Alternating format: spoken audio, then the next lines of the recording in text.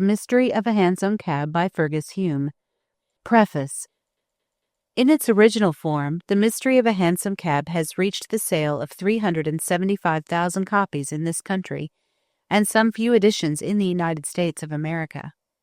Notwithstanding this, the present publishers have the best of reasons for believing that there are thousands of persons whom the book has never reached.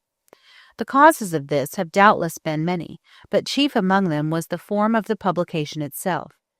It is for this section of the public chiefly that the present edition is issued. In placing it before my readers, I have been asked by the publishers thoroughly to revise the work, and at the same time to set at rest the many conflicting reports concerning it and myself, which have been current since its initial issue. The first of these requests I have complied with, and the many typographic and other errors which disfigured the first edition have, I think I can safely say, now disappeared. The second request I am about to fulfill, but in order to do so, I must ask my readers to go back with me to the beginning of all things, so far as this special book is concerned. The writing of the book was due more to accident than to design. I was bent on becoming a dramatist, but being quite unknown, I found it impossible to induce the managers of the Melbourne theatres to accept, or even to read a play. At length it occurred to me I might further my purpose by writing a novel. I should at all events secure a certain amount of local attention.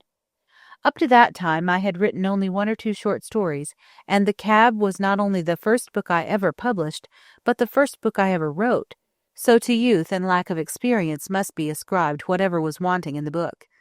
I repeat that the story was written only to attract local attention, and no one was more astonished than I when it passed beyond the narrow circle for which it had originally been intended.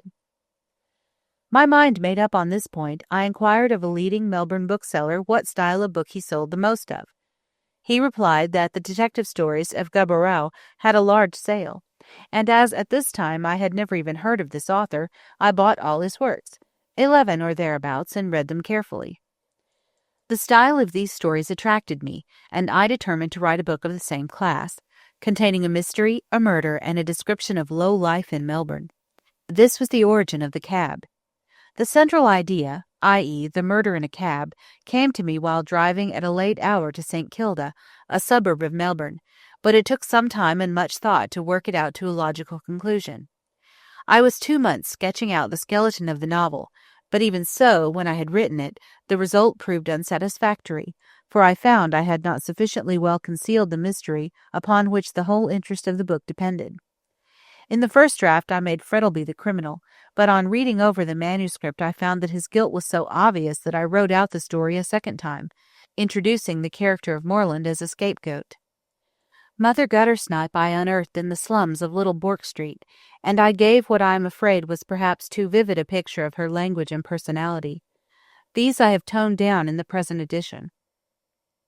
Calton and the 2 lodging-house keepers were actual personages whom I knew very well, and I do not think I have exaggerated their idiosyncrasies, although many have, I believe, doubted the existence of such oddities. All the scenes in the book, especially the slums, are described from personal observation, and I passed a great many nights in Little Bourke Street, gathering material. Having completed the book, I tried to get it published, but every one to whom I offered it refused even to look at the manuscript on the ground that no colonial could write anything worth reading. They gave no reason for this extraordinary opinion, but it was sufficient for them, and they laughed to scorn the idea that any good could come out of Nazareth, i.e., the colonies. The story thus being boycotted on all hands, I determined to publish it myself, and accordingly an edition of, I think, some 5,000 copies was brought out at my own cost. Contrary to the expectations of the publishers, and, I must add, to my own, the whole edition went off in 3 weeks, and the public demanded a second. This also sold rapidly, and after some months proposals were made to me that the book should be brought out in London. Later on I parted with the book to several speculators, who formed themselves into what they called the Hansom Cab Publishing Company. Taking the book to London, they published it there with great success, and it had a phenomenal sale, which brought in a large sum of money. The success was, in the first instance, due in no small degree to a very kind and generous criticism written by Mr. Clement Scott. I may here state that I had nothing to do with the company, nor did I receive any money for the English sale of the book beyond what I sold it for, and as a matter of fact, I did not arrive in England until a year after the novel was published. I have heard it declared that the plot is founded on a real criminal case, but such a statement is utterly without foundation, as the story is pure fiction from beginning to end. Several people before and since my arrival in England have assumed the authorship of the book to themselves, and one gentleman went so far as to declare that he would shoot me if I claimed to have written it. I am glad to say that up to the present he has not carried out his intention. Another individual had his cards printed, Fergus Hume, author of The Mystery of a Hansom Cab, and also added the price for which he was prepared to write a similar book. Many of the papers put this last piece of eccentricity down to my account. I may state in conclusion that I belong to New Zealand and not to Australia, that I am a barrister and not a retired policeman, that I am yet 2 decades off 50 years of age, that Fergus Hume is my real name and not a nom de plume, and finally, that far from making a fortune out of the book, all I received for the English and American rights, previous to the issue of this revised edition by my present publishers, was the sum of £50. With this I take my leave, and I trust that the present edition may prove as successful as did the first. Chapter 1. What the Argus Said. The following report appeared in the Argus newspaper of Saturday, the 28th July, 18... Truth is said to be stranger than fiction, and certainly the extraordinary murder which took place in Melbourne on Thursday night, or rather Friday morning, goes a long way towards verifying this saying. A crime has been committed by an unknown assassin within a short distance of the principal streets of this great city, and is surrounded by an impenetrable mystery. Indeed, from the nature of the crime itself, the place where it was committed, and the fact that the assassin has escaped without leaving a trace behind him, it would seem as though the case itself had been taken bodily from one of Gaboriau's novels, and that his famous detective Lecoq alone would be able to unravel it. The facts of the case are simply these. On the 27th day of July, at the hour of 20 minutes to 2 o'clock in the morning, a hansom cab drove up to the police station in Grey Street, St. Kilda, and the driver made the startling statement that his cab contained the body of a man who he had reason to believe had been murdered. Being taken into the presence of the inspector, the cabman, who gave his name as Malcolm Royston, related the following strange story. At the hour of 1 o'clock in the morning, he was driving down Collins Street East, when, as he was passing the Burke and Wills Monument, he was hailed by a gentleman standing at the corner by the Scotch Church. He immediately drove up and saw that the gentleman who hailed him was supporting the deceased, who appeared to be intoxicated. Both were in evening dress, but the deceased had on no overcoat, while the other wore a short covert coat of a light fawn color, which was open. As Royston drove up, the gentleman in the light coat said, "Look here, cabby, here's some fellow awfully tight. You'd better take him home." Royston then asked him if the drunken man was his friend, but the other denied, saying that he had just picked him up from the footpath and did not know him from Adam. At this moment the deceased turned his face up to the light of the lamp under which both were standing, and the other seemed to recognize him, for he recoiled a pace, letting the drunken man fall in a heap on the pavement, and gasping out, "You!" He turned on his heel and walked rapidly away down Russell Street in the direction of Bourke Street. Royston was staring after him and wondering at his strange conduct when he was recalled to himself by the voice of the deceased, who had struggled to his feet and was holding on to the lamp-post, swaying to and fro. "I want to go home," he said in a thick voice. "St. Kilda." He then tried to get into the cab, but was too drunk to do so, and finally sat down again on the pavement. Seeing this, Royston got down, and lifting him up, helped him into the cab with some considerable difficulty. The deceased fell back into the cab and seemed to drop off to sleep. So, after closing the door, Royston turned to remount his driving seat, when he found the gentleman in the light coat, whom he had seen holding up the deceased, close to his elbow. Royston said, "Oh, you've come back," and the other answered, "Yes, I've changed my mind, and will see him home." As he said this, he opened the door of the cab, stepped in beside the deceased, and told Royston to drive down to St. Kilda. Royston, who was glad that the friend of the deceased had come to look after him, drove as he had been directed, but near the Church of England Grammar School, on the St. Kilda road, the gentleman in the light coat called out to him to stop. He did so, and the gentleman got out of the cab, closing the door after him. "He won't let me take him home," he said, "so I'll just walk back to the city, and you can drive him to St. Kilda." "What street, sir?" asked Royston. "Grey Street, I fancy," said the other, "but my friend will direct you when you get to the junction." "Ain't he too much on, sir?" said Royston dubiously. "Oh, no, I think he'll be able to tell you where he lives. It's Grey Street or Ackland Street, I fancy. I don't know which." He then opened the door of the cab and looked in. "Good night, old man," he said. The other apparently did not answer, for the gentleman in the light coat, shrugging his shoulders and muttering, "Sulky brute," closed the door again. He then gave Royston half a sovereign, lit a cigarette, and after making a few remarks about the beauty of the night, walked off quickly in the direction of Melbourne. Royston drove down to the junction, and having stopped there according to his instructions, he asked his fare several times where he was to drive him to. Receiving no response and thinking that the deceased was too drunk to answer, he got down from his seat, opened the door of the cab, and found the deceased lying back in the corner with a handkerchief across his mouth. He put out his hand with the intention of rousing him, thinking that he had gone to sleep. But on touching him, the deceased fell forward, and on examination, to his horror, he found that he was quite dead. Alarmed at what had taken place, and suspecting the gentleman in the light coat, he drove to the police station at St. Kilda, and there made the above report. The body of the deceased was taken out of the cab and brought into the station, a doctor being sent for at once. On his arrival, however, he found that life was quite extinct, and also discovered that the handkerchief, which was tied lightly over the mouth, was saturated with chloroform. He had no hesitation in stating that from the way in which the handkerchief was placed and the presence of chloroform, that a murder had been committed, and from all appearances the deceased died easily and without a struggle. The deceased is a slender man, of medium height, with a dark complexion, and is dressed in evening dress, which will render identification difficult, as it is a costume which has no distinctive mark to render it noticeable. There were no papers or cards found on the deceased from which his name could be discovered, and the clothing was not marked in any way. The handkerchief, however, which was tied across his mouth, was of white silk, and marked in one of the corners with the letters O.W. in red silk. The assassin, of course, may have used his own handkerchief to commit the crime, so that if the initials are those of his name, they may ultimately lead to his detection. There will be an inquest held on the body of the deceased this morning, when, no doubt, some evidence may be elicited which will solve the mystery. In Monday morning's issue of the Argus, the following article appeared with reference to the matter.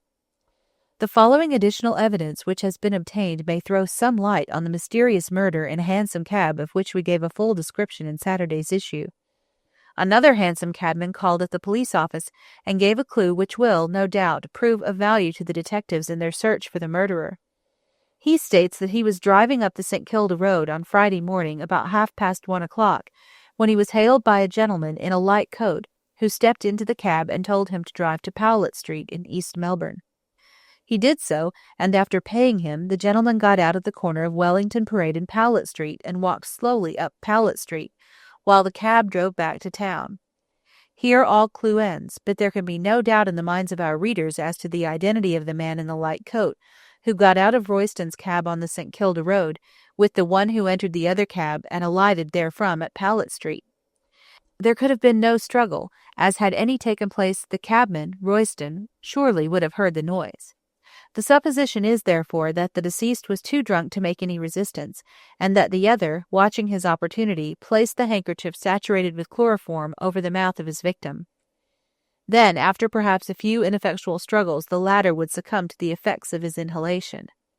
The man in the light coat, judging from his conduct before getting into the cab, appears to have known the deceased, though the circumstances of his walking away on recognition and returning again shows that his attitude towards the deceased was not altogether a friendly one.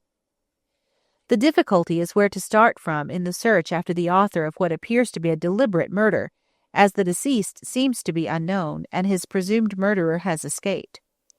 But it is impossible that the body can remain long without being identified by someone, as though Melbourne is a large city, yet it is neither Paris nor London, where a man can disappear in a crowd and never be heard of again. The first thing to be done is to establish the identity of the deceased, and then, no doubt, a clue will be obtained leading to the detection of the man in the light coat, who appears to have been the perpetrator of the crime. It is of the utmost importance that the mystery in which the crime is shrouded should be cleared up, not only in the interests of justice, but also in those of the public, taking place as it did in a public conveyance and in the public street.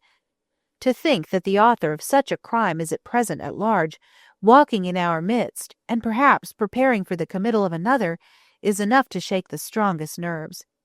In one of Du Bois-Gobey's stories, entitled An Omnibus Mystery, a murder closely resembling this tragedy takes place in an omnibus, but we question if even that author would have been daring enough to write about a crime being committed in such an unlikely place as a hansom cab. Here is a great chance for some of our detectives to render themselves famous, and we feel sure that they will do their utmost to trace the author of this cowardly and dastardly murder. Chapter 2. Evidence at the Inquest. At the inquest held on the body found in the hansom cab, the following articles taken from the deceased were placed on the table: £2 10 in gold and silver, the white silk handkerchief which was saturated with chloroform and was found tied across the mouth of the deceased, marked with the letters O.W. in red silk, a cigarette case of Russian leather, half filled with old Judge cigarettes. 4. A left-hand white glove of kid, rather soiled, with black seams down the back. Samuel Gorby, of the detective office, was present in order to see if anything might be said by the witnesses likely to point to the cause or to the author of the crime. The first witness called was Malcolm Royston, in whose cab the crime had been committed. He told the same story as had already appeared in the Argus, and the following facts were elicited by the coroner. "Can you give a description of the gentleman in the light coat who was holding the deceased when you drove up?" "I did not observe him very closely, as my attention was taken up by the deceased, and besides, the gentleman in the light coat was in the shadow." "Describe him from what you saw of him." "He was fair, I think, because I could see his mustache, rather tall, in an evening dress, with a light coat over it. I could not see his face very plainly, as he wore a soft felt hat, which was pulled down over his eyes." "What kind of hat was it he wore? A wide awake?" "Yes, the brim was turned down, and I could see only his mouth and mustache." "What did he say when you asked him if he knew the deceased?"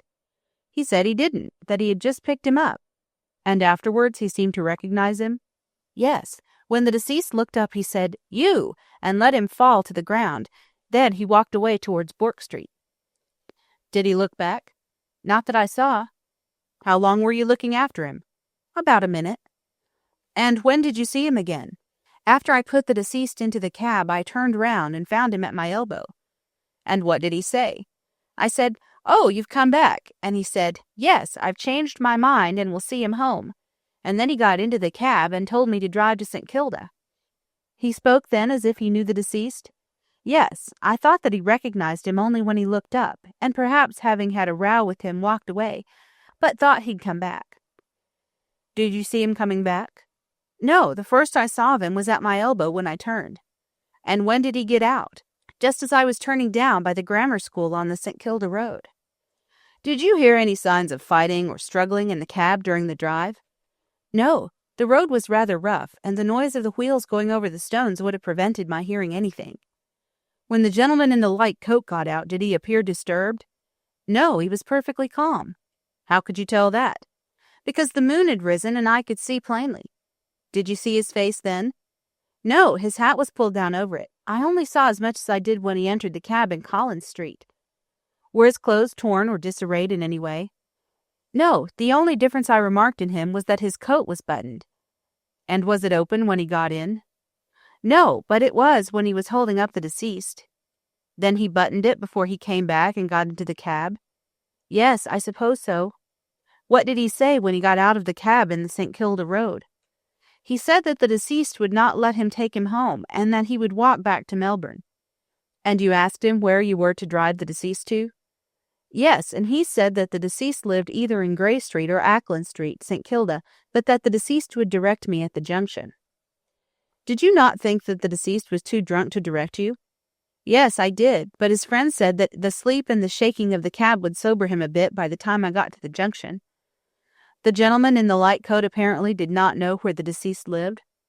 "No, he said it was either in Ackland Street or Grey Street." "Did you not think that curious?" "No, I thought he might be a club friend of the deceased." "For how long did the man in the light coat talk to you?" "About 5 minutes." "And during that time you heard no noise in the cab?" "No, I thought the deceased had gone to sleep." "And after the man in the light coat said good night to the deceased, what happened?" He lit a cigarette, gave me half a sovereign, and walked off towards Melbourne. Did you observe if the gentleman in the light coat had his handkerchief with him? Oh, yes, because he dusted his boots with it. The road was very dusty. Did you notice any striking peculiarity about him? Well, no, except that he wore a diamond ring. What was there peculiar about that? He wore it on the forefinger of the right hand, and I never saw it that way before. When did you notice this? When he was lighting his cigarette. How often did you call to the deceased when you got to the junction?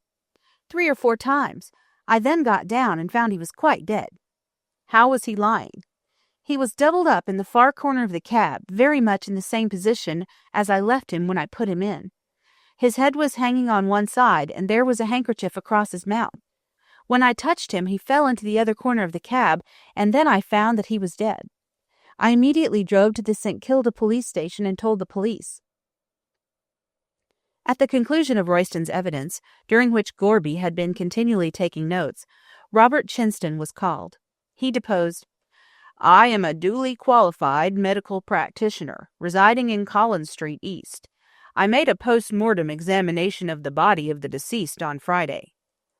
That was within a few hours of his death? Yes, judging from the position of the handkerchief and the presence of chloroform, that the deceased had died from the effects of anesthesia, and knowing how rapidly the poison evaporates, I made the examination at once. Go on, sir. Dr. Chinston.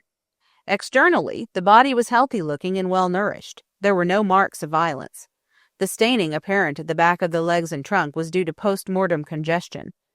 Internally, the brain was hyperanemic, and there was a considerable amount of congestion, especially apparent in the superficial vessels. There was no brain disease. The lungs were healthy, but slightly congested. On opening the thorax, there was a faint, spirituous odor discernible. The stomach contained about a pint of completely digested food. The heart was flaccid. The right heart contained a considerable quantity of dark, fluid blood. There was a tendency to fatty degeneration of that organ. I am of the opinion that the deceased died from the inhalation of some such vapor as chloroform or methylene. You say there was a tendency to fatty degeneration of the heart? Would that have anything to do with the death of the deceased? Not of itself, but chloroform administered while the heart was in such a state would have a decided tendency to accelerate the fatal result. At the same time, I may mention that the post-mortem signs of poisoning by chloroform are most negative. Dr. Chinston was then permitted to retire, and Clement Rankin, another hansom cabman, was called. He deposed, I'm a cabman living in Collingwood and usually drive a hansom cab. I remember Thursday last, I'd driven a party down to St. Kilda and was returning about 1:30. A short distance past the grammar school, I was hailed by a gentleman in a light coat. He was smoking a cigarette and told me to drive him to Powlett Street, East Melbourne. I did so, and he got out at the corner of Wellington Parade and Powlett Street. He paid me half a sovereign for my fare and then walked up Powlett Street while I drove back to town. What time was it when you stopped at Powlett Street? 2:00 exactly. How do you know? Because it was still night, and I heard the post office clock strike 2:00. Did you notice anything peculiar about the man in the light coat? No, he looked just the same as anyone else. I thought he was some swell of the town out for a lark. His hat was pulled down over his eyes, and I could not see his face. Did you notice if he wore a ring? Yes, I did. When he was handing me the half-sovereign, I saw he had a diamond ring on the forefinger of his right hand. He did not say why he was on the St. Kilda road at such an hour? No, he did not. Clement Rankin was then ordered to stand down, and the coroner then summed up in an address of a half an hour's duration. There was, he pointed out, no doubt that the death of the deceased had resulted not from natural causes, but from the effects of poisoning. Only slight evidence had been obtained up to the present time regarding the circumstances of the case, but the only person who could be accused of committing the crime was the unknown man who entered the cab with the deceased on Friday morning at the corner of the Scotch Church, near the Burke and Wills Monument. It had been proved that the deceased, when he entered the cab, was to all appearances in good health, though in a state of intoxication, and the fact that he was found by the cabman, Royston, after the man in the light coat had left the cab, with a handkerchief saturated with chloroform tied over his mouth, would seem to show that he had died through the inhalation of chloroform, which had been deliberately administered. All the obtainable evidence in the case was circumstantial, but nevertheless showed conclusively that a crime had been committed. Therefore, as the circumstances of the case pointed to one conclusion, the jury could not do otherwise than frame a verdict in accordance with that conclusion.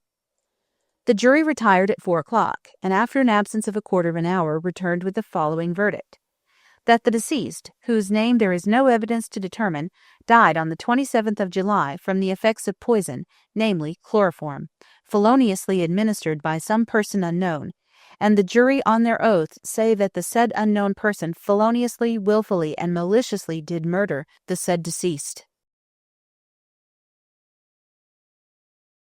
Chapter 3. £100 Reward.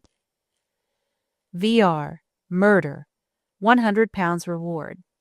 Whereas, on Friday the 27th of July, the body of a man, name unknown, was found in a hansom cab, and whereas, at an inquest held at St. Kilda on the 30th day of July, a verdict of wilful murder against some person unknown was brought in by the jury. The deceased is of medium height, with a dark complexion, dark hair, clean-shaved, has a mole on the left temple, and was dressed in evening dress.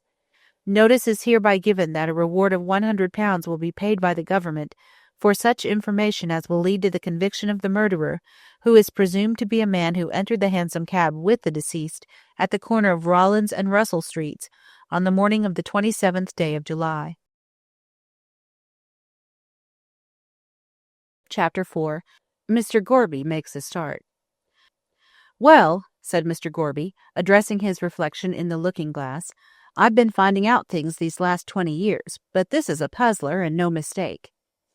Mr. Gorby was shaving, and, as was his usual custom, conversed with his reflection. Being a detective, and of an extremely reticent disposition, he never talked outside about his business or made a confidant of anyone. When he did want to unbosom himself, he retired to his bedroom and talked to his reflection in the mirror. This method of procedure he found to work capitally, for it relieved his sometimes overburdened mind with absolute security to himself. Did not the barber of Midas, when he found out what was under the royal crown of his master, fret and chafe over his secret, until one morning he stole out to the reeds by the river and whispered, "Midas has ass's ears"? In the like manner Mr. Gorby felt a longing at times to give speech to his innermost secrets, and having no fancy for chattering to the air, he made his mirror his confidant. So far it had never betrayed him, while for the rest it joyed him to see his own jolly red face nodding gravely at him from out of the shining surface, like a mandarin. This morning the detective was unusually animated in his confidences to his mirror. At times, too, a puzzled expression would pass over his face. The hansom cab murder had been placed in his hands for solution, and he was trying to think how he should make a beginning. "Hang it," he said, thoughtfully stropping his razor, "a thing with an end must have a start, and if I don't get the start, how am I to get the end?" As the mirror did not answer this question, Mr. Gorby lathered his face and started shaving in a somewhat mechanical fashion, for his thoughts were with the case, and he ran on in this manner. "Here's a man, well, say a gentleman, who gets drunk, and therefore doesn't know what he's up to. Another gent who is on the square comes up and sings out for a cab for him. First he says he don't know him, and then he shows plain that he does. He walks away in a temper, changes his mind, comes back and gets into the cab, after telling the cabby to drive down to St. Kilda. Then he polishes the drunk one off with chloroform, gets out of the cab, jumps into another, and after getting out at Powlett Street, vanishes. That's the riddle I've got to find out, and I don't think the Sphinx ever had a harder one. There are 3 things to be discovered. First, who is the dead man? Second, what was he killed for? And third, who did it? Once I get hold of the first, the other 2 won't be very hard to find out, for one can tell pretty well from a man's life whether it's to anyone's interest that he should be got off the books. The man that murdered that chap must have had some strong motive, and I must find out what that motive was. Love? No, that wasn't it. Men in love don't go to such lengths in real life. They do in novels and plays, but I've never seen it occurring in my experience. Robbery? No, there was plenty of money in his pocket. Revenge? Now, really it might be that. It's a kind of thing that carries most people further than they want to go.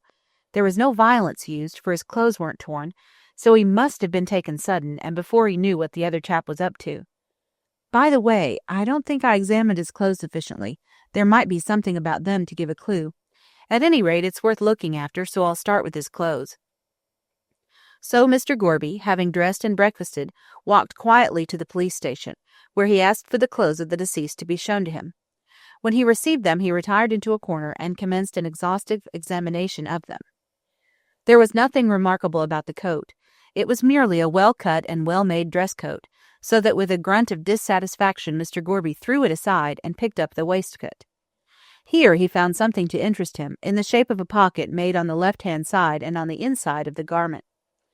"Now, what the deuce is this for?" said Mr. Gorby, scratching his head. "It ain't usual for a dress waistcoat to have a pocket in its inside, as I'm aware of. And," continued the detective, greatly excited, "this ain't tailor's work. He did it himself, and jolly badly he did it too. Now he must have taken the trouble to make this pocket himself, so that no one else would know anything about it, and it was made to carry something valuable, so valuable that he had to carry it with him even when he wore evening clothes. Ah! Here is a tear on the side nearest the outside of the waistcoat. Something has been pulled out roughly. I begin to see now. The dead man possessed something which the other man wanted, and which he knew the dead one carried about with him. He sees him drunk, gets into the cab with him, and tries to get what he wants. The dead man resists, upon which the other kills him by means of the chloroform which he had with him, and being afraid that the cab will stop and he will be found out, snatches what he wants out of the pocket so quickly that he tears the waistcoat and then makes off. That's clear enough, but the question is, what was it he wanted? A case with jewels? No, it could not have been anything so bulky, or the dead man would never have carried it about inside his waistcoat. It was something which could easily lie in the pocket, a paper, some valuable paper which the assassin wanted, and for which he killed the other. "This is all very well," said Mr. Gorby, throwing down the waistcoat and rising. "I have found number 2 before number 1. The first question is, who is the murdered man? He's a stranger in Melbourne, that's pretty clear, or else someone would have been sure to recognize him before now by the description given in the reward. Now, I wonder if he has any relations here. No, he can't, or else they would have made inquiries before this. Well, there's one thing certain, he must have had a landlady or landlord, unless he slept in the open air. He can't have lived in an hotel, as the landlord of any hotel in Melbourne would have recognized him from the description, especially when the whole place is ringing with the murder. Private lodgings, more like, and a landlady who doesn't read the papers and doesn't gossip, or she'd have known all about it by this time. Now, if he did live, as I think, in private lodgings, and suddenly disappeared, his landlady wouldn't keep quiet. It's a whole week since the murder, and as the lodger has not been seen or heard of, the landlady will naturally make inquiries. If, however, as I surmise, the lodger is a stranger, she will not know where to inquire. Therefore, under these circumstances, the most natural thing for her to do would be to advertise for him, so I'll have a look at the newspapers." Mr. Gorby got a file of the different newspapers and looked carefully through those columns in which missing friends and people who will hear something to their advantage are generally advertised for. "He was murdered," said Mr. Gorby to himself, "on a Friday morning, between 1 and 2 o'clock, so he might stay away till Monday without exciting any suspicion. On Monday, however, the landlady would begin to feel uneasy, and on Tuesday she would advertise for him. Therefore," said Mr. Gorby, running his fat finger down the column, "Wednesday it is." It did not appear in Wednesday's paper, neither did it in Thursday's, but in Friday's issue, exactly 1 week after the murder, Mr. Gorby suddenly came upon the following advertisement: "If Mr. Oliver White does not return to Possum Villa, Grey Street, St. Kilda, before the end of the week, his rooms will be let again. Rubina Hableton." "Oliver White," repeated Mr. Gorby slowly, "and the initials on the pocket handkerchief which was proved to have belonged to the deceased were O.W. So his name is Oliver White, is it? Now, I wonder if Rubina Hableton knows anything about this matter. At any rate," said Mr. Gorby, putting on his hat, "as I'm fond of sea breezes, I think I'll go down and call at Possum Villa, Grey Street, St. Kilda." Chapter 5. Mrs. Hableton unbosoms herself. Mrs. Hableton was a lady with a grievance, as anybody who happened to become acquainted with her soon found out. It is Beaconsfield who says, in one of his novels, that no one is so interesting as when he is talking about himself, and judging Mrs. Hableton by this statement, she was an extremely fascinating individual, as she never, by any chance, talked upon any other subject. What was the threat of a Russian invasion to her, so long as she had her special grievance? Once let that be removed, and she would have time to attend to such minor details as affected the colony. Mrs. Hableton's particular grievance was want of money. Not by any means an uncommon one, you might remind her, but she snappishly would tell you that she knowed that, but some people weren't like other people. In time, one came to learn what she meant by this. She had come to the colonies in the early days when the making of money in appreciable quantity was an easier matter than it is now. Owing to a bad husband, she had failed to save any. The late Mr. Hableton, for he had long since departed this life, had been addicted to alcohol, and at those times when he should have been earning, he was usually to be found in a drinking shanty spending his wife's earnings in shouting for himself and his friends. The constant drinking and the hot Victorian climate soon carried him off, and when Mrs. Hableton had seen him safely underground in the Melbourne cemetery, she returned home to survey her position and see how it could be bettered.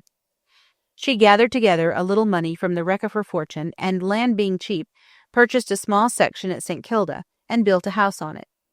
She supported herself by going out charing, taking in sewing, and acting as a sick nurse. So, among this multiplicity of occupations, she managed to exist fairly well. And in truth it was somewhat hard upon Mrs. Hableton. For at the time when she should have been resting and reaping the fruit of her early industry, she was obliged to toil more assiduously than ever. It was little consolation to her that she was but a type of many women, who, hard-working and thrifty themselves, are married to men who are nothing but an incubus to their wives and to their families. Small wonder, then, that Mrs. Hableton should condense all her knowledge of the male sex into the one bitter aphorism, "Men is brutes." Possum Villa was an unpretentious-looking place, with one bow-shaped window and a narrow veranda in front. It was surrounded by a small garden in which there were a few sparse flowers, the especial delight of Mrs. Hableton. It was her way to tie an old handkerchief round her head and go out into the garden and dig and water her beloved flowers until, from sheer desperation at the overwhelming odds, they gave up all attempt to grow. She was engaged in this favorite occupation about a week after her lodger had gone. She wondered where he was. "Lying drunk in a public house, I'll be bound," she said, viciously pulling up a weed. "A spending his rent, and a spilling his inside with the beer. Ah, men is brutes, drat 'em." Just as she said this, a shadow fell across the garden, and on looking up she saw a man leaning over the fence staring at her. "Get out," she said, sharply, rising from her knees and shaking her trowel at the intruder.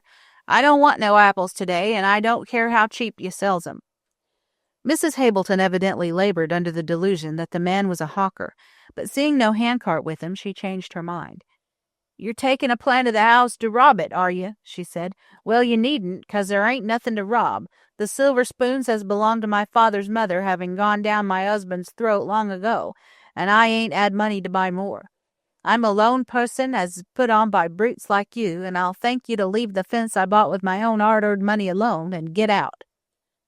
Mrs. Hableton stopped short for want of breath and stood shaking her trowel and gasping like a fish out of water. "My dear lady," said the man at the fence mildly, "are you—" "No, I ain't," retorted Mrs. Hableton fiercely. "I ain't neither a member of the house nor a school teacher to answer your questions. I'm a woman as pays my rates and taxes and don't gossip nor read your rubbishin' newspapers nor care for the rushings, nohow, so get out." "Don't read the papers," repeated the man in a satisfied tone. "Ah, that accounts for it." Mrs. Hableton stared suspiciously at the intruder. He was a burly-looking man, with a jovial red face, clean-shaven, and his sharp, shrewd-looking grey eyes twinkled like two stars. He was well dressed in a suit of light clothes, and wore a stiffly starched white waistcoat, with a massive gold chain stretched across it.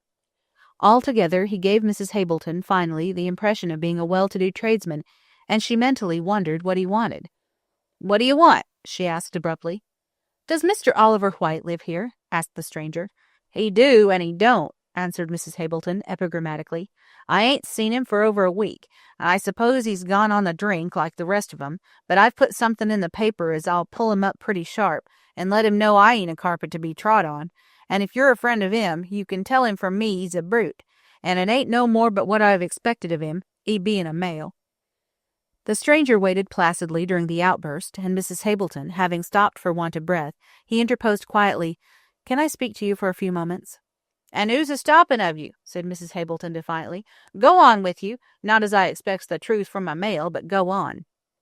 "Well, really," said the other, looking up the cloudless blue sky, and wiping his face with a gaudy red silk pocket handkerchief, "it is rather hot, you know, and—" Mrs. Hableton did not give him time to finish, but walking to the gate, opened it with a jerk.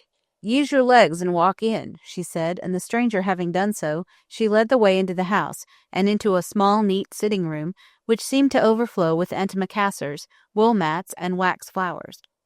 There were also a row of emu eggs on the mantelpiece, a cutlass on the wall, and a grimy line of hard-looking little books, set in a stiff row on a shelf, presumably for ornament, for their appearance in no way tempted one to read them.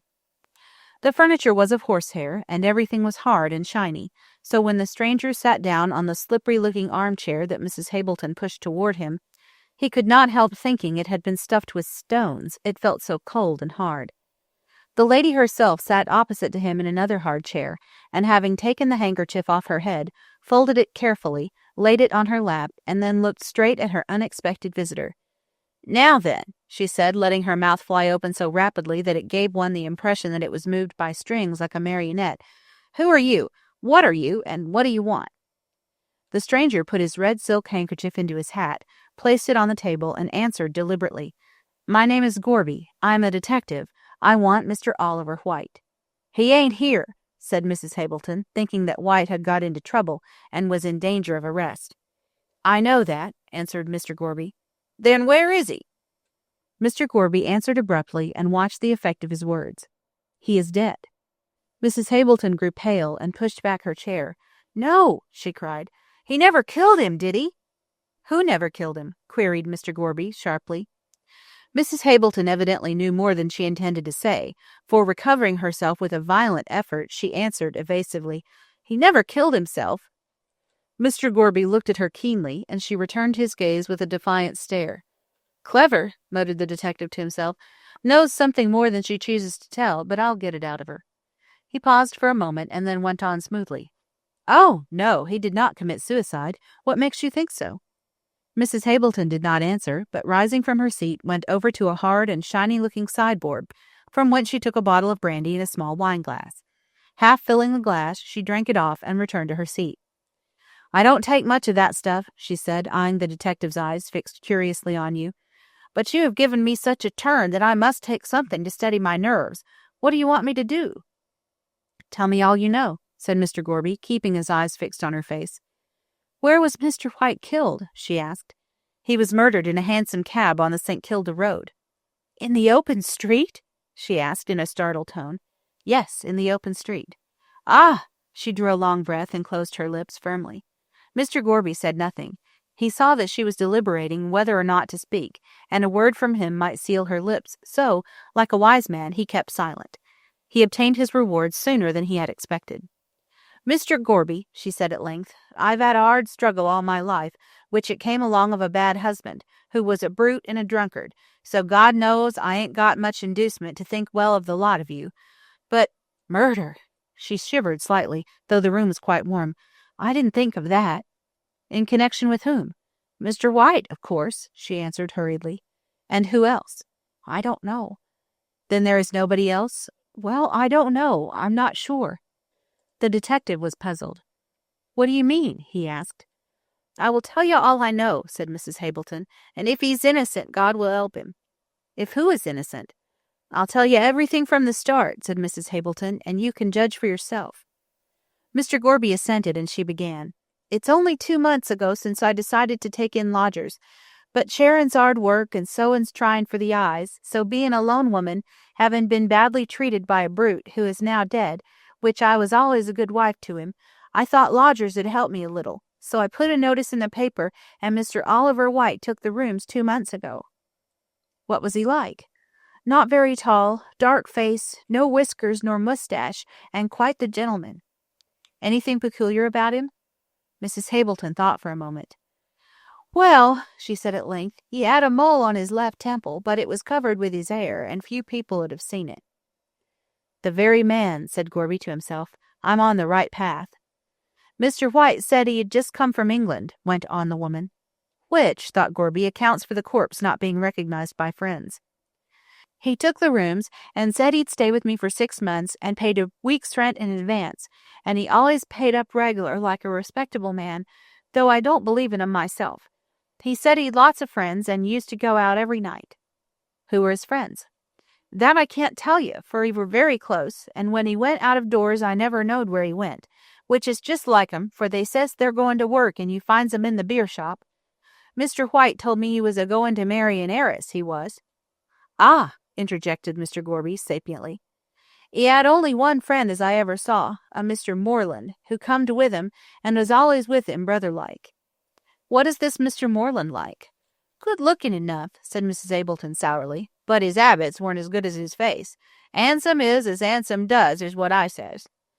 "I wonder if he knows anything about this affair," thought Gorby to himself. "Where is Mr. Moreland to be found?" he asked. "Not knowin', can't tell," retorted the landlady. "He used to be here regular, but I ain't seen him for over a week." "Strange, very," said Gorby, shaking his head.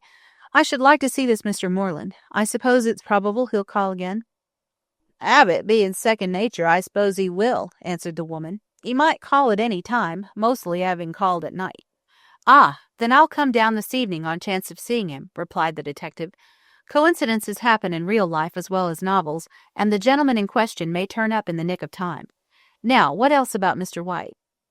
"About 2 weeks ago, or 3, I'm not certain which, a gentleman called to see Mr. White. He was very tall and wore a light coat." "Ah, a morning coat?" "No, he was in evening dress and wore a light coat over it, and a soft hat." "The very man," said the detective below his breath. "Go on." "He went into Mr. White's room and shut the door. I don't know how long they were talking together, but I was sitting in this very room and heard their voices get angry, and they were a-swearing at one another, which is the way with men, the brutes. I got up and went into the passage in order to ask 'em not to make such a noise, when Mr. White's door opens, and the gentleman in the light coat comes out, and bangs along to the door. Mr. White, he comes to the door of his room, and he hollers out, 'She is mine, you can't do anything,' and the other turns with his hand on the door and says, 'I can kill you, and if you marry her I'll do it, even in the open street.'" "Ah," said Mr. Gorby, drawing a long breath. "And then?" "Then he bangs the door to, which it's never shut easy since, and I ain't got no money to get it put right, and Mr. White walks back to his room laughing." "Did he make any remark to you?" "No, except he'd been worried by a lunatic." "And what was the stranger's name?" "That I can't tell you, as Mr. White never told me. He was very tall, with a fair mustache, and dressed as I told you." Mr. Gorby was satisfied. "That is the man," he said to himself, "who got into the hansom cab and murdered White. There's no doubt of it. White and he were rivals for the heiress." "What do you think of it?" said Mrs. Hableton curiously. "I think," said Mr. Gorby slowly, with his eyes fixed on her, "I think that there is a woman at the bottom of this crime." Chapter 6. Mr. Gorby makes further discoveries. When Mr. Gorby left Possum Villa, no doubt remained in his mind as to who had committed the murder. The gentleman in the light coat had threatened to murder White, even in the open street, these last words being especially significant, and there was no doubt that he had carried out his threat. The committal of the crime was merely the fulfillment of the words uttered in anger. What the detective had now to do was to find who the gentleman in the light coat was, where he lived, and that done, to ascertain his doings on the night of the murder. Mrs. Hableton had described him, but was ignorant of his name, and her very vague description might apply to dozens of young men in Melbourne. There was only one person who, in Mr. Gorby's opinion, could tell the name of the gentleman in the light coat, and that was Moreland, the intimate friend of the dead man. They appeared, from the landlady's description, to have been so friendly that it was more than likely White would have told Moreland all about his angry visitor. Besides, Moreland's knowledge of his dead friend's life and habits might be able to supply information on 2 points, namely, who was most likely to gain by White's death, and who the heiress was that the deceased boasted he would marry. But the fact that Moreland should be ignorant of his friend's tragic death, notwithstanding that the papers were full of it, and that the reward gave an excellent description of his personal appearance, greatly puzzled Gorby. The only way in which to account for Moreland's extraordinary silence was that he was out of town, and had neither seen the papers nor heard anyone talking about the murder. If this were the case, he might either stay away for an indefinite time or return after a few days. At all events, it was worth going down to St. Kilda in the evening, on the chance that Moreland might have returned to town, and would call to see his friend. So after his tea, Mr. Gorby put on his hat and went down to Possum Villa, on what he could not help acknowledging to himself was a very slender possibility. Mrs. Hableton opened the door for him, and in silence led the way, not into her own sitting room, but into a much more luxuriously furnished apartment, which Gorby guessed at once was that of White's. He looked keenly round the room, and his estimate of the dead man's character was formed at once. Fast, he said to himself, and a spendthrift. A man who would have his friends, and possibly his enemies, among a very shady lot of people. What led Mr. Gorby to this belief was the evidence which surrounded him of White's mode of life. The room was well furnished, the furniture being covered with dark red velvet, while the curtains on the windows and the carpet were all of the same somewhat sombre hue. "I did the thing properly," observed Mrs. Hableton, with a satisfactory smile on her hard face. "When you wants young men to stop with you, the rooms must be well furnished, and Mr. White paid well, though he was rather particular about his food, which I'm only a plain cook, and can't make them French things which spoil the stomach." The globes of the gas lamps were of a pale pink color, and Mrs. Hableton, having lit the gas in expectation of Mr. Gorby's arrival, there was a soft, roseate hue throughout the room. Mr. Gorby put his hands in his capacious pockets, and strolled leisurely through the room, examining everything with a curious eye. The walls were covered with pictures of celebrated horses and famous jockeys. Alternating with these were photographs of ladies of the stage, mostly London actresses, Nellie Farren, Kate Vaughan, and other burlesque stars, evidently being the objects of the late Mr. White's adoration. Over the mantelpiece hung a rack of pipes, above which were 2 crossed foils, and under these a number of plush frames of all colours, with pretty faces smiling out of them. A remarkable fact being that all the photographs were of ladies, and not a single male face was to be seen, either on the walls or in the plush frames. "Fond of the ladies, I see," said Mr. Gorby, nodding his head towards the mantelpiece. "A set of hussies," said Mrs. Hableton grimly, closing her lips tightly. "I feel that ashamed when I dusts 'em that never was. I don't believe in gals getting their pictures taken with hardly any clothes on, as if they just got out of bed, but Mr. White seems to like 'em." "Most young men do," answered Mr. Gorby dryly, going over to the bookcase. "Brutes," said the lady of the house. "I'd throw 'em down the yarrer, I would, a-settin' themselves and callin' themselves lords of creation, as if women were made for nothin' but to earn money and see 'em drink it, as my husband did, which his inside never seemed to have enough beer, and me a poor lone woman with no family, thank God, or they'd have taken arter their fodder and his drinkin' habits." Mr. Gorby took no notice of this tirade against men, but stood looking at Mr. White's library, which seemed to consist mostly of French novels and sporting newspapers. "Zola," said Mr. Gorby, thoughtfully, taking down a flimsy yellow book rather tattered. "I've heard of him. If his novels are as bad as his reputation, I shouldn't care to read them." Here a knock came at the front door, loud and decisive. On hearing it, Mrs. Hableton sprang hastily to her feet. "That may be Mr. Moreland," she said, as the detective quickly replaced Zola in the bookcase. "I never have visitors in the evening, being a lone widder, and if it is him, I'll bring him in here." She went out, and presently Gorby, who was listening intently, heard a man's voice ask if Mr. White was at home. "No, sir, he ain't," answered the landlady, "but there's a gentleman in his room asking after him. Won't you come in, sir?" "For a rest, yes," returned the visitor, and immediately afterwards Mrs. Hableton appeared, ushering in the late Oliver White's most intimate friend. He was a tall, slender man, with a pink and white complexion, curly, fair hair, and a drooping, straw-coloured moustache, altogether a strikingly aristocratic individual. He was well dressed in a suit of check, and had a cool, nonchalant air about him. "And where is Mr. White tonight?" he asked, sinking into a chair, and taking no more notice of the detective than if he had been an article of furniture. "Haven't you seen him lately?" asked the detective quickly. Mr. Moreland stared in an insolent manner at his questioner for a few moments, as if he were debating the advisability of answering or not. At last he apparently decided that he would, for slowly pulling off one glove he leaned back in his chair. "No, I have not," he said with a yawn. "I've been up in the country for a few days, and arrived back only this evening, so I have not seen him for over a week. Why do you ask?" The detective did not answer, but stood looking at the young man before him in a thoughtful manner. "I hope," said Mr. Moreland nonchalantly, "I hope you will know me again, my friend, but I didn't know White had started a lunatic asylum during my absence. Who are you?" Mr. Gorby came forward and stood under the gaslight. "My name is Gorby, sir, and I am a detective," he said quietly. "Ah, indeed," said Moreland, coolly looking him up and down. What has White been doing? Running away with someone's wife, eh? I know he has a little weakness of the sort." Gorby shook his head. "Do you know where Mr. White is to be found?" he asked, cautiously. Moreland laughed. "Not I, my friend," he said, lightly. "I presume he is somewhere about here, as these are his headquarters. What has he been doing? Nothing that can surprise me, I assure you. He was always an erratic individual, and—" "He paid regular," interrupted Mrs. Hableton, pursing up her lips. "A most enviable reputation to possess," answered the other with a sneer, "and one I'm afraid I'll never enjoy. But why all this questioning about White? What's the matter with him?" "He's dead," said Gorby, abruptly. All Moreland's nonchalance vanished on hearing this, and he started up from his chair. "Dead?" he repeated mechanically. "What do you mean?"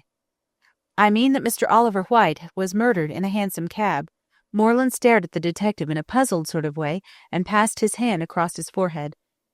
"Excuse me, my head is in a whirl," he said as he sat down again. "White murdered? He was all right when I left him nearly 2 weeks ago." "Haven't you seen the papers?" asked Gorby. "Not for the last 2 weeks," replied Moreland. "I have been up country, and it was only on arriving back in town tonight that I heard about the murder at all, as my landlady gave me a garbled account of it. But I never for a moment connected it with White, and I came down here to see him, as I had agreed to do when I left. Poor fellow! Poor fellow! Poor fellow!" And much overcome, he buried his face in his hands. Mr. Gorby was touched by his evident distress, and even Mrs. Hableton permitted a small tear to roll down one hard cheek as a tribute of sorrow and sympathy. Presently Moreland raised his head and spoke to Gorby in a husky tone. "Tell me all about it," he said, leaning his cheek on his hand. "Everything you know." He placed his elbows on the table and buried his face in his hands again, while the detective sat down and related all that he knew about White's murder. When it was done, he lifted up his head and looked sadly at the detective.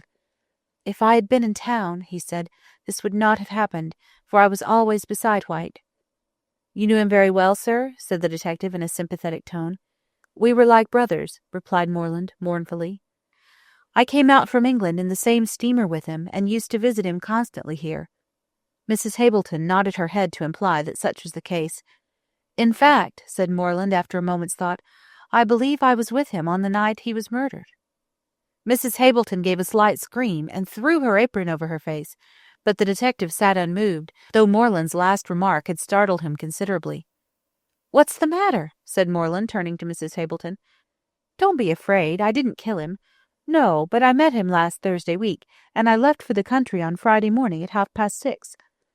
"And what time did you meet White on Thursday night?" asked Gorby. "Let me see," said Moreland, crossing his legs and looking thoughtfully up to the ceiling. "It was about 9:30. I was in the Orient Hotel in Burke Street.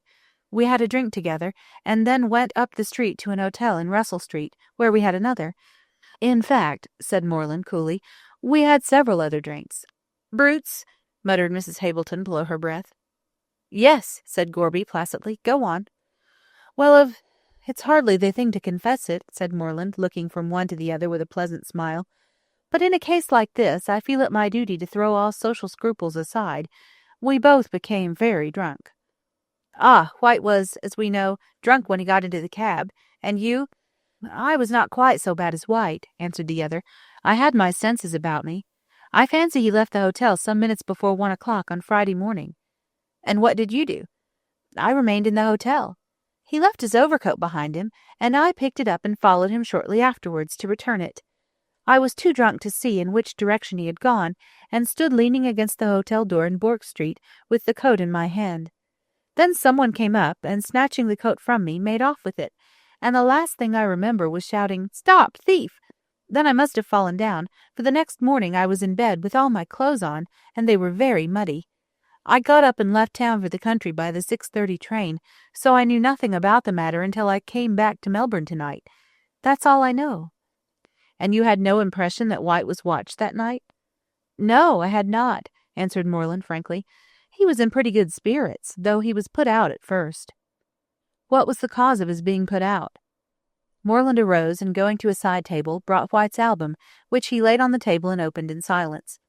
The contents were very much the same as the photographs in the room, burlesque actresses and ladies of the ballet predominating, but Mr. Moreland turned over the pages till nearly the end, when he stopped at a large cabinet photograph and pushed the album towards Mr. Gorby.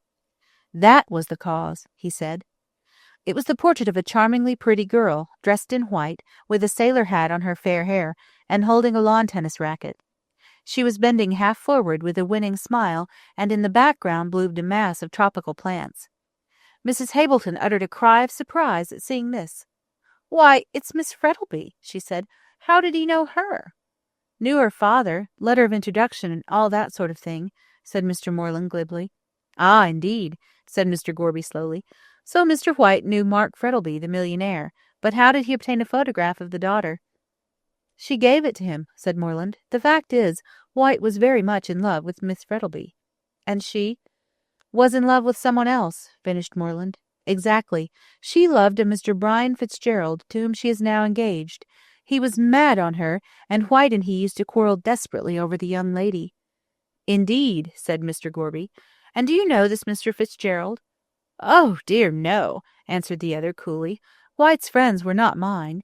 He was a rich young man who had good introductions. I am only a poor devil on the outskirts of society, trying to push my way in the world." "You are acquainted with his personal appearance, of course," observed Mr. Gorby. "Oh, yes, I can describe that," said Moreland. "In fact, he's not at all unlike me, which I take to be rather a compliment, as he is said to be good-looking. He is tall, rather fair, talks in a bored sort of manner, and is altogether what one would call a heavy swell. But you must have seen him," he went on, turning to Mrs. Hableton. "He was here 3 or 4 weeks ago, White told me." "Oh, that was Mr. Fitzgerald, was it?" said Mrs. Hableton in surprise. "Yes, he is rather like you. The lady they quarrelled over must have been Miss Frettlby." "Very likely," said Moreland, rising. "Well, I'm off. Here's my address," putting a card in Gorby's hand. "I'm glad to be of any use to you in this matter, as White was my dearest friend, and I'll do all in my power to help you find out the murderer." "I don't think that is a very difficult matter," said Mr. Gorby slowly. "Oh, you have your suspicions?" asked Moreland, looking at him. "I have." "Then who do you think murdered White?" Mr. Gorby paused a moment, and then said deliberately, "I have an idea, but I am not certain. When I am certain, I'll speak."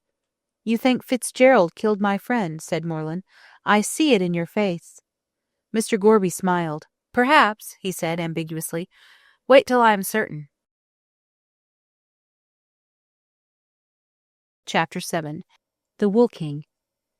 The old Greek legend of Midas turning everything he touched into gold is truer than most people imagine.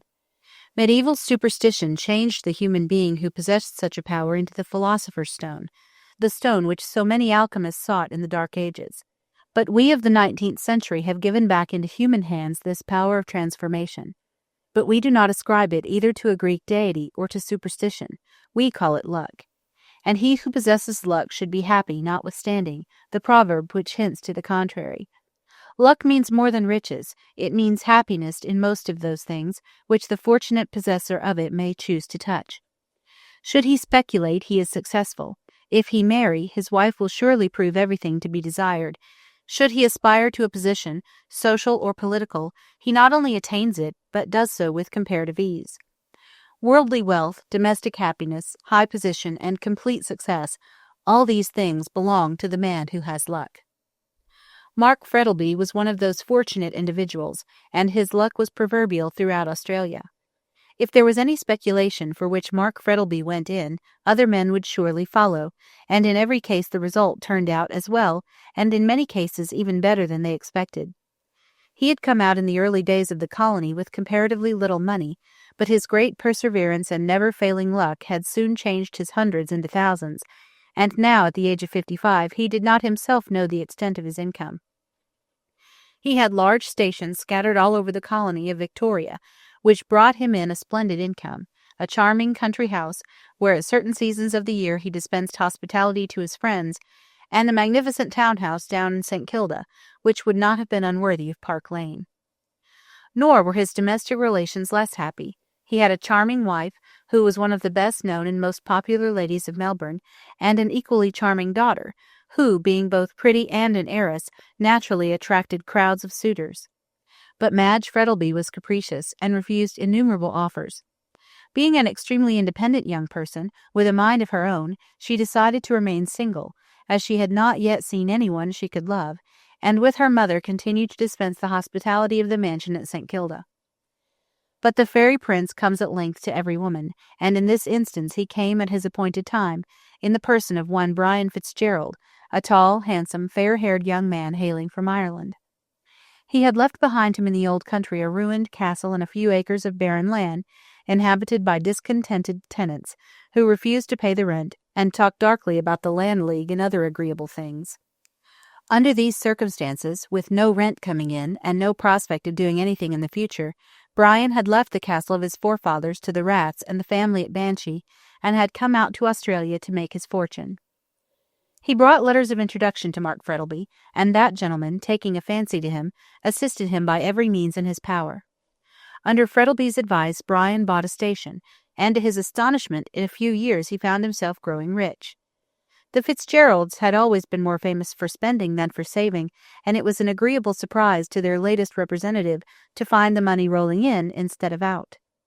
He began to indulge in castles in the air concerning that other castle in Ireland, with the barren acres and discontented tenants. In his mind's eye he saw the old place rise up in all its pristine splendor from out its ruins. He saw the barren acres well cultivated, and the tenants happy and content. He was rather doubtful on this latter point, but with the rash confidence of 8 and 20, determined to do his best to perform even the impossible. Having built and furnished his castle in the air, Brian naturally thought of giving it a mistress, and this time actual appearance took the place of vision. He fell in love with Madge Frettlby, and having decided in his own mind that she and none other was fitted to grace the visionary halls of his renovated castle, he watched his opportunity and declared himself. She, womanlike, coquetted with him for some time, but at last, unable to withstand the impetuosity of her Irish lover, confessed in a low voice, with a pretty smile on her face, that she could not live without him. Whereupon, well, lovers being of a conservative turn of mind, and accustomed to observe the traditional forms of wooing, the result can easily be guessed. Brian hunted all over the jewellers' shops in Melbourne with lover-like assiduity, and having obtained a ring wherein were set turquoise stones as blue as his own eyes, he placed it on her slender finger, and at last felt that his engagement was an accomplished fact. He next proceeded to interview the father, and had just screwed up his courage to the awful ordeal when something occurred which postponed the interview indefinitely. Mrs. Frettlby was out driving, and the horses took fright and bolted. The coach and groom both escaped unhurt, but Mrs. Frettlby was thrown out and killed instantly. This was the first really great trouble which had fallen on Mark Frettlby, and he seemed stunned by it. Shutting himself up in his room, he refused to see anyone, even his daughter, and appeared at the funeral with a white and haggard face, which shocked everyone. When everything was over, and the body of the late Mrs. Frettlby was consigned to the earth, with all the pomp and ceremony which money could give, the bereaved husband rode home and resumed his old life. But he was never the same again. His face, which had always been so genial and so bright, became stern and sad. He seldom smiled, and when he did, it was a faint, wintry smile which seemed mechanical. His whole interest in life was centered in his daughter. She became the sole mistress of the St. Kilda mansion, and her father idolized her. She was apparently the one thing left to him which gave him a pleasure in existence. In truth, had it not been for her bright presence, Mark Frettlby would have been lying beside his dead wife in the quiet graveyard. After a time, Brian again resolved to ask Mr. Frettlby for the hand of his daughter. But for the second time fate interposed. A rival suitor made his appearance, and Brian's hot Irish temper rose in anger at him. Mr. Oliver White had come out from England a few months previously, bringing with him a letter of introduction to Mr. Frettlby, who received him hospitably, as was his custom. Taking advantage of this, White lost no time in making himself perfectly at home in the St. Kilda mansion.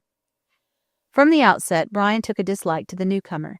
He was a student of Latimer, and prided himself on his perspicuity in reading character. His opinion of White was anything but flattering to that gentleman, while Madge shared his repulsion towards the newcomer. On his part, Mr. White was nothing if not diplomatic. He affected not to notice the coldness of Madge's reception of him. On the contrary, he began to pay her the most marked attentions, much to Brian's disgust. At length he asked her to be his wife, and notwithstanding her prompt refusal, spoke to her father on the subject. Much to the astonishment of his daughter, Mr. Frettlby not only consented to White paying his addresses to Madge, but gave that young lady to understand that he wished her to consider his proposals favorably. In spite of all Madge could say, he refused to alter his decision, and White, feeling himself safe, began to treat Brian with an insolence which was highly galling to Fitzgerald's proud nature. He had called on White at his lodgings, and after a violent quarrel he had left the house vowing to kill him should he marry Madge Frettlby. The same night Fitzgerald had an interview with Mr. Frettlby.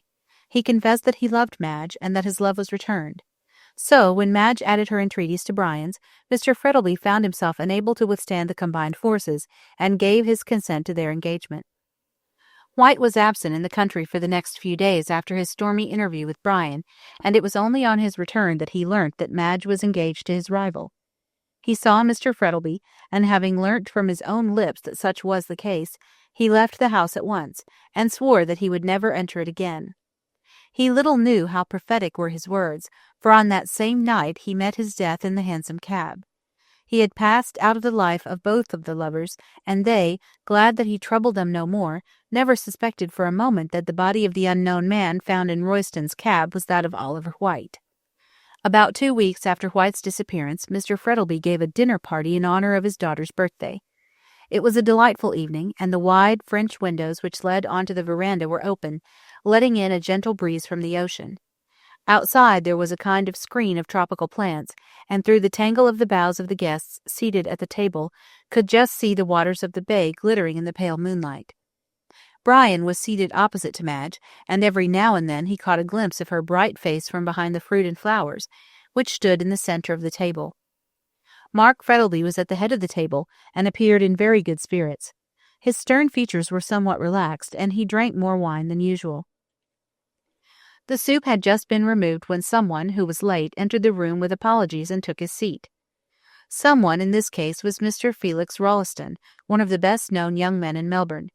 He had an income of his own, scribbled a little for the papers, was to be seen at every house of any pretensions in Melbourne, and was always bright, happy, and full of news. For details of any scandal you were safe in applying to Felix Rolleston. He knew all that was going on, both at home and abroad. And his knowledge, if not very accurate, was at least extensive, while his conversation was piquant and at times witty. Calton, one of the leading lawyers of the city, remarked that Rolleston put him in mind of what Beaconsfield said of one of the personages in Lothair. He wasn't an intellectual Croesus, but his pockets were always full of sixpences. Be it said in his favour that Felix was free with his sixpences. The conversation, which had shown signs of languishing before his arrival, now brightened up. "So awfully sorry, don't you know," said Felix, as he slipped into a seat by Madge. "But a fellow like me has got to be careful of his time. So many calls on it." "So many calls in it, you mean," retorted Madge, with a disbelieving smile. "Confess now, you have been paying a round of visits." "Well, yes," assented Mr. Rolleston. "That's the disadvantage of having a large circle of acquaintances. They give you weak tea and thin bread and butter, whereas—" "You would rather have something else," finished Brian. There was a laugh at this, but Mr. Rolleston disdained to notice the interruption. "The only advantage of 5 o'clock tea," he went on, "is that it brings people together, and one hears what's going on." "Ah, yes, Rolleston," said Mr. Frettlby, who was looking at him with an amused smile. "What news have you?" "Good news, bad news, and such news as you had never heard of," quoted Rolleston gravely. "Yes, I have a bit of news. Haven't you heard it?" Rolleston felt he held sensation in his hands. There was nothing he liked better. "Well, do you know," he said, gravely fixing in his eyeglass, "they have found out the name of the fellow who was murdered in the hansom cab." "Never!" cried everyone eagerly. "Yes," went on Rolleston, "and what's more, you all know him." "It's never White," said Brian in a horrified tone. "Hang it, how did you know?" said Rolleston, rather annoyed at being forestalled. "Why, I just heard it at the St. Kilda station." "Oh, easily enough," said Brian, rather confused. "I used to meet White constantly, and as I have not seen him for the last 2 weeks, I thought he might be the victim." "How did they find out?" asked Mr. Frettlby, idly toying with his wine-glass. "Oh, one of those detective fellows, you know," answered Felix. "They know everything." "I'm sorry to hear it," said Frettlby, referring to the fact that White was murdered. "He had a letter of introduction to me, and seemed a clever, pushing young fellow." "A confounded cad," murmured Felix under his breath, and Brian, who overheard him, seemed inclined to assent. For the rest of the meal nothing was talked about but the murder, and the mystery in which it was shrouded. When the ladies retired, they chatted about it in the drawing-room, but finally dropped it for more agreeable subjects. The men, however, when the cloth was removed, filled their glasses and continued the discussion with unabated vigor. Brian alone did not take part in the conversation. He sat moodily staring at his untasted wine, wrapped in a brown study. "What I can't make out," observed Rolleston, who was amusing himself with cracking nuts, "is why they did not find out who he was before." "That is not hard to answer," said Frettleby, filling his glass. "He was comparatively little known here, as he had been out from England such a short time, and I fancy that this was the only house at which he visited." "And look here, Rolleston," said Carleton, who was sitting near him, "if you were to find a man dead in a hansom cab, dressed in evening clothes, which 9 men out of 10 are in the habit of wearing in the evening, no cards in his pocket and no name on his linen, I rather think you would find it hard to discover who he was. I consider it reflects great credit on the police for finding out so quickly." "Puts one in mind of the Leavenworth case and all that sort of thing," said Felix, whose reading was of the lightest description. "Awfully exciting, like putting a Chinese puzzle together. Gad, I wouldn't mind being a detective myself." "I'm sure, if that was the case," said Mr. Frettleby with an amused smile, "criminals would be pretty safe."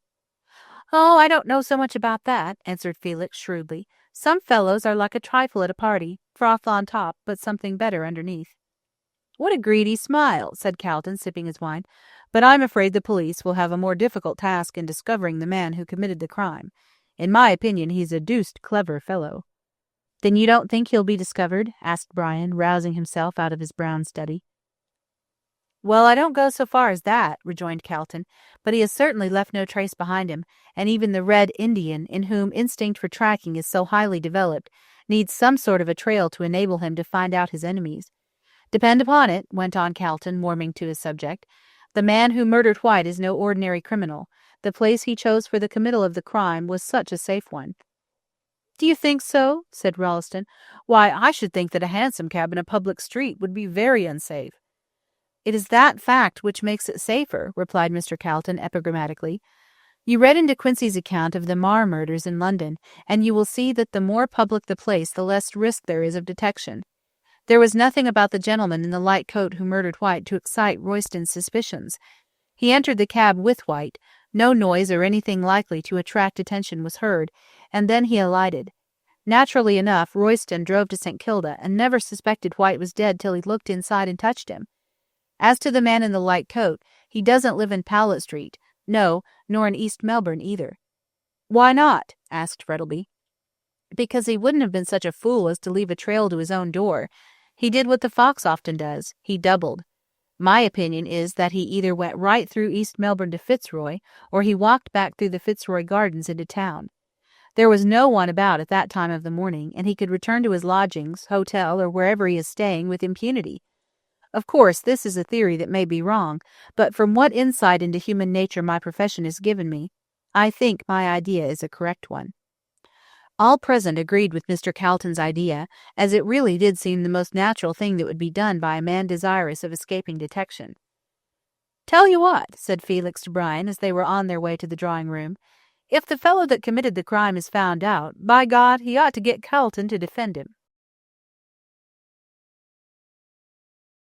Chapter 8. Brian takes a walk and a drive. When the gentlemen entered the drawing-room, a young lady was engaged in playing one of those detestable pieces of the morceau de salon order, in which an offending air is taken, and variations embroidered on it, till it becomes a perfect agony to distinguish the tune, amid the perpetual rattle of quavers and demi-semi-quavers.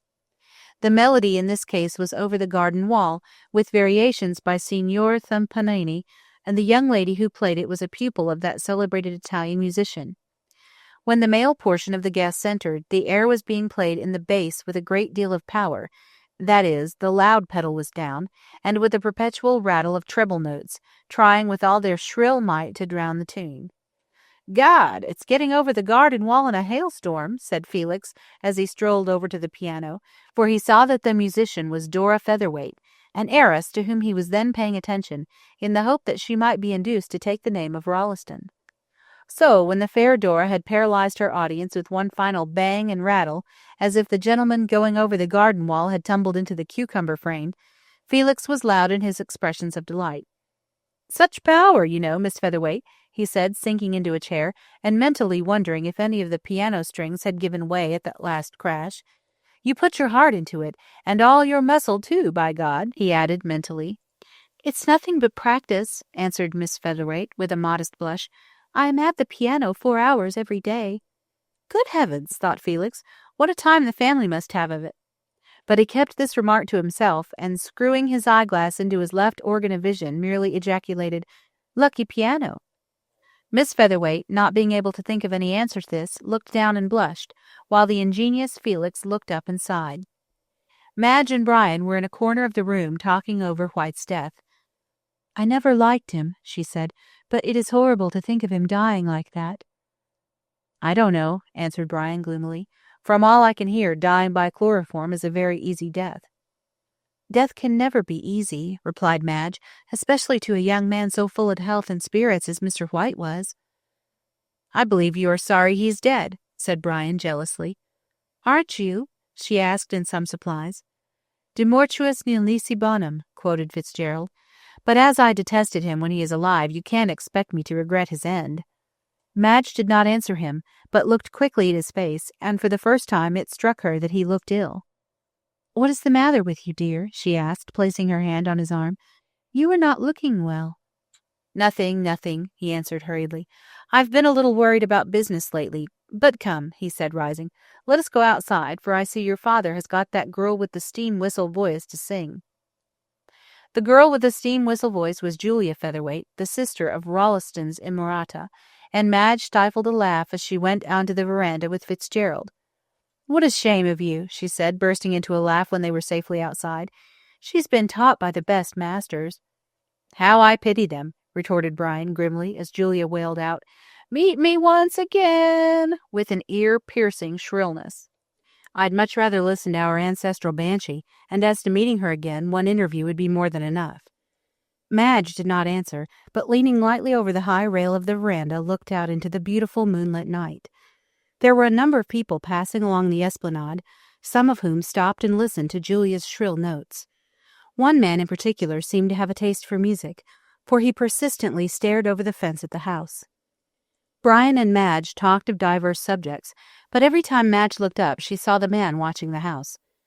"What does that man want, Brian?" she asked. "What man?" asked Brian, starting. "Oh," he went on indifferently, as the watcher moved away from the gate and crossed the road onto the footpath. "He's taken up with the music, I suppose, that's all." Madge said nothing, but she could not help thinking there was more in it than the music. Presently Julia ceased, and she proposed to go in. "Why?" asked Brian, who was lying back in a comfortable seat, smoking a cigarette. "It's nice enough here." "I must attend to my guests," she answered, rising. "You stop here and finish your cigarette." And with a gay laugh she flitted into the house. Brian sat and smoked, staring out into the moonlight the while. Yes, the man was certainly watching the house, for he sat on one of the seats and kept his eyes fixedly on the brilliantly lighted windows. Brian threw away his cigarette and shivered slightly. "Could anyone have seen me?" he muttered, rising uneasily. "Pshaw, of course not, and the cabman would never recognize me again. Curse White, I wish I'd never set eyes upon him." He gave one glance at the dark figure on the seat, and then, with a shiver, passed into the warm, well-lighted room.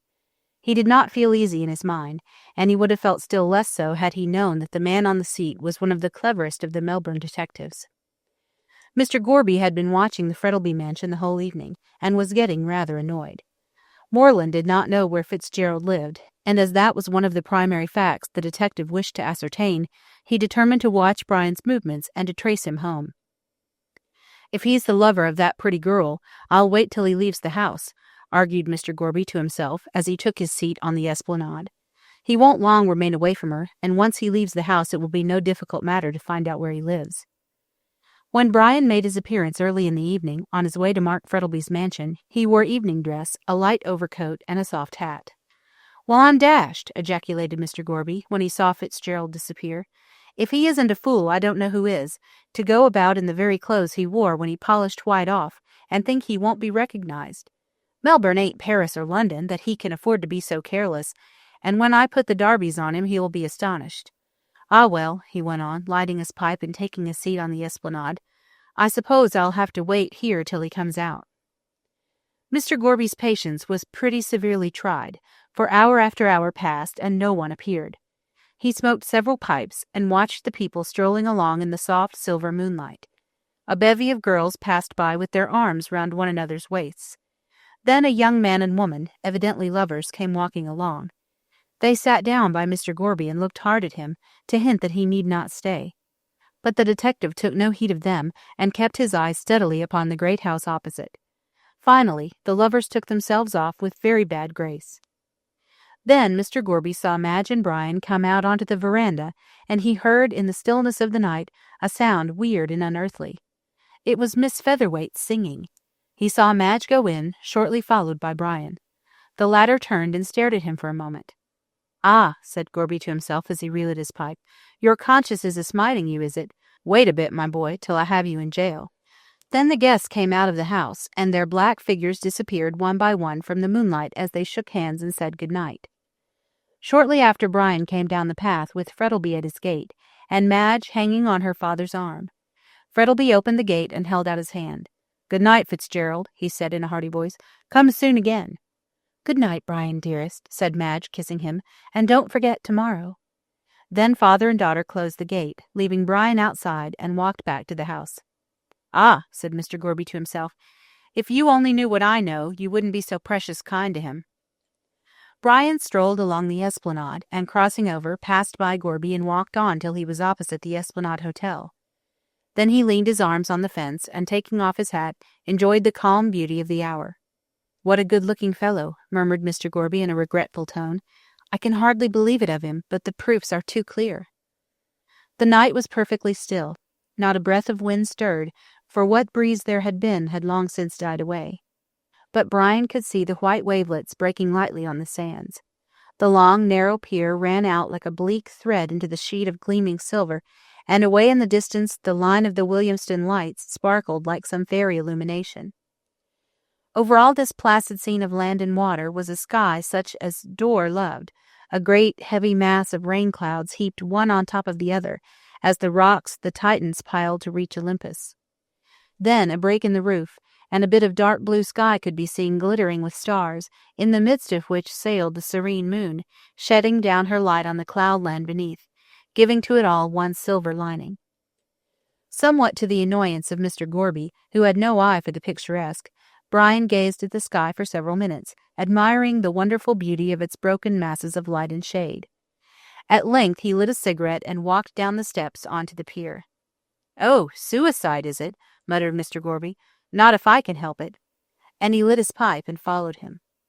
He found Brian leaning over the parapet at the end of the pier, looking at the glittering waves beneath, which kept rising and falling in a dreaming rhythm that soothed and charmed the ear. Poor girl, the detective heard him mutter as he came up. If she only knew all, if she... At this moment he heard the approaching step, and turned round sharply.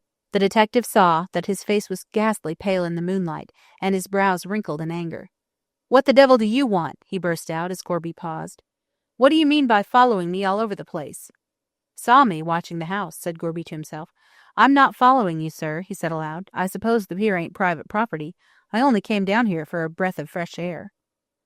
Fitzgerald did not answer, but turned sharply on his heel and walked quickly up the pier, leaving Gorby staring after him. "He's getting frightened," soliloquized the detective to himself, as he strolled easily along, keeping the black figure in front well in view. "I'll have to keep a sharp eye on him, or he'll be clearing out of Victoria." Brian walked rapidly up to the St. Kilda station, for on looking at his watch, he found that he would just have time to catch the last train.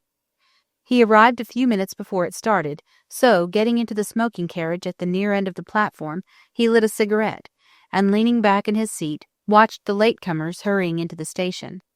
Just as the last bell rang, he saw a man rush along to catch the train. It was the same man who had been watching him the whole evening, and Brian felt confident that he was being followed. He comforted himself, however, with the thought that this pertinacious follower might lose the train, and being in the last carriage himself, he kept a lookout along the platform, expecting to see his friend of the Esplanade standing disappointed on it. There was no appearance of him, so Brian, sinking back into his seat, lamented his ill luck in not shaking off this man who kept him under such strict surveillance.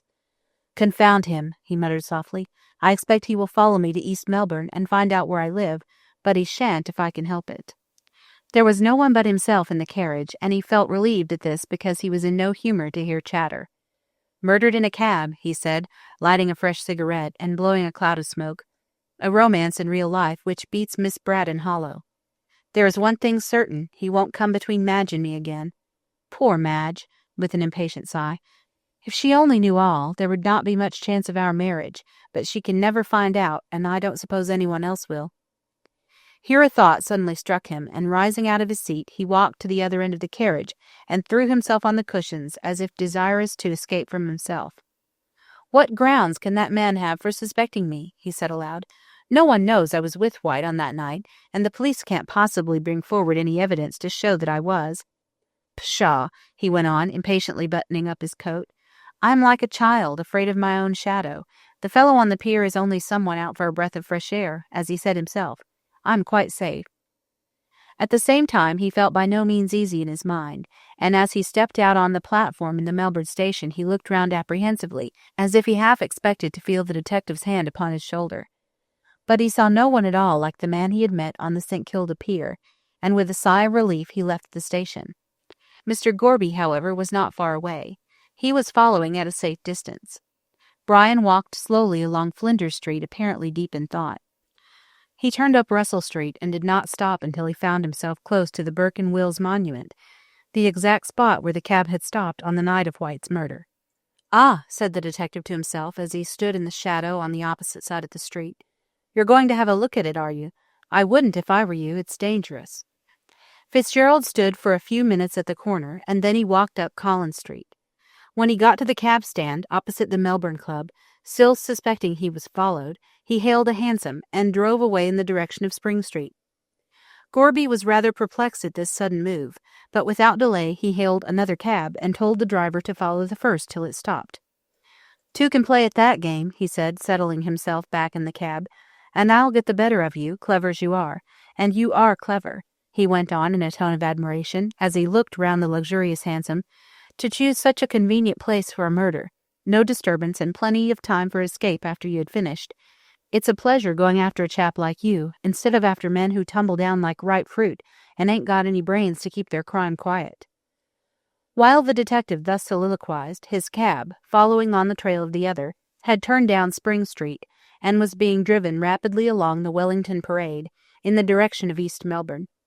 It then turned up Powlett Street, at which Mr. Gorby was glad. "Ain't so clever as I thought," he said to himself. "Shows his nest right off, without any attempt to hide it."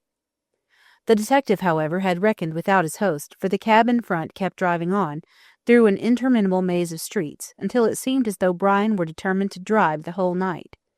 "Look here, sir," cried Gorby's cabman, looking through his trap door on the roof of the hansom. "How long's this here game a-going to last? My horse is knocked up, he is, and his blessed old legs is a-giving way under him." Go on," answered the detective impatiently. "I'll pay you well." The cabman's spirits were raised by this, and by dint of coaxing and a liberal use of the whip, he managed to get his jaded horse up to a pretty good pace. They were in Fitzroy by this time, and both cabs turned out of Gertrude Street into Nicholson Street, thence passed to Evelyn Street and along Spring Street, until Brian's cab stopped at the corner of Collins Street, and Gorby saw him alight and dismiss his cabman. He then walked down the street and disappeared into the Treasury Gardens. "Confound it," said the detective as he got out and paid his fare, which was by no means a light one, but over which he had no time to argue. "We've come in a circle, and I do believe he lives in Powlett Street after all." He went into the gardens and saw Brian some distance ahead of him, walking rapidly. It was bright moonlight, and he could easily distinguish Fitzgerald by his light coat. As he went along that noble avenue with its elms in their winter dress, the moon shining through their branches wrought a fantastic tracery on the smooth asphalt. And on either side Gorby could see the dim white forms of the old Greek gods and goddesses, Venus Victrix with the apple in her hand, which Mr. Gorby, in his happy ignorance of heathen mythology, took for Eve offering Adam the forbidden fruit, Diana with the hound at her feet, and Bacchus and Ariadne, which the detective imagined were the babes in the wood. He knew that each of the statues had queer names, but thought they were merely allegorical. Passing over the bridge, with the water rippling quietly underneath, Brian went up the smooth yellow path to where the statue of Hebe, holding the cup, seems instinct with life, and turning down the path to the right, he left the gardens by the end gate, near which stands the statue of the dancing faun, with the great bush of scarlet geranium burning like an altar before it. Then he went along the Wellington Parade and turned up Powlett Street, where he stopped at a house near Carne's Memorial Church, much to Mr. Gorby's relief, who, being like Hamlet, fat and scant of breath, found himself rather exhausted. He kept well in the shadow, however, and saw Fitzgerald give one final look round before he disappeared into the house. Then Mr. Gorby, like the robber captain in Ali Baba, took careful stock of the house, and fixed its locality and appearance well in his mind, as he intended to call at it on the morrow. "What I'm going to do," he said as he walked slowly back to Melbourne, "is to see his landlady when he's out, and find out what time he came in on the night of the murder. If it fits into the time he got out of Rankin's cab, I'll get a warrant and arrest him straight off." Chapter 9. Mr. Gorby is satisfied at last. In spite of his long walk and still longer drive, Brian did not sleep well that night.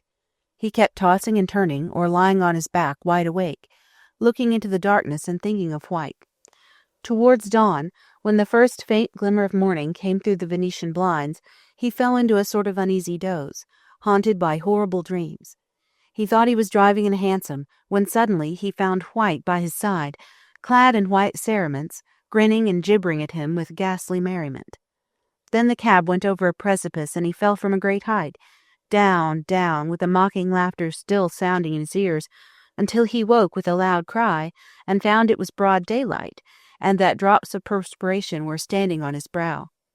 It was no use trying to sleep any longer, so with a weary sigh he arose and went to his tub, feeling jaded and worn out by worry and want of sleep. His bath did him some good. The cold water brightened him up and pulled him together. Still, he could not help giving a start of surprise when he saw his face reflected in the mirror, old and haggard-looking, with dark circles round the eyes. "A pleasant life I'll have of it if this sort of thing goes on," he said bitterly. "I wish I had never seen or heard of White." He dressed himself carefully. He was not a man to neglect his toilette, however worried and out of sorts he might feel. Yet, notwithstanding all his efforts, the change in his appearance did not escape the eye of his landlady. She was a small, dried-up little woman, with a wrinkled, yellowish face. She seemed parched and brittle. Whenever she moved, she crackled, and one went in constant dread of seeing a wizened-looking limb break off short like a branch of some dead tree. When she spoke, it was in a voice hard and shrill, not unlike the chirp of a cricket. When, as was frequently the case, she clothed her attenuated form in faded brown silk gown, her resemblance to that lively insect was remarkable. And, as on this morning she crackled into Brian's sitting-room with the Argus and his coffee, a look of dismay at his altered appearance came over her stony little countenance. "Dear me, sir," she chirped out in her shrill voice as she placed her burden on the table, "are you took bad?" Brian shook his head. "Want of sleep, that's all, Mrs. Sampson," he answered, unfolding the Argus.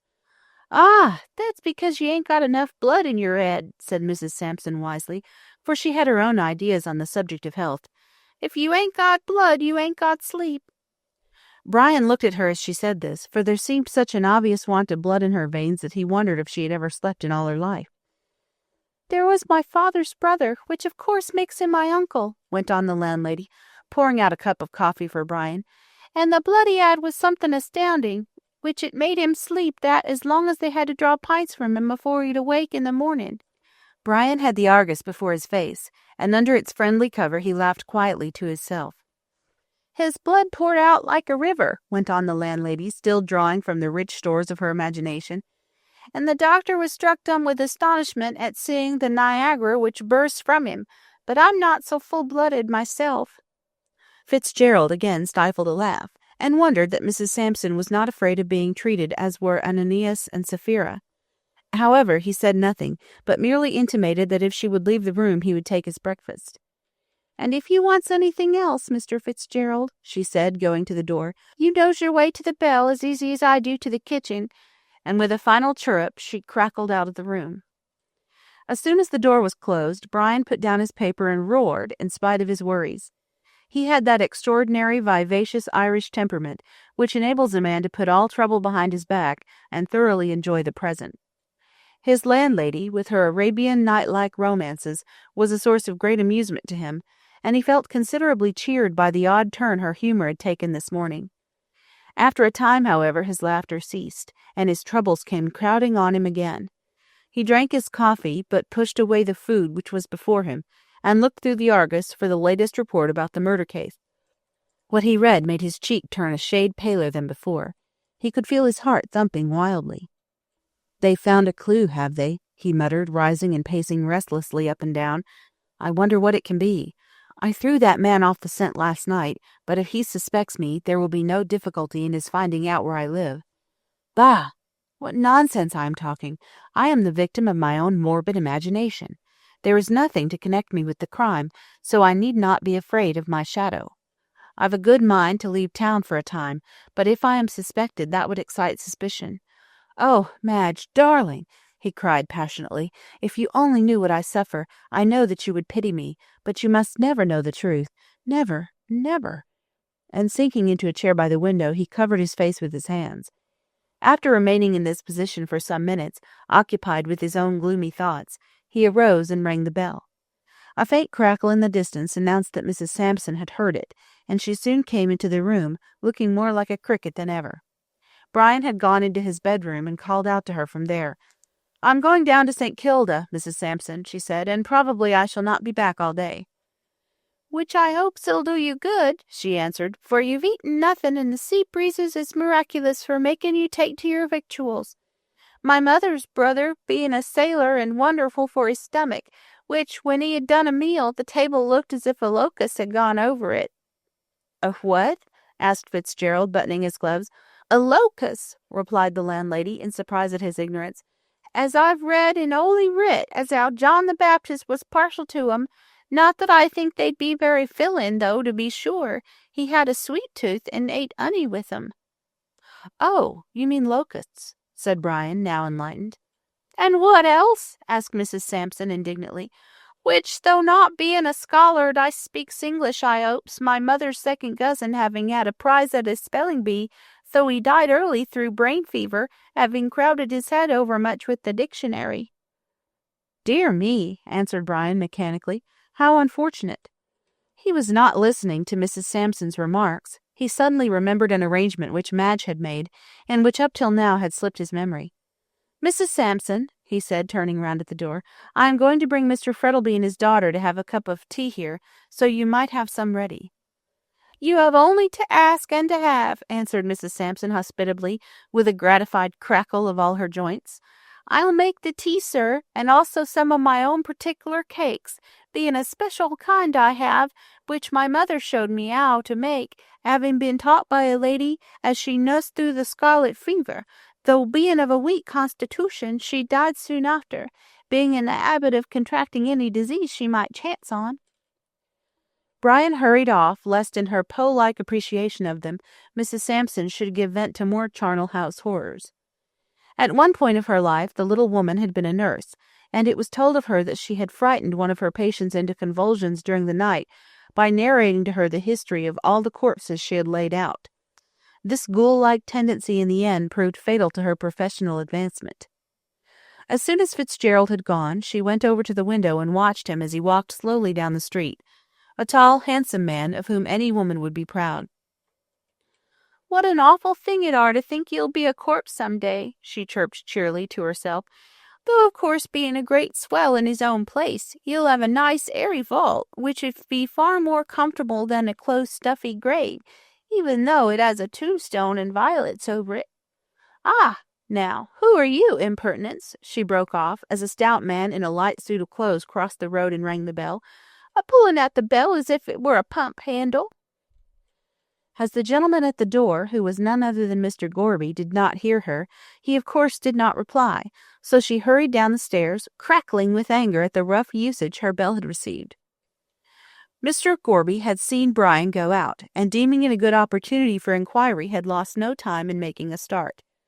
"You nearly tore the bell down," said Mrs. Sampson as she presented her thin body and wrinkled face to the view of the detective. "I'm very sorry," answered Gorby meekly. "I'll knock next time." "Oh, no, you won't," said the landlady, tossing her head. Me not having a knocker, and you and your scratching the paint off the door, which it ain't been done over 6 months by my sister-in-law's cousin, which he is a painter with a shop in Fitzroy and a wonderful high to color." "Does Mr. Fitzgerald live here?" asked Mr. Gorby quietly. "He do," replied Mrs. Sampson, "but he's gone out and won't be back till the afternoon, which any message'll be delivered to him punctual on his arrival." "I'm glad he's not in," said Mr. Gorby. "Would you allow me to have a few moments' conversation?" "What is it?" asked the landlady, her curiosity being roused. "I'll tell you when we get inside," answered Mr. Gorby. She looked at him with her sharp little eyes, and seeing nothing disreputable about him, led the way upstairs, crackling loudly the whole time. This so astonished Mr. Gorby that he cast about in his own mind for an explanation of the phenomenon. "Wants oiling about the joints," was his conclusion, "but I never heard anything like it, and she looks as if she'd snap in two, she's that brittle." Mrs. Sampson took Gorby into Brian's sitting room, and having closed the door, sat down and prepared to hear what he had to say for himself. "I hope it ain't bills," she said. "Mr. Fitzgerald having money in the bank, and everything respectable like a gentleman he is, though, to be sure, your bill might come down on him unbeknown, he not having kept it in mind, which it ain't everybody as 'ud have such a good memory as my aunt on my mother's side, she having been famous for her dates like a history, not to speak of her multiplication tables and the numbers of people's houses." "It's not bills," answered Mr. Gorby, who, having vainly attempted to stem the shrill torrent of words, had given in, and waited mildly until she had finished. "I only want to know a few things about Mr. Fitzgerald's habits." "And what for?" asked Mrs. Sampson indignantly. "Are you a newspaper a-putting in articles about people who don't want to see themselves in print? Which I knows your habits, my late husband having been a printer in a paper which bust up, not having the money to pay wages, through which there was a due to him the sum of £1 7 and 6 halfpenny, which I being his widder ought to have, not that I expects to see it on this side of the grave. Oh dear no!" and she gave a shrill, elfish laugh. Mr. Gorby, seeing that unless he took the bull by the horns he would never be able to get what he wanted, grew desperate and plunged in medias res. "I'm an insurance agent," he said rapidly so as to prevent any interruption, "and Mr. Fitzgerald desires to insure his life in our company. I therefore want to find out if he is a good life to insure. Does he live temperately, keep early hours, and in fact all about him?" "I shall be happy to answer any inquiries which may be of use to you, sir," replied Mrs. Sampson, "knowing as I do how good a insurance is to all family, should the head of it being taken off unexpected, leaving a widder, which as I know Mr. Fitzgerald is a-going to be married soon, and I hopes he'll be happy, though through it I loses a lodger as he always paid regular and behaved like a gentleman." "So he is a temperate man?" said Mr. Gorby, feeling his way cautiously. "Not being a blue ribbing all the same," answered Mrs. Sampson, "and I never saw him the worse for drink, he being always able to use his latchkey and take his boots off before going to bed, which is no more than a woman ought to expect from a lodger, she having to do her own washing." "And he keeps good hours?" "Always in before the clock strikes 12, answered the landlady, "though to be sure I uses it as a figure of speech, none of the clocks in the house striking but one, which is being mended, having broke through over-winding." "Is he always in before 12? asked Mr. Gorby, keenly disappointed at this answer. Mrs. Sampson eyed him waggishly, and a smile crept over her wrinkled little face. "Young men, not being old men," she replied cautiously, "and sinners not being saints, it's not natural as latchkeys should be made for ornament instead of use. And Mr. Fitzgerald being one of the handsomest men in Melbourne, it ain't to be expected as he should let his latchkey get rusty, though having a good moral character, he uses it with moderation." "But I suppose you are seldom awake when he comes in really late," said the detective. "Not as a rule," assented Mrs. Sampson, "being a heavy sleeper and much disposed for bed, but I have heard him come in arter 12, the last time being Thursday week."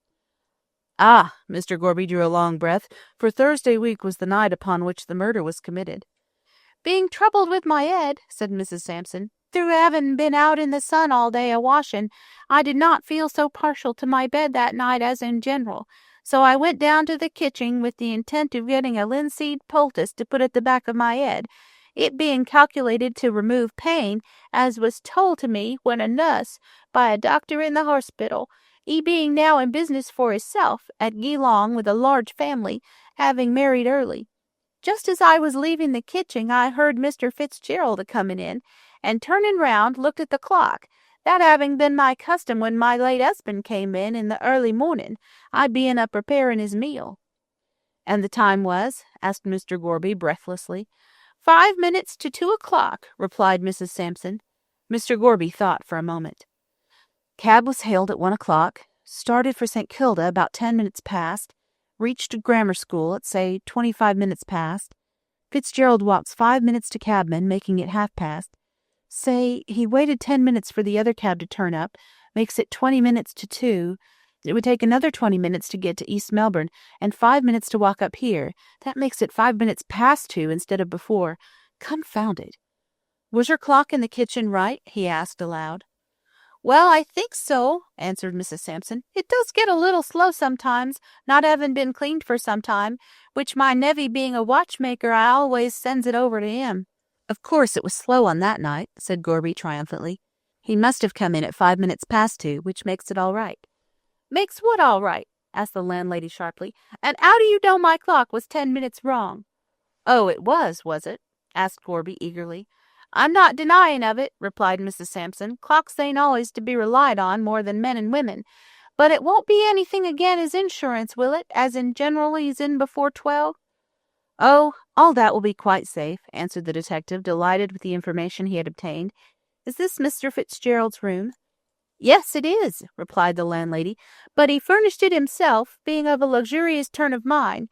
Not but what his taste is good, though far be it for me to deny I helped him to select.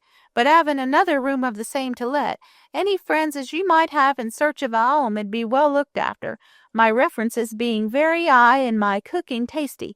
And if—" Here a ring at the front door called Mrs. Sampson away, so with a hurried word to Gorby she crackled downstairs. Left to himself, Mr. Gorby arose and looked round the room. It was excellently furnished, and the pictures were good.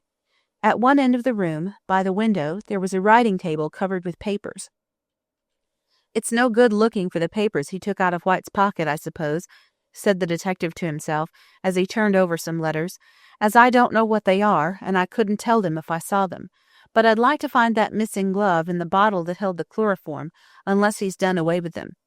There doesn't seem any sign of them here, so I'll have a look in his bedroom." There was no time to lose, as Mrs. Sampson might return at any moment, so Mr. Gorby walked quickly into the bedroom, which opened off the sitting room. The first thing that caught the detective's eye was a large photograph in a plush frame of Madge Frettlby. It stood on the dressing table and was similar to the one which he had already seen in White's album. He took it up with a laugh. "You're a pretty girl," he said, apostrophizing the picture, "but you give your photograph to 2 young men, both in love with you and both hot-tempered. The result is that one is dead and the other won't survive him long. That's what you've done." He put it down again and, looking round the room, caught sight of a light covert coat hanging behind the door and also a soft hat. "Ah," said the detective, going up to the door, "here is the very coat you wore when you killed that poor fellow. Wonder what you have in the pockets." He plunged his hand into them and turned. There were an old theatre program and a pair of brown gloves in one, but in the second pocket Mr. Gorby made a discovery, none other than that of the missing glove.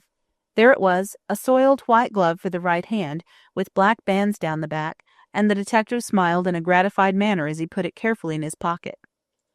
"My morning has not been wasted," he said to himself. "I found out that he came in at a time which corresponds to all his movements after 1 o'clock on Thursday night, and this is the missing glove, which clearly belonged to White. If I could only get hold of the chloroform bottle, I'd be satisfied." But the chloroform bottle was not to be found, though he searched most carefully for it. At last, hearing Mrs. Sampson coming upstairs again, he gave up the search and came back to the sitting-room. "Threw it away, I suspect," he said as he sat down in his old place. "But it doesn't matter. I think I can form a chain of evidence, from what I have discovered, which will be sufficient to convict him. Besides, I expect when he is arrested he will confess everything. He seems to feel remorse for what he has done." The door opened, and Mrs. Sampson entered the room in a state of indignation. "One of them Chinese hawkers," she explained. "He's been a-trying to get the better of me over carrots, as if I didn't know what carrots was, and him a-talking about a shilling in his gibberish, as if he hadn't been brought up in a place where they don't know what a shilling is. But I never could abide foreigners ever since a Frenchman, as taught me his language, made off with my mother's silver teapot, unbeknown to her, it being set out on the sideboard for company." Mr. Gorby interrupted these domestic reminiscences of Mrs. Sampson's by stating that, now she had given him all necessary information, he would take his departure. "And I hopes," said Mrs. Sampson as she opened the door for him, "as I'll have the pleasure of seeing you again should any business on behalf of Mr. Fitzgerald require it." "Oh, I'll see you again," said Mr. Gorby with heavy jocularity, "and in a way you won't like, as you'll be called as a witness," he added mentally. "Did I understand you to say, Mrs. Sampson," he went on, "that Mr. Fitzgerald will be at home this afternoon?" "Oh, yes, sir, he will," answered Mrs. Sampson, "a drinking tea with his young lady, who is Miss Frettleby, and has got no end of money, not but what I mightn't have had the same had I been born in a Geiger spear." "You need not tell Mr. Fitzgerald I've been here," said Gorby, closing the gate. "I will probably call and see him myself this afternoon."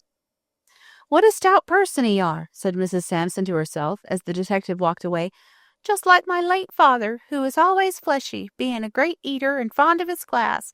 But I took after my mother's family, they being thin-like and proud of keeping himself so, as the vinegar they drank could testify. Not that I indulge in it myself." She shut the door and went upstairs to take away the breakfast things, while Gorby was being driven along at a good pace to the police office to obtain a warrant for Brian's arrest on a charge of willful murder. Chapter 10.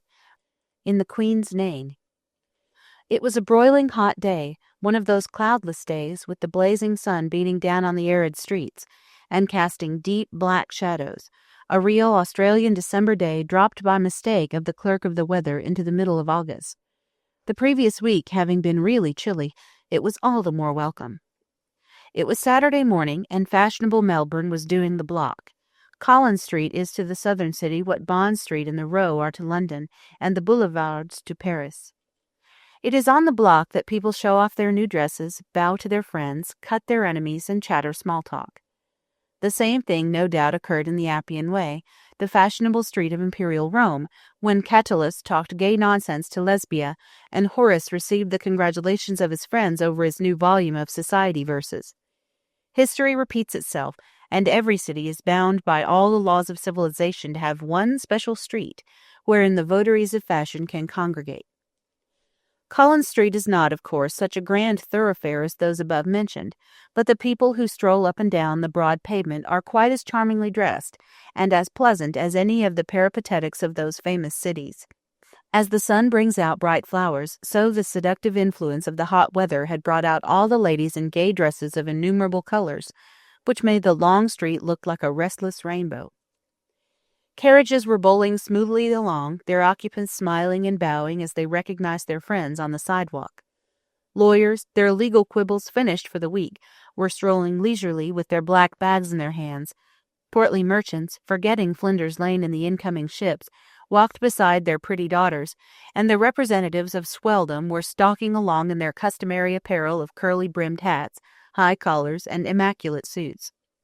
Altogether, it was a pleasant and animated scene, which would have delighted the heart of anyone who was not dyspeptic or in love, dyspeptic people and lovers, disappointed ones, of course, being wont to survey the world in a cynical vein. Madge Frettleby was engaged in that occupation so dear to every female heart, shopping. She was in Mowbray, Rowan and Hicks, turning over ribbons and laces, while the faithful Brian waited for her outside, and amused himself by looking at the human stream which flowed along the pavement. He disliked shopping quite as much as the majority of his sex, and though as a lover he felt a certain amount of self-abnegation to be coming into him, it was difficult to drive away the thoughts of his pleasant club, where he could be reading and smoking, with, perchance, something cooling in a glass beside him. However, after she had purchased a dozen or more articles she did not want, Madge remembered that Brian was waiting for her, and hurried to the door. "I haven't been many minutes, have I, dear?" she said, touching him lightly on the arm. "Oh, dear, no," answered Brian, looking at his watch. "Only 30, a mere nothing, considering a new dress was being discussed." "I thought I had been longer," said Madge, her brow clearing. "But still, I am sure you feel a martyr." "Not at all," replied Fitzgerald, handing her into the carriage. "I enjoyed myself very much." "Nonsense," she laughed, opening her sunshade, while Brian took his seat beside her. That's one of those social stories which everyone considers themselves bound to tell from a sense of duty. I'm afraid I did keep you waiting, though after all," she went on with a true feminine idea as to the flight of time, "I was only a few minutes." "And the rest," said Brian, quizzically looking at her pretty face, so charmingly flushed under her great white hat. Madge disdained to notice his interruption. "James," she cried to the coachman, "drive to the Melbourne Club. Papa will be there, you know," she said to Brian, "and we'll take him off to have tea with us." "But it's only 1 o'clock," said Brian as the town hall clock came in sight. "Mrs. Sampson won't be ready." "Oh, anything will do," replied Madge. "A cup of tea and some thin bread and butter isn't hard to prepare. I don't feel like lunch, and Papa eats so little in the middle of the day, and you—" "Eat a great deal at all times," finished Brian with a laugh. Madge went on chattering in her usual lively manner, and Brian listened to her with delight. Her pleasant talk drove away the evil spirit which had been with him for the last 3 weeks. Suddenly Madge made an observation as they were passing the Burke and Wills monument, which startled him. "Isn't that the place where Mr. White got into the cab?" she asked, looking at the corner near the Scotch church, where a vagrant of musical tendencies was playing. "Just before the battle, Mother, on a battered old concertina." "So the papers say," answered Brian listlessly without turning his head. "I wonder who the gentleman in the light coat could have been," said Madge as she settled herself again. "No one seems to know," he replied evasively. "Ah, but they have a clue," she said. "Do you know, Brian," she went on, "that he was dressed just like you in a light overcoat and soft hat?" "How remarkable," said Fitzgerald, speaking in a slightly sarcastic tone, and as calmly as he was able. "He was dressed in the same manner as 9 out of every 10 young fellows in Melbourne." Madge looked at him in surprise at the tone in which he spoke, so different from his usual nonchalant way of speaking. She was about to answer when the carriage stopped at the door of the Melbourne Club. Brian, anxious to escape any more remarks about the murder, sprang quickly out and ran up the steps into the building. He found Mr. Frettlby smoking complacently and reading the AGE. As Fitzgerald entered, he looked up and, putting down the paper, held out his hand, which the other took. "Ah, Fitzgerald," he said, "have you left the attractions of Collins Street for the still greater ones of Clubland?" "Not I," answered Brian. "I come to carry you off to afternoon tea with Madge and myself." "I don't mind," answered Mr. Frettlby, rising, "but isn't afternoon tea at 1:30 rather an anomaly?" "What's in a name?" said Fitzgerald absently as they left the room.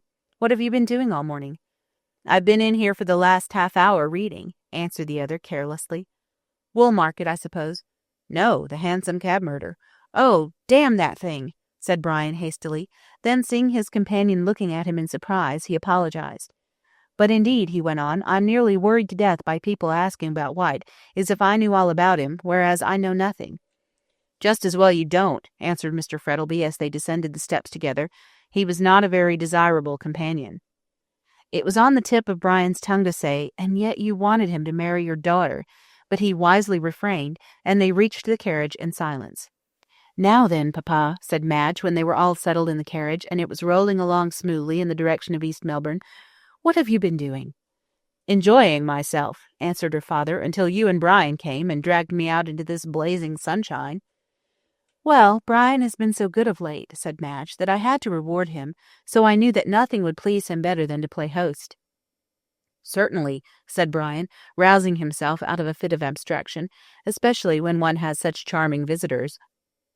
Madge laughed at this and made a little grimace. "If your tea is only equal to your compliments," she said lightly, "I'm sure Papa will forgive us for dragging him away from his club." "Papa will forgive anything," murmured Mr. Frettlby, tilting his hat over his eyes, "so long as he gets somewhere out of the sun. I can't say I care about playing the parts of Shadrach, Meshach, and Abednego in the fiery furnace of a Melbourne hot day." "There now, Papa is quite a host in himself," said Madge mischievously, as the carriage drew up at Mrs. Sampson's door. "No, you're wrong," said Brian as he alighted and helped her out. "I am the host in myself this time." "If there is one thing I hate above another," observed Miss Frettlby, calmly, "it's a pun, and especially a bad one." Mrs. Sampson was very much astonished by the early arrival of her lodger's guests, and did not hesitate to express her astonishment. "Being taken by surprise," she said with an apologetic cackle. "It ain't to be supposed as miracles can be performed with regard to cooking. The fire having gone out, and not being kept alight on account of the heat of the day, which was that odd as never was, though to be sure, being a child in the early days, I remember it were that odd as my sister's aunt was in the habit of roasting her joints in the sun." After telling this last romance and leaving her visitors in doubt as to whether the joints referred to belonged to an animal or to her sister's aunt or to herself, Mrs. Sampson crackled away downstairs to get things ready. "What a curious thing that landlady of yours is, Brian," said Madge from the depths of a huge armchair. "I believe she's a grasshopper from Fitzroy Gardens." "Oh, no, she's a woman," said Mr. Frettleby cynically. "You can tell that by the length of her tongue." "A popular error, Papa," retorted Madge sharply. "I know plenty of men who talk far more than any woman." "I hope I'll never meet them then," said Mr. Frettleby, "for if I did I should be inclined to agree with De Quincey on murder as a fine art." Brian winced at this and looked apprehensively at Madge and saw with relief that she was not paying attention to her father, but was listening intently. "There she is," as a faint rustle at the door announced the arrival of Mrs. Sampson and the tea tray. "I wonder, Brian, you don't think the house is on fire with that queer noise always going on. She wants oil." "Yes, St. Jacob's oil," laughed Brian as Mrs. Sampson entered and placed her burden on the table. "Not having any cake," said that lady, "through not being forewarned as to the time of arrival, though it's not often I'm taken by surprise, except as to a headache, which of course is accidental to every person. I ain't got nothing but bread and butter, the baker and grocer both being all that could be desired, except in the way of worrying for their money, which they thinks is how I keeps the bank in the house, like Aladdin's cave, as I've heard 'em tell in the Arabian Nights, me having gained it as a prize for English in my early girlhood, being then considered a scholard and industrious."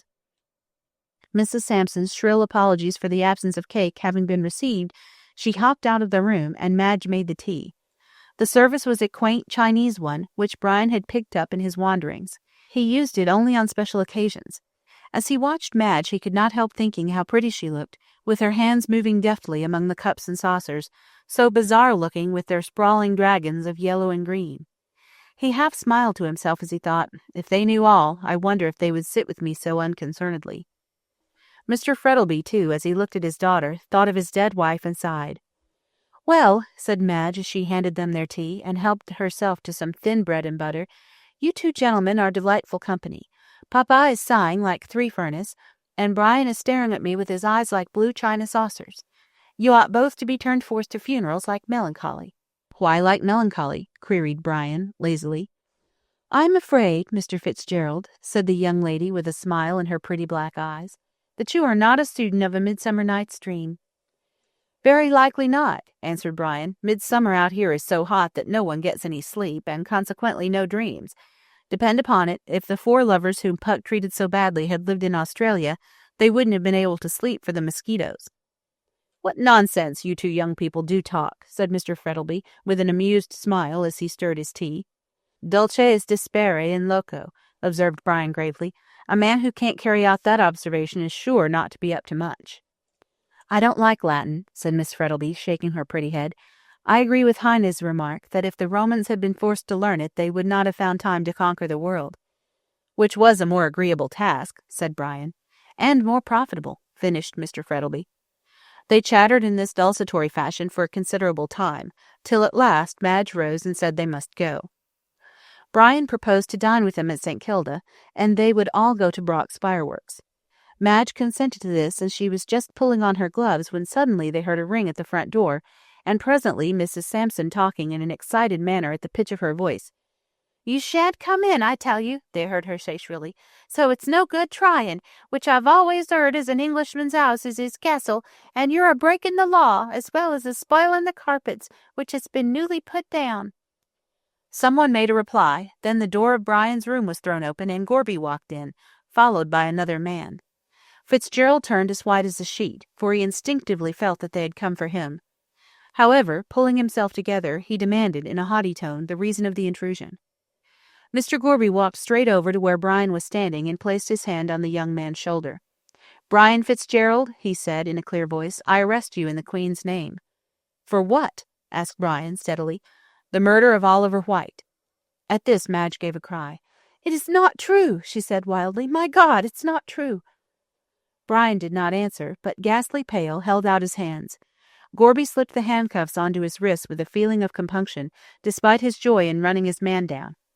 This done, Fitzgerald turned round to where Madge was standing, pale and still, as though turned into stone. "Madge," he said in a clear, low voice, "I am going to prison, perhaps to death, but I swear to you, by all that I hold most sacred, that I am innocent of this murder." "My darling!" She made a step forward, but her father stepped before her. "Keep back," he said in a hard voice. "There is nothing between you and that man now." She turned round with an ashen face, but with a proud look in her clear eyes. "You are wrong," she answered with a touch of scorn in her voice. "I love him more now than ever." Then, before her father could stop her, she placed her arms round her lover's neck and kissed him wildly. "My darling," she said, with the tears streaming down her white cheeks, "whatever the world may say, you are always dearest of all to me." Brian kissed her passionately and moved away. Madge fell down at her father's feet in a dead faint. Chapter 11. Counsel for the Prisoner. Brian Fitzgerald was arrested at a few minutes past 3 o'clock, and by 5 all Melbourne was ringing with the news that the perpetrator of the now famous Hansom Cab murder had been caught. The evening papers were full of the affair, and the Herald went through several editions, the demand being far in excess of the supply. Such a crime had not been committed in Melbourne since the Greer shooting case in the Opera House, and the mystery by which it was surrounded made it even more sensational.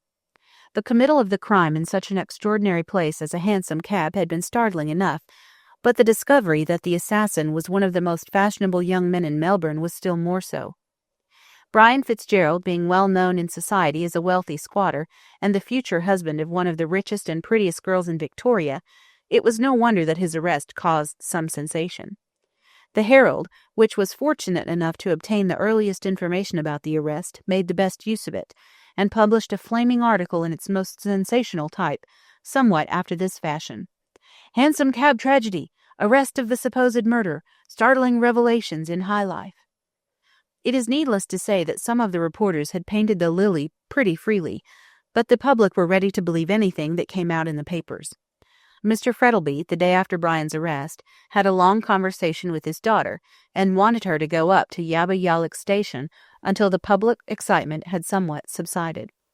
But this Madge flatly refused to do. "I'm not going to desert him when he most needs me," she said, resolutely. "Everybody has turned against him, even before they have heard the facts of the case. He says he is not guilty, and I believe him." "Then let him prove his innocence," said her father, who was pacing slowly up and down the room. "If he did not get into the cab with White, he must have been somewhere else, so we ought to set up the defense of an alibi." "He can easily do that," said Madge, with a ray of hope lighting up her sad face. "He was here till 11 o'clock on Thursday night." "Very probably," returned her father dryly. "But where was he at 1 o'clock on Friday morning?" "Besides, Mr. White left the house long before Brian did," she went on rapidly. "You must remember, it was when you quarrelled with Mr. White." "My dear Madge," said Frettlby, stopping in front of her with a displeased look, "you are incorrect. White and myself did not quarrel. He asked me if it were true that Fitzgerald was engaged to you, and I answered yes. That was all, and then he left the house." "Yes, and Brian didn't go until 2 hours after," said Madge. "He never saw Mr. White the whole night." "So he says," replied Mr. Frettlby significantly. "I believe Brian before anyone else in the world," said his daughter hotly, with flushed cheeks and flashing eyes. "Ah, but will a jury?" queried her father. "You have turned against him too," answered Madge, her eyes filling with tears. "You believe him guilty." "I am not prepared either to deny or confirm his guilt," said Mr. Frettlby coldly. "I have done what I could to help him. I have engaged Carlton to defend him, and if eloquence and skill can save him, you may set your mind at rest." "My dear father," said Madge, throwing her arms round his neck, "I knew you would not desert him altogether for my sake." "My darling," replied her father in a faltering voice, as he kissed her, "there is nothing in the world I would not do for your sake." Meanwhile, Brian was sitting in his cell in the Melbourne jail, thinking sadly enough about his position. He saw no hope of escape except one, and that he did not intend to take advantage of. "It would kill her, it would kill her," he said feverishly as he paced to and fro over the echoing stones. "Better that the last of the Fitzgeralds should perish like a common thief than she should know the bitter truth. If I engage a lawyer to defend me," he went on, "the first question he will ask me will be where I was on that night, and if I tell him, all will be discovered, and then— No, no, I cannot do it. It would kill her, my darling. and throwing himself down on the bed, he covered his face with his hands. He was roused by the opening of the door of his cell, and on looking up saw that it was Carlton who entered. He was a great friend of Fitzgerald's, and Brian was deeply touched by his kindness in coming to see him. Duncan Carlton had a kind heart, and was anxious to help Brian, but there was also a touch of self-interest in the matter. He had received a note from Mr. Frettlby asking him to defend Fitzgerald, which he agreed to do with avidity, as he foresaw in this case an opportunity for his name becoming known throughout the Australian colonies. It is true that he was already a celebrated lawyer, but his reputation was purely a local one, and as he foresaw that Fitzgerald's trial for murder would cause a great sensation throughout Australia and New Zealand, he determined to take advantage of it as another step in the ladder which led to fame, wealth, and position. So this tall, keen-eyed man, with the clean-shaven face and expressive mouth, advanced into the cell and took Brian by the hand. "It is very kind of you to come and see me," said Fitzgerald. "It is at a time like this that one appreciates friendship." "Yes, of course," answered the lawyer, fixing his keen eyes on the other's haggard face, as if he would read his innermost thoughts. "I came partly on my own account, and partly because Frettlby asked me to see you as your defense." "Mr. Frettlby?" said Brian in a mechanical way. "He is very kind. I thought he believed me guilty." "No man is considered guilty until he has been proved so," answered Carlton evasively. Brian noticed how guarded the answer was, for he heaved an impatient sigh. "And Miss Frettlby?" he asked in an hesitating manner. This time he got a decided answer. "She declines to believe you guilty, and will not hear a word said against you." "God bless her," said Brian fervently. "She is a true woman. I suppose I am pretty well canvassed?" he added bitterly.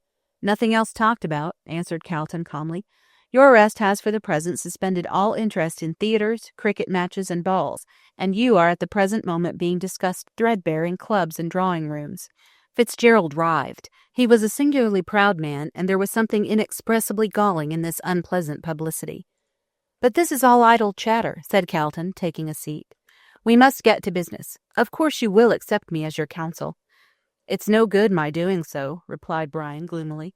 "The rope is already round my neck." "Nonsense," replied the lawyer cheerfully. "The rope is round no man's neck till he's on the scaffold. Now, you need not say a word," he went on, holding up his hand as Brian was about to speak. "I intend to defend you, whether you like it or not. I do not know all the facts, except what the papers have stated, and they exaggerate so much that one can place no reliance on them. At all events, I believe from my heart that you are innocent, and you must walk out of the prisoner's dock a free man, if only for the sake of that noble girl who loves you." Brian did not answer, but put out his hand, which the other grasped warmly. "I will not deny," went on Carlton, "that there is a little bit of professional curiosity about me. This case is such an extraordinary one that I feel as if I were unable to let slip an opportunity of doing something with it. I don't care for your humdrum murders with the poker and all that sort of thing, but this is something clever and therefore interesting. When you are safe, we will look together for the real criminal, and the pleasure of the search will be proportionate to the excitement when we find him out." "I agree with everything you say," said Fitzgerald calmly, "but have no defense to make." "No defense? You are not going to confess you killed him?" "No," with an angry flush, "but there are certain circumstances which prevent me from defending myself." "What nonsense!" retorted Carlton sharply, "as if any circumstances should prevent a man from saving his own life. But never mind, I like these objections. They make the nut harder to crack. But the kernel must be worth getting at. Now, I want you to answer certain questions." "I won't promise." "Well, we shall see," said the lawyer cheerfully, taking out his notebook and resting it on his knee. "First, where were you on the Thursday night preceding the murder?" "I can't tell you." "Oh, yes, you can, my friend. You left St. Kilda and came up to town by the 11 o'clock train." 11:20, corrected Brian. Carlton smiled in a gratified manner as he noted this down. "A little diplomacy is all that's required," he said mentally. "And where did you go then?" he added aloud. "I met Rolleston in the train, and we took a cab from the Flinders Street station up to the club." "What club?" "The Melbourne Club." "Yes?" interrogatively. "Rolleston went home, and I went into the club and played cards for a time." "When did you leave the club?" "A few minutes to 1 o'clock in the morning." "And then I suppose you went home?" "No, I did not." "Then where did you go?" "Down the street." "Rather vague. I presume you mean Collins Street?" "Yes." "You were going to meet someone, I suppose?" "I never said so." "Probably not, but young men don't wander about the streets at night without some object." "I was restless and wanted a walk." "Indeed. How curious you should prefer going into the heart of the dusty town for a walk to strolling through the Fitzroy Gardens which were on your way home. It won't do. You had an appointment to meet someone. Well, yes. I thought as much. Man or woman? I cannot tell you. Then I must find out for myself. You can't. Indeed, why not? You don't know where to look for her. Her! Cried Carlton, delighted at the success of his craftily put question. I knew it was a woman. Brian did not answer, but sat biting his lips with vexation. Now, who is this woman? No answer. Come now, Fitzgerald. I know that young men will be young men, and of course you don't like these things talked about, but in this case your character must be sacrificed to save your neck. What is her name? I can't tell you. Oh, you know it then? Well, yes. And you won't tell me? No. Carlton, however, had found out two things that pleased him. First, that Fitzgerald had had an appointment, and second, that it had been with a woman. He pursued another line. When did you last see White? Brian answered with great reluctance. I saw him drunk by the Scotch church. What? You were the man who hailed the hansom? Yes, assented the other, hesitating slightly. I was. The thought flashed through Carlton's brain as to whether the young man before him was guilty or not, and he was obliged to confess that things looked very black against him. Then what the newspaper said was correct? Partly. Ah, Carlton drew a long breath. Here was a ray of hope. You did not know it was White when you found him lying drunk near the Scotch church? No, I did not. Had I known it was he, I would not have picked him up. Of course, you recognized him afterwards? Yes, I did. And as the paper stated, I dropped him and walked away. Why did you leave him so abruptly? Brian looked at his questioner in some surprise. Because I detested him, he said shortly. Why did you detest him? No answer. Was it because he admired Miss Frettlby and from all appearances was going to marry her? Well, yes, sullenly. And now, said Carlton impressively, this is the whole point upon which the case turns. Why did you get into the cab with him? I did not get into the cab. The cabman declares that you did. He is wrong. I never came back after I recognized White. Then who was the man who got into the cab with White? I don't know. You have no idea? Not the least. You are certain? Yes, perfectly certain. He seems to have been dressed exactly like you. Very probably. I could name at least a dozen of my acquaintances who wear light coats over their evening dress and soft hats. Do you know if White had any enemies? No, I don't.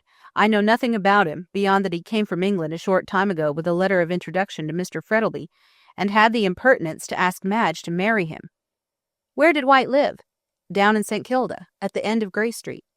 How do you know? It was in the papers, and, hesitatingly, I called on him.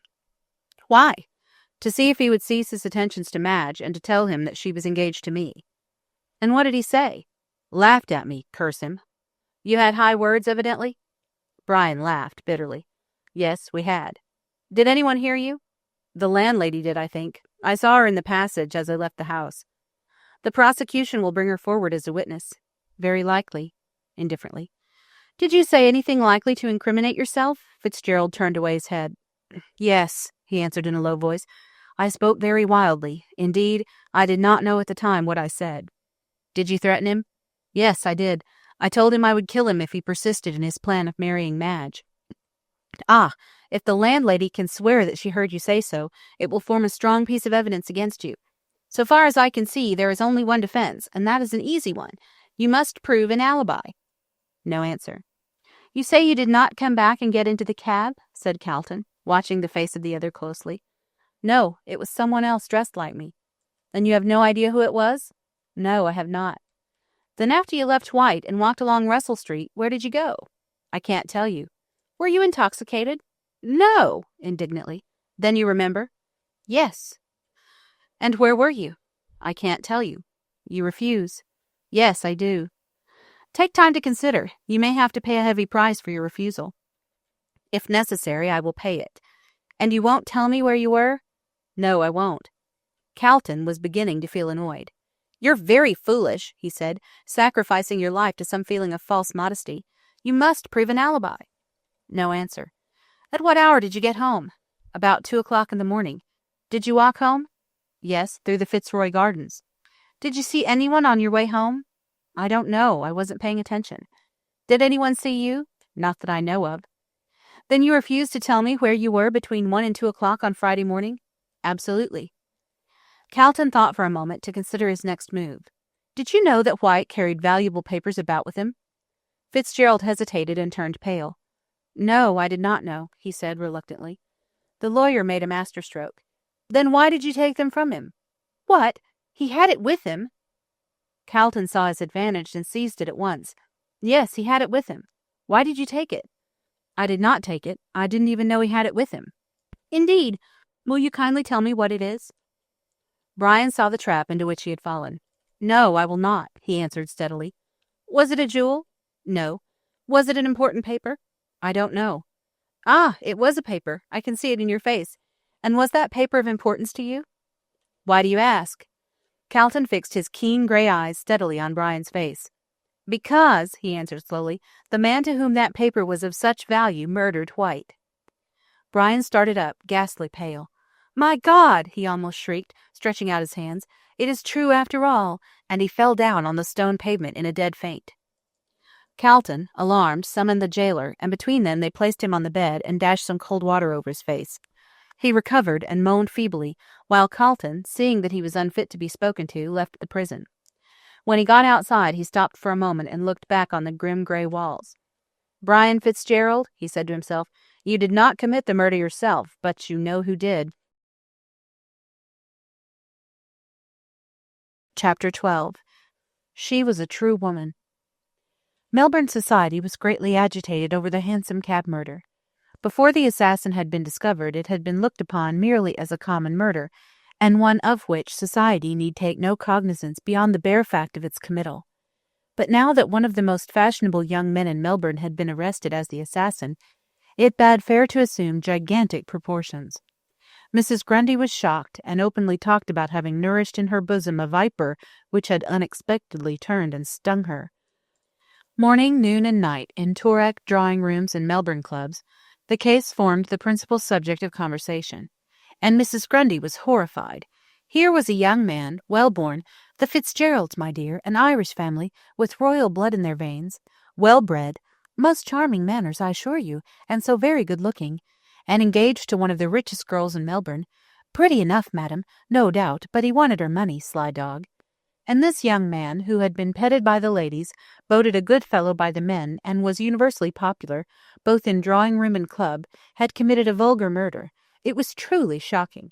What was the world coming to, and what were jails and lunatic asylums built for if men of young Fitzgerald's caliber were not put in them, and kept from killing people? And then, of course, everybody asked everybody else who White was, and why he had never been heard of before. All people who had met Mr. White were worried to death with questions about him, and underwent a species of social martyrdom as to who he was, what he was like, why he was killed, and all the rest of the insane questions which some people will ask.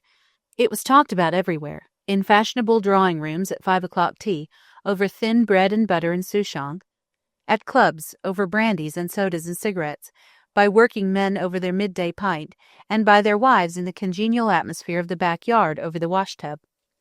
The papers were full of paragraphs about the famous murder, and the society papers gave an interview with the prisoner by their special reporters, which had been composed by those gentlemen out of the floating rumours which they heard around, and their own fertile imaginations.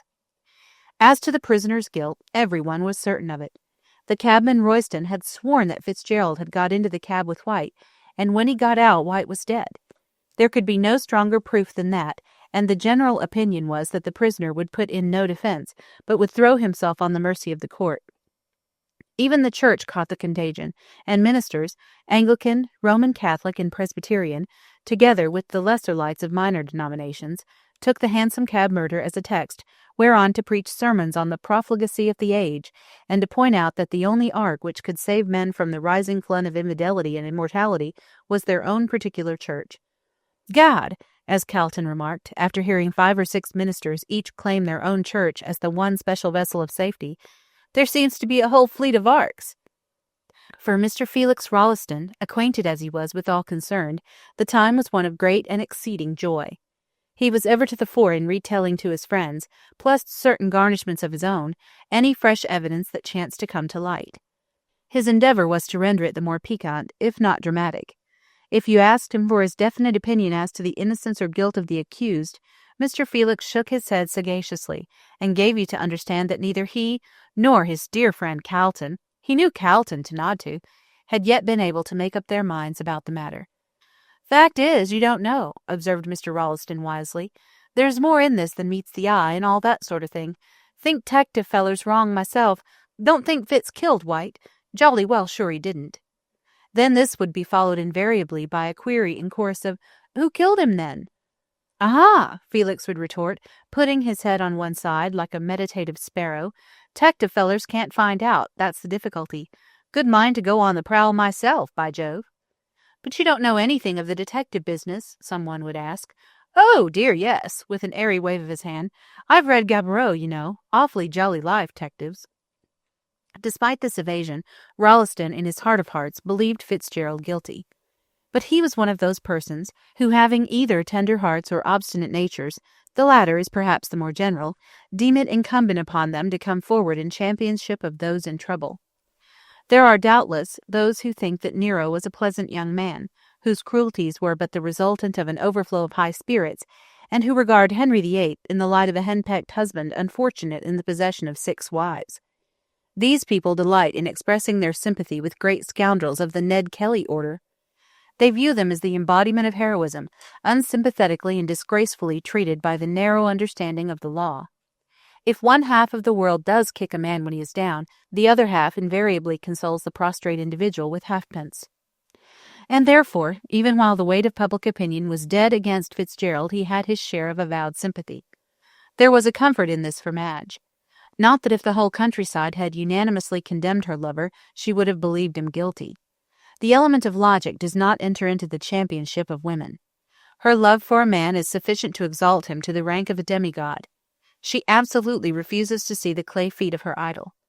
When all others forsake, she clings to him. When all others frown, she smiles on him, and when he dies, she reveres his memory as that of a saint and a martyr. Young men of the present day are prone to disparage their womenkind, but a poor thing is the man who, in time of trouble, has no woman to stand by him with cheering words and loving comfort. And so Madge Frettlby, true woman that she was, had nailed her colours to the mast. She refused to surrender to anyone or before any argument. He was innocent, and his innocence would be proved, for she had an intuitive feeling that he would be saved at the 11th hour. How, she knew not, but she was certain that it would be so. She would have gone to see Brian in prison, but that her father absolutely forbade her doing so. Therefore she was dependent upon Calton for all the news respecting him, and any message which she wished conveyed. Brian's persistent refusal to set up the defence of an alibi annoyed Calton, the more so as he could conceive no reason sufficiently worthy of the risk to which it subjected his client. "If it's for the sake of a woman," he said to Brian, "I don't care who she is, it's absolutely quixotic. Self-preservation is the first law of nature, and if my neck was in danger, I'd spare neither man, woman, nor child to save it." "I dare say," answered Brian, "but if you had my reasons, you might think differently." Yet in his own mind the lawyer had a suspicion which he thought might perhaps account for Brian's obstinate concealment of his movements on the fatal night. He had admitted an appointment with a woman. He was a handsome young fellow, and probably his morals were no better than those of his fellows. There was perhaps some intrigue with a married woman. He had perchance been with her on that night, and it was to shield her that he refused to speak. "Even so," argued Calton, "let him lose his character rather than his life. Indeed, the woman herself should speak. It would be hard upon her, I admit, yet when a man's life is in danger, surely nothing should stop her." Full of these perplexing thoughts, Calton went down to St. Kilda to have a talk with Madge. He intended to ask her to assist him towards obtaining the information he needed.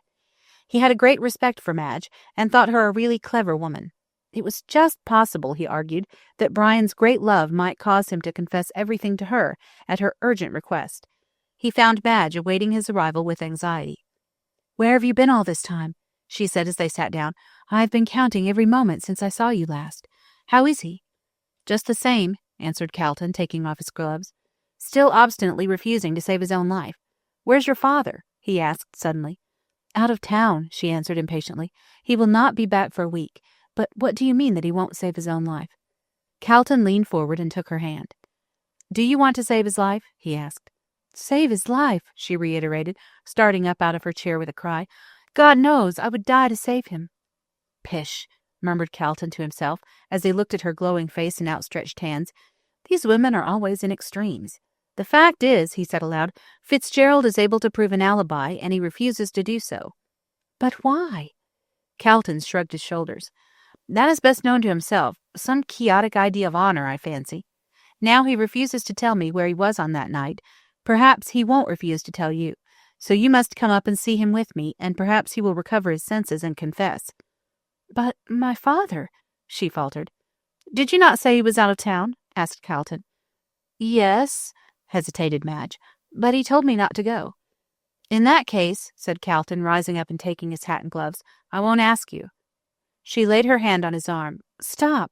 Will it do any good? Calton hesitated a moment, for he thought that if the reason of Brian's silence was, as he surmised, an intrigue with a married woman, he might not tell the girl he was engaged to about it. But on the other hand, there might be some other reason, and Calton trusted to Madge to find it out. With these thoughts in his mind, he turned round. Yes, he answered boldly, it may save his life. Then I shall go, she answered recklessly. He is more to me than my father, and if I can save him, I will. Wait, and she ran out of the room. An uncommonly plucky girl, murmured the lawyer as he looked out of the window. If Fitzgerald is not a fool, he will certainly tell her all. That is, of course, if he is able to. Queer things these women are. I quite agree with Balzac's saying that no wonder man couldn't understand woman, seeing that God who created her failed to do so. Madge came back, dressed to go out, with a heavy veil over her face. Shall I order the carriage? She asked, pulling on her gloves with trembling fingers. Hardly, answered Calton dryly, unless you want to see a paragraph in the society papers to the effect that Miss Madge Frettleby visited Mr. Fitzgerald in jail. No, we'll get a cab. Come, my dear. And taking her arm, he led her away. They reached the station and caught a train just as it started, yet notwithstanding this Madge was in a fever of impatience. How slowly it goes, she said fretfully. Hush, my dear, said Calton, laying his hand on her arm. You will betray yourself. We'll arrive soon and save him. Oh, God grant we may, she said with a low cry, clasping her hands tightly together, while Calton could see the tears falling from under her thick veil. This is not the way to do so, he said almost roughly. You'll be in hysterics soon. Control yourself for his sake. For his sake, she muttered, and with a powerful sort of will, calmed herself. They soon arrived in Melbourne, and, getting a hansom, drove quickly to the jail. After going through the usual formula, they entered the cell where Brian was, and when the warder who accompanied them opened the door, they found the young man seated on his bed. He looked up, and on seeing Madge, rose and held out his hands with a cry of delight. She ran forward and threw herself on his breast with a stifled sob. For a short time no one spoke, Calton being at the other end of the cell, busy with some notes which he had taken from his pocket, and the warder having retired. My poor darling, said Madge, stroking back the soft fair hair from his flushed forehead. How ill you look. Yes, answered Fitzgerald with a hard laugh. Prison does not improve a man, does it? Don't speak in that tone, Brian, she said. It is not like you. Let us sit down and talk calmly over the matter. I don't see what good that will do, he answered wearily as they sat down hand in hand. I have talked about it to Calton till my head aches, and it is no good. Of course not, retorted the lawyer, sharply, as he also sat down. Nor will it be any good until you come to your senses and tell us where you were on that night. I tell you I cannot. Brian, my dear, said Madge softly, taking his hand, you must tell all, for my sake. Fitzgerald sighed. This was the hardest temptation he had yet been subjected to. He felt half inclined to yield and chance the result, but one look at Madge's pure face steeled him against doing so. What could his confession bring but sorrow and regret to one whom he loved better than his life? Madge, he answered gravely, taking her hand again, you do not know what you ask. Yes, I do, she replied quickly. I ask you to save yourself, to prove that you are not guilty of this terrible crime, and not to sacrifice your life for the sake of...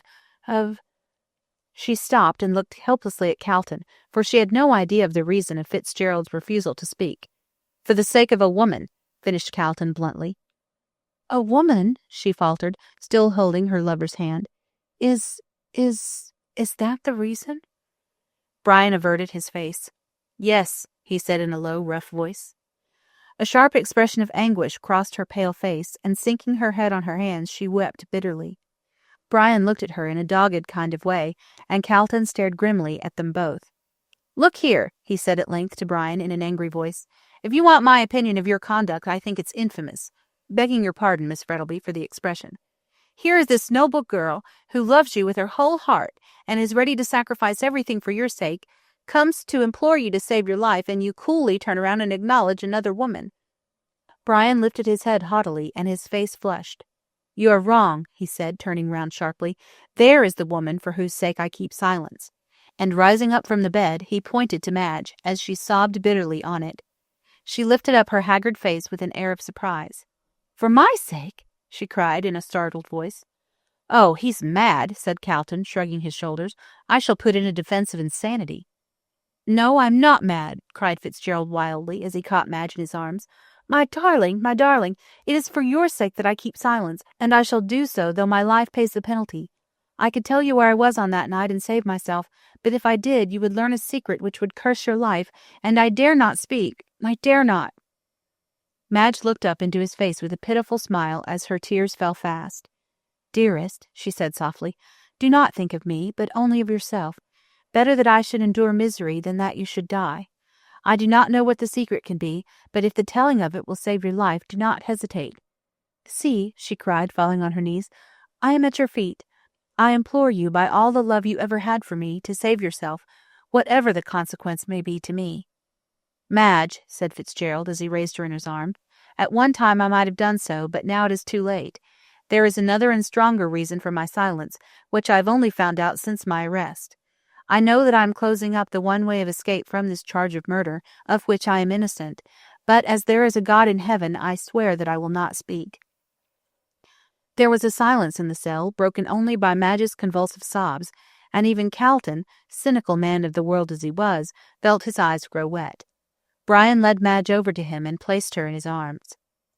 "Take her away," he said in a broken voice, "or I shall forget that I am a man." And turning away, he threw himself on his bed and covered his face with his hands. Calton did not answer him, but summoned the warder and tried to lead Madge away. But just as they reached the door, she broke away from him, and running back, flung herself on her lover's breast.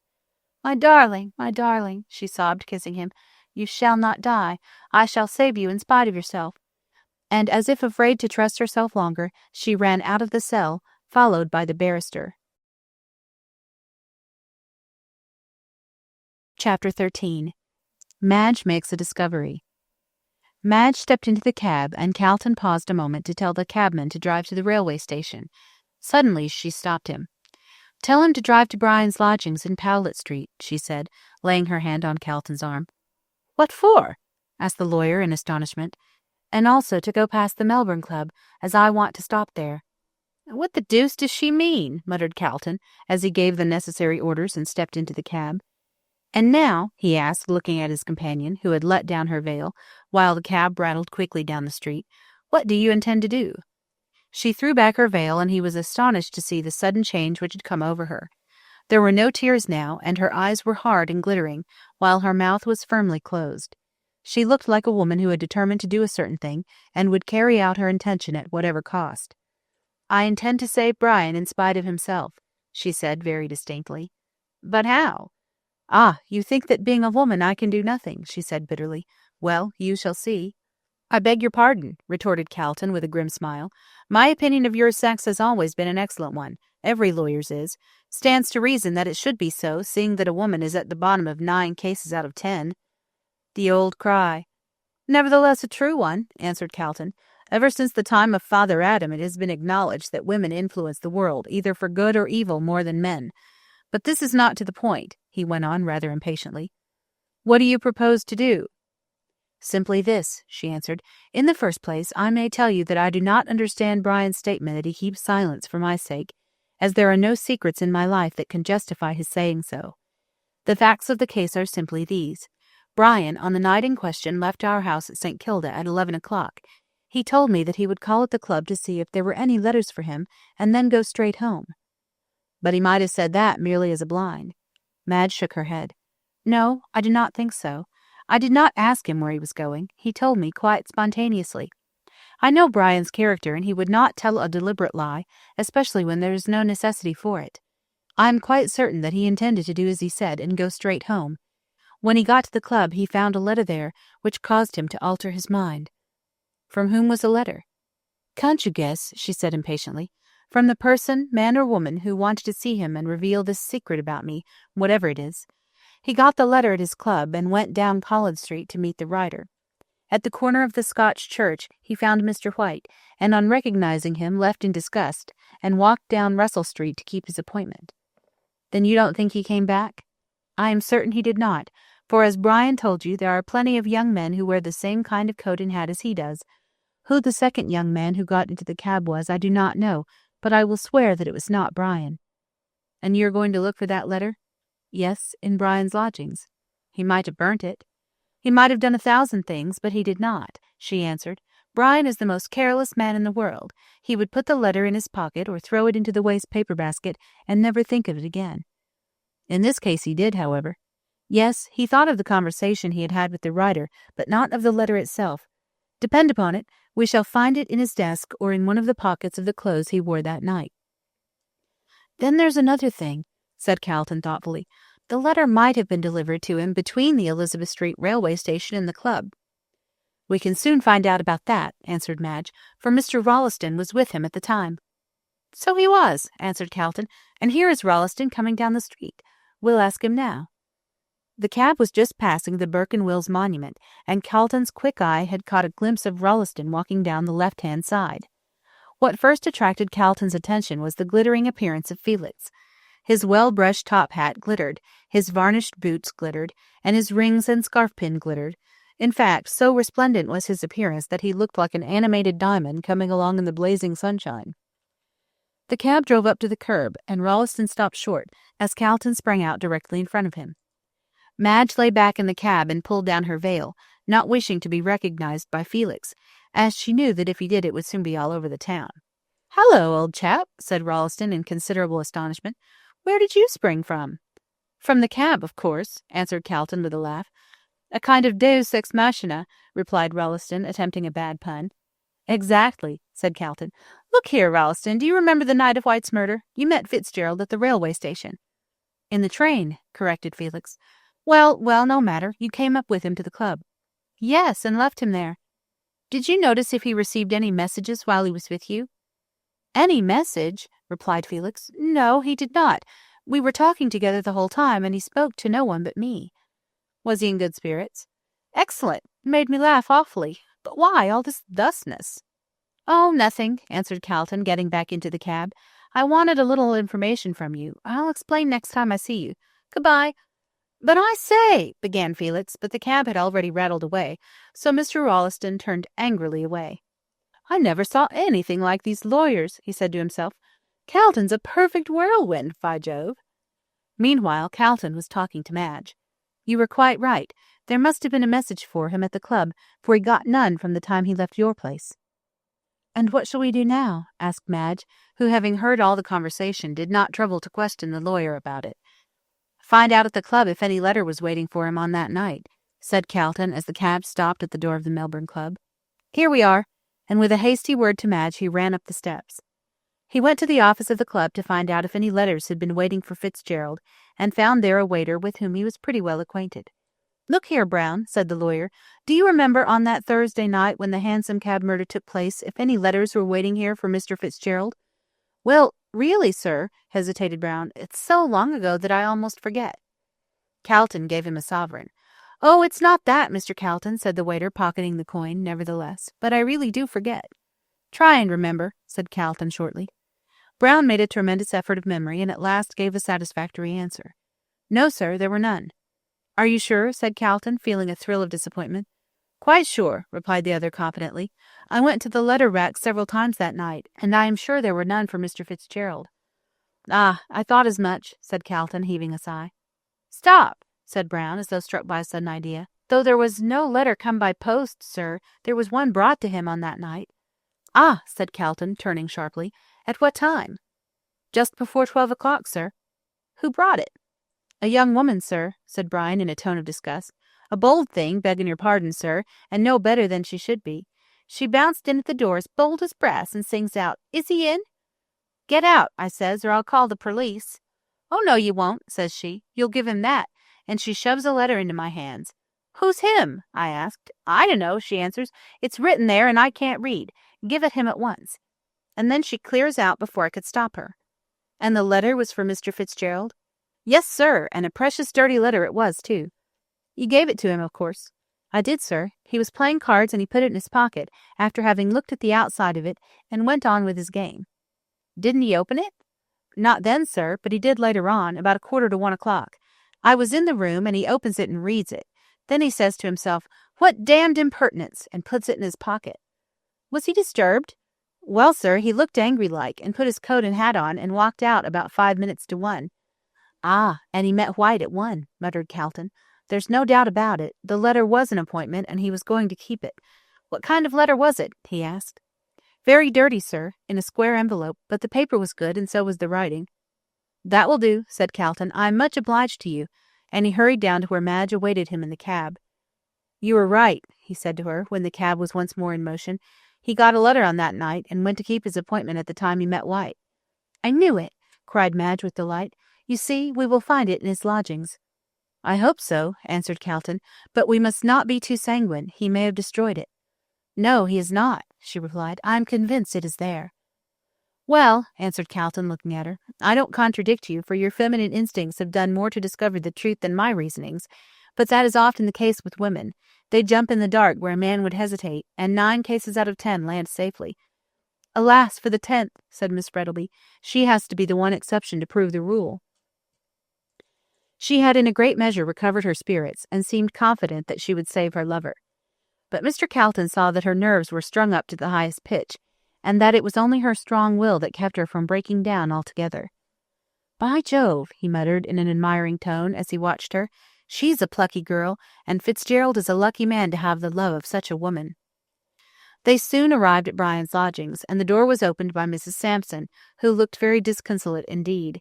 The poor cricket had been blaming herself severely for the information she had given to the false insurance agent, and the floods of tears which she had wept had apparently an effect on her physical condition, for she crackled less loudly than usual, though her voice was as shrill as ever. "That such a thing could have happened to him," she wailed in her thin, high voice, "and me that proud of not having any family of my own, except one as died and went up to heaven arter his father, which I hopes as they are both angels and friendly, as his nature had not developed in this valley of the shadow to determine his feelings toward his father when he died, being carried off by a chill, caused by the change from hot to cold, the weather being that contrary." They had arrived in Brian's sitting room by this time, and Madge sank into a chair, while Calton, anxious to begin the search, hinted to Mrs. Sampson that she could go. "I'm departin', sir," piped the cricket, with a sad shake of her head as she opened the door, "knowing as I do as he's innocent as an unborn babe, and to think of me having told that horrid person who had no regard for the truth of all about him, is now in a cold cell, not as what the weather ain't warm, and he won't want a fire as long as they allows him blankets." "What did you tell them?" asked Calton sharply. "Ah, you may well say that," lamented Mrs. Sampson, rolling her dingy handkerchief into a ball and dabbing at her red-rimmed eyes, which presented quite a bacchanalian appearance, due, be it said in justice, to grief, not to liquor. "Having been beguiled by that serpent in light clothes, as wanted to know if he always came home before 12, which I said as he was in the habit of doing, though, to be sure, he did sometimes use his latchkey." "The night of the murder, for instance." "Oh, don't say that, sir," said Mrs. Sampson with a terrified crackle. "Me being weak and ailin', though comin' of a strong family, as always lived to a good age, through being in the habit of wearing flannels, which my mother's father thought better nor a spilin' the inside with chemistry." "Clever man, that detective," murmured Calton to himself. "He got out of her by strategy what he never would have done by force. It's a strong piece of evidence against Fitzgerald, but it does not matter much if he could prove an alibi. You're likely to be called as a witness for the prosecution," he said aloud. "Me, sir?" squeaked Mrs. Sampson, trembling violently, and thereby producing a subdued rustle, as of wind in the trees. "As I've never been in the court, 'cept the time his father tooked me for a tree, to 'ear a murder, which there's no denying is as good as a play, he being 'ung, having 'it his wife over the 'ead with a poker when she weren't looking, and a burying her corpse in a back garden, without even a stone to mark the place, let alone a line from the Psalms and a remuneration of her virtues." "Well, well," said Calton rather impatiently as he opened the door for her. "Leave us for a short time, there's a good soul. Miss Frettleby and I want to rest, and we will ring for you when we are going." "Thank you, sir," said the lachrymose landlady, "and I hopes they won't hang him, which is such a choky way of dying. But in life we are in death," she went on, rather incoherently, "as is well known to him as diseases and may be corpsed at any minute, and as—" Here Carlton, unable to restrain his impatience any longer, shut the door, and they heard Mrs. Sampson's shrill voice and subdued cracklings die away in the distance. "Now then," he said, "now that we have got rid of that woman and her tongue, where are we to begin?" "The desk," replied Madge, going over to it. "It's the most likely place." "Don't think so," said Carlton, shaking his head. "If, as you say, Fitzgerald is a careless man, he would not have troubled to put it there. However, perhaps we'd better look." The desk was very untidy, just like Brian, as Madge remarked, full of paid and unpaid bills, old letters, playbills, ball programs, and withered flowers. "Reminiscences of former flirtations," said Carlton with a laugh, pointing to those. "I should not wonder," retorted Miss Frettleby coolly. "Brian always was in love with some one or other, but you know what Lytton says, there are many counterfeits but only one Eros, so I can afford to forget these things." The letter, however, was not to be found in the desk, nor was it in the sitting-room. They tried the bedroom, but with no better result. Madge was about to give up the search in despair, when suddenly Carlton's eye fell on the waste-paper basket, which by some unaccountable reason they had overlooked. The basket was half full, in fact more than half, and on looking at it, a sudden thought struck the lawyer. He rang the bell, and presently Mrs. Sampson made her opinion. "How long has that waste-paper basket been standing like that?" he asked, pointing to it. "It being the only fault I had to find with him," said Mrs. Sampson, "he being that untidy that he never let me clean it out till he told me personally. He said as how he throwed things into it as he might have to look up again, and I haven't touched it for more nor 6 weeks. Open you won't think me a bad housekeeper, it being his own wish, being fond of litter and such like." 6 weeks, repeated Carlton with a look at Madge. "Ah, and he got the letter 4 weeks ago. Depend upon it, we shall find it there."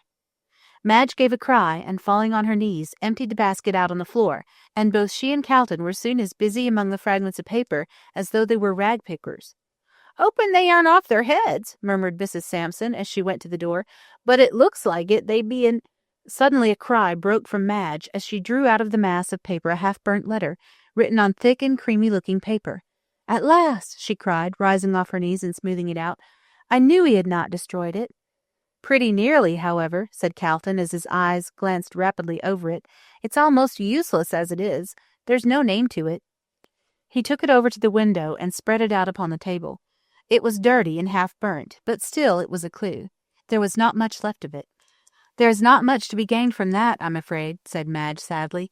"It shows that he had an appointment, but where?" Carlton did not answer, but leaning his head on his hands, stared hard at the paper. At last he jumped up with a cry. "I have it," he said in an excited tone. "Look at that paper. See how creamy and white it is, and above all, look at the printing on the corner. Ott Villa, Toorak." Then he went down to Toorak? In an hour, and back again? Hardly. Then it was not written from Toorak? No, it was written in one of the Melbourne back slums. "How do you know?" "Look at the girl who brought it," said Carlton quickly. "A disreputable-looking woman, one far more likely to come from the back slums than from Toorak. As to the paper, 3 months ago there was a robbery at Toorak, and this is some of the paper that was stolen by the thieves." Madge said nothing, but her sparkling eyes and the nervous trembling of her hands showed her excitement. "I will see a detective this evening," said Carlton exultingly. "Find out where this letter came from and who wrote it. We'll save him yet," he said, placing the precious letter carefully in his pocketbook. "You think you will be able to find the woman who wrote that?" Said the lawyer, looking thoughtful. "She may be dead, as the letter says she is in a dying condition. However, if I can find the woman who delivered the letter at the club and waited for Fitzgerald at the corner of Bourke and Russell Street, that will be sufficient. All I want to prove is that he was not in the hansom cab with White." "And do you think you can do that?" "Depends upon this letter," said Carlton, tapping his pocketbook with his finger. "I'll tell you tomorrow."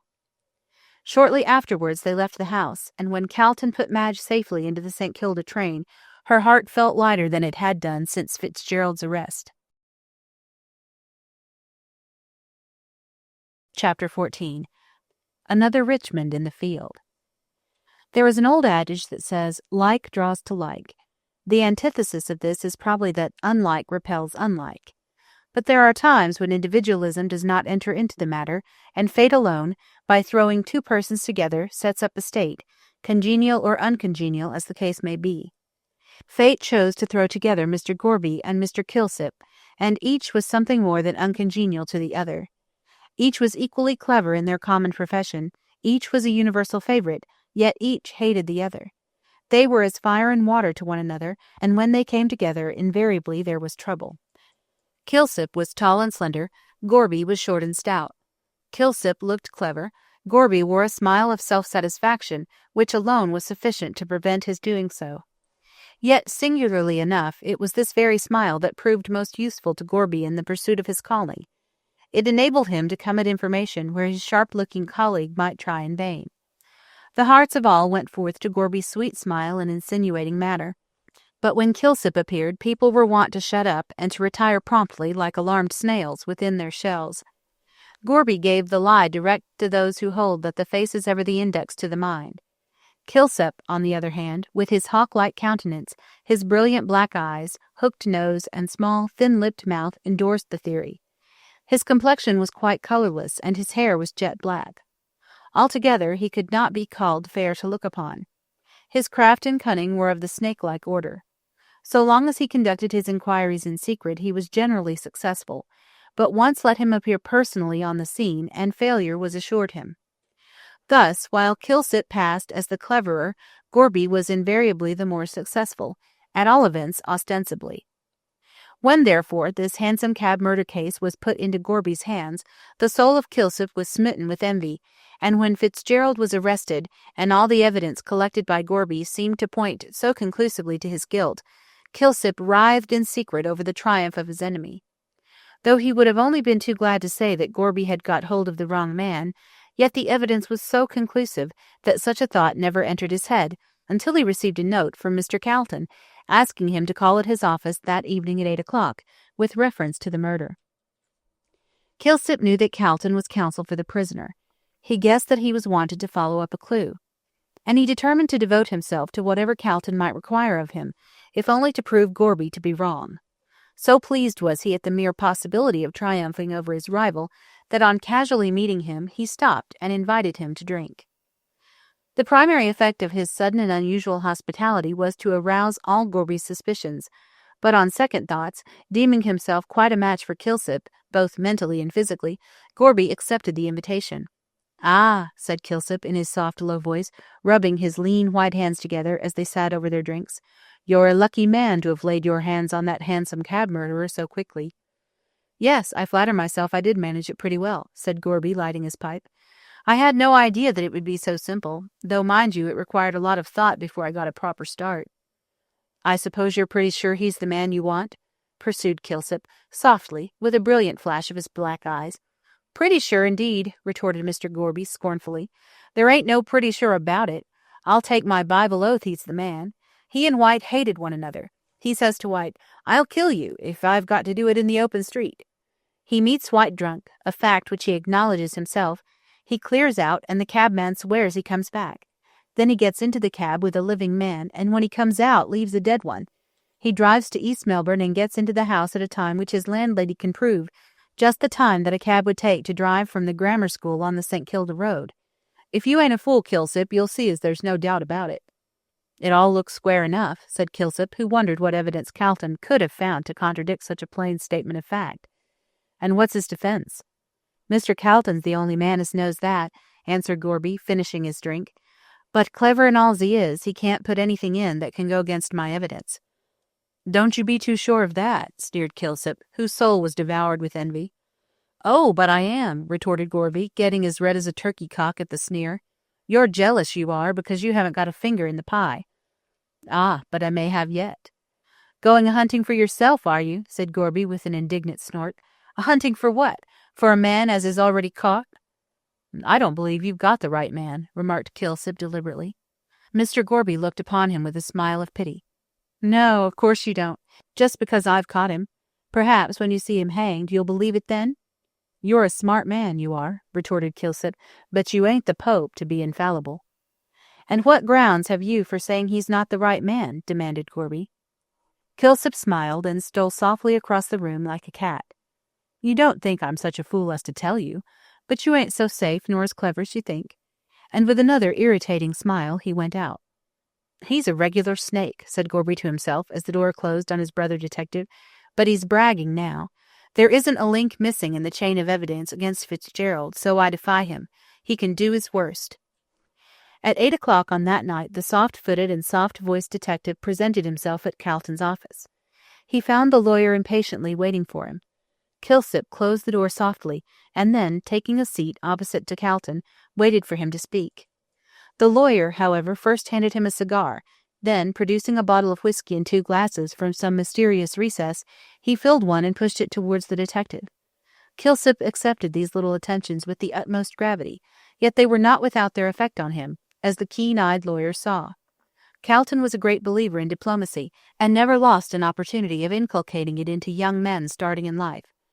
"Diplomacy," said Calton to one young aspirant for legal honors, "is the oil we cast on the troubled waters of social, professional, and political life, and if you can, by a little tact, manage mankind, you are pretty certain to get on in this world."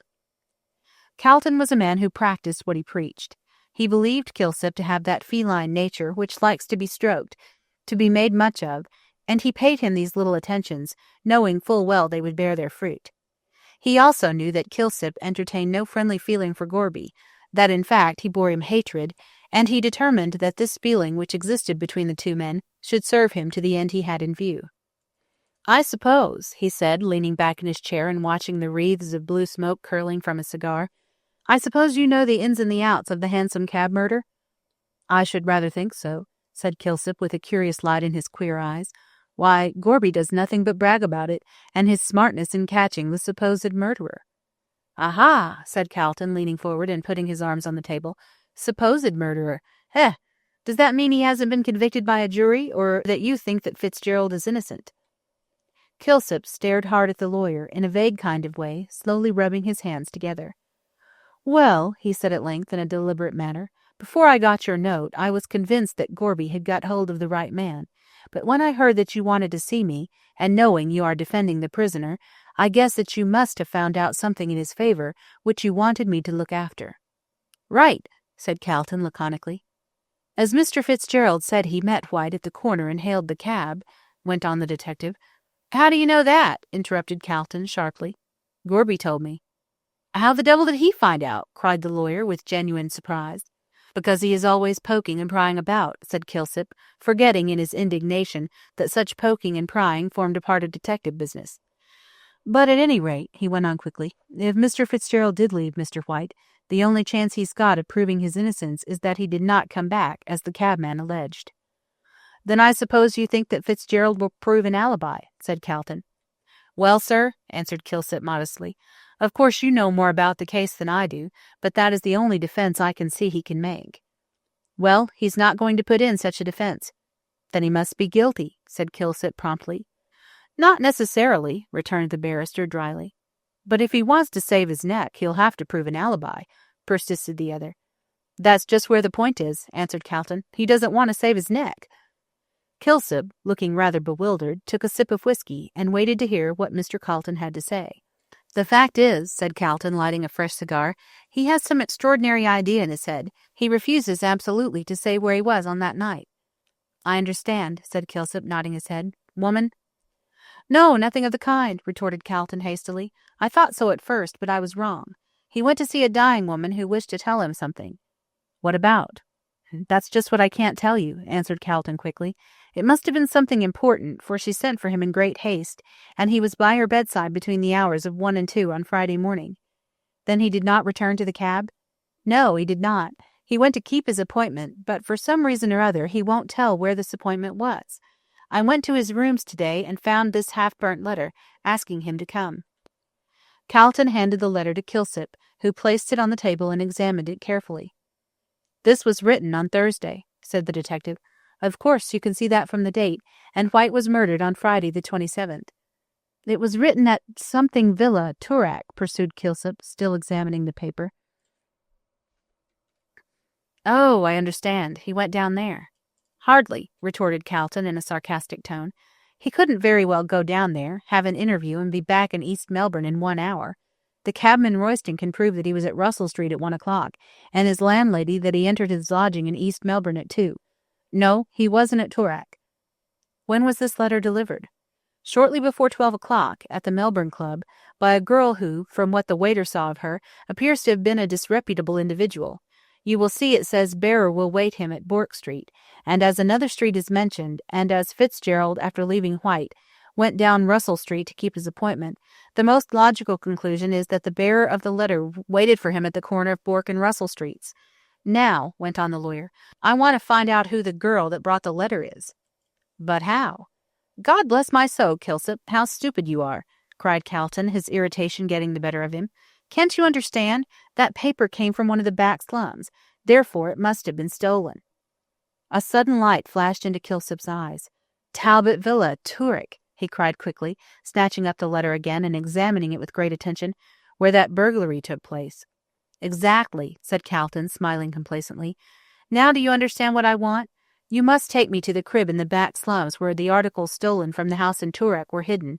This paper, pointing to the letter, is part of the swag left behind, and must have been used by someone there.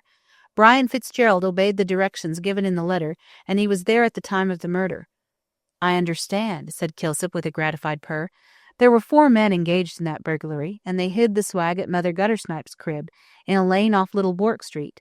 But hang it, a swell like Mr. Fitzgerald, in evening dress, couldn't very well have gone down there unless he had someone with him well known in the locality, finished Calton rapidly. Exactly. That woman who delivered the letter at the club guided him. Judging from the waiter's description of her appearance, I should think she was pretty well known about the slums. Well, said Calsip, rising and looking at his watch, it is now 9 o'clock, so if you like we will go to the old hag's place at once. Dying woman, he said as if struck by a sudden thought. There was a woman who died there about 4 weeks ago. Who was she? Asked Calton, who was putting on his overcoat. Some relation of Mother Guttersnipe's, I fancy, answered Kilsip as they left the office. I don't know exactly what she was. She was called the Queen, and a precious handsome woman she must have been. Came from Sydney about 3 months ago, and from what I can make out, was not long from England. Died of consumption on the Thursday night before the murder. Chapter 15. A Woman of the People. Bourke Street is a more crowded thoroughfare than Collins Street, especially at night. The theatres that it contains are in themselves sufficient for the gathering of a considerable crowd. It is a grimy crowd for the most part. Round the doors of the hotels a number of ragged and shabby-looking individuals collect, waiting till some kind of friend shall invite them to step inside. Further on, a knot of horsey-looking men are to be seen standing under the Opera House veranda, giving and taking odds about the Melbourne Cup, or some other meeting. Here and there are ragged street Arabs selling matches and newspapers, and against the veranda post, in the full blaze of the electric light, leans a weary, draggled-looking woman, one arm clasping a baby to her breast, and the other holding a pile of newspapers, while she drones out in a hoarse voice, "Herald, 3rd edition, 1 penny," till the ear wearies of the constant repetition. Cabs rattle incessantly along the street. Here a fast-looking hansom, with a rakish horse, bearing some gilded youth to his club. There a dingy-looking vehicle, drawn by a lank quadruped, which staggers blindly down the street. Alternating with these, carriages dash by with their well-groomed horses, and within, the vision of bright eyes, white dresses, and the sparkle of diamonds. Then, further up, just on the verge of the pavement, 3 violins and a harp are playing a German waltz to an admiring crowd of attentive spectators. If there is one thing which the Melbourne folk love more than another, it is music. Their fondness for it is only equalled by their admiration for horse racing. Any street band which plays at all decently may be sure of a good audience, and a substantial remuneration for their performance. Some writer has described Melbourne as Glasgow with the sky of Alexandria, and certainly the beautiful climate of Australia, so Italian in its brightness, must have a great effect on the nature of such an adaptable race as the Anglo-Saxon. In spite of the dismal prognostications of Marcus Clarke regarding the future Australian, whom he describes as being a tall, coarse, strong-jawed, greedy, pushing, talented man, excelling in swimming and horsemanship, it is more likely that he will be a cultured, indolent individual, with an intense appreciation of the arts and sciences, and a dislike to hard work and utilitarian principles.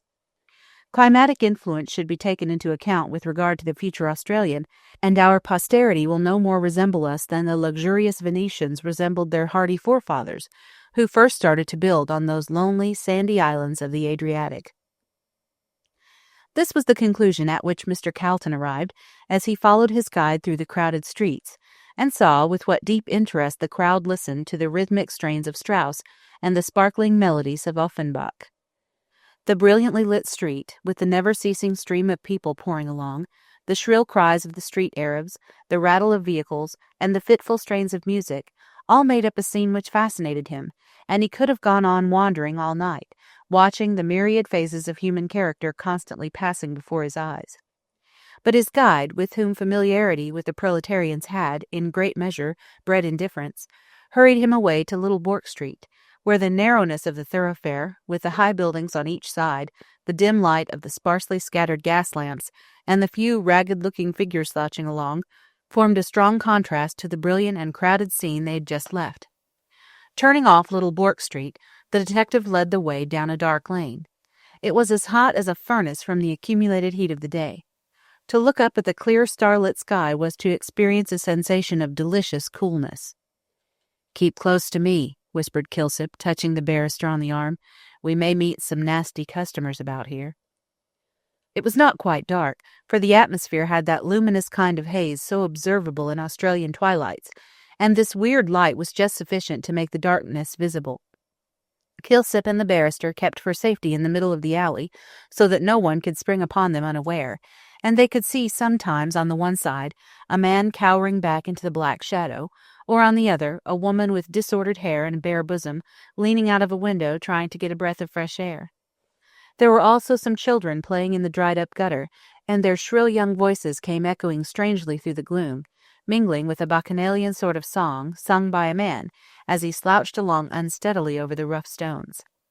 Now and then a mild-looking string of Chinamen strolled along, clad in their dull-hued blue blouses, either chattering shrilly, like a lot of parrots, or moving silently down the alley with a stolid oriental apathy on their yellow faces.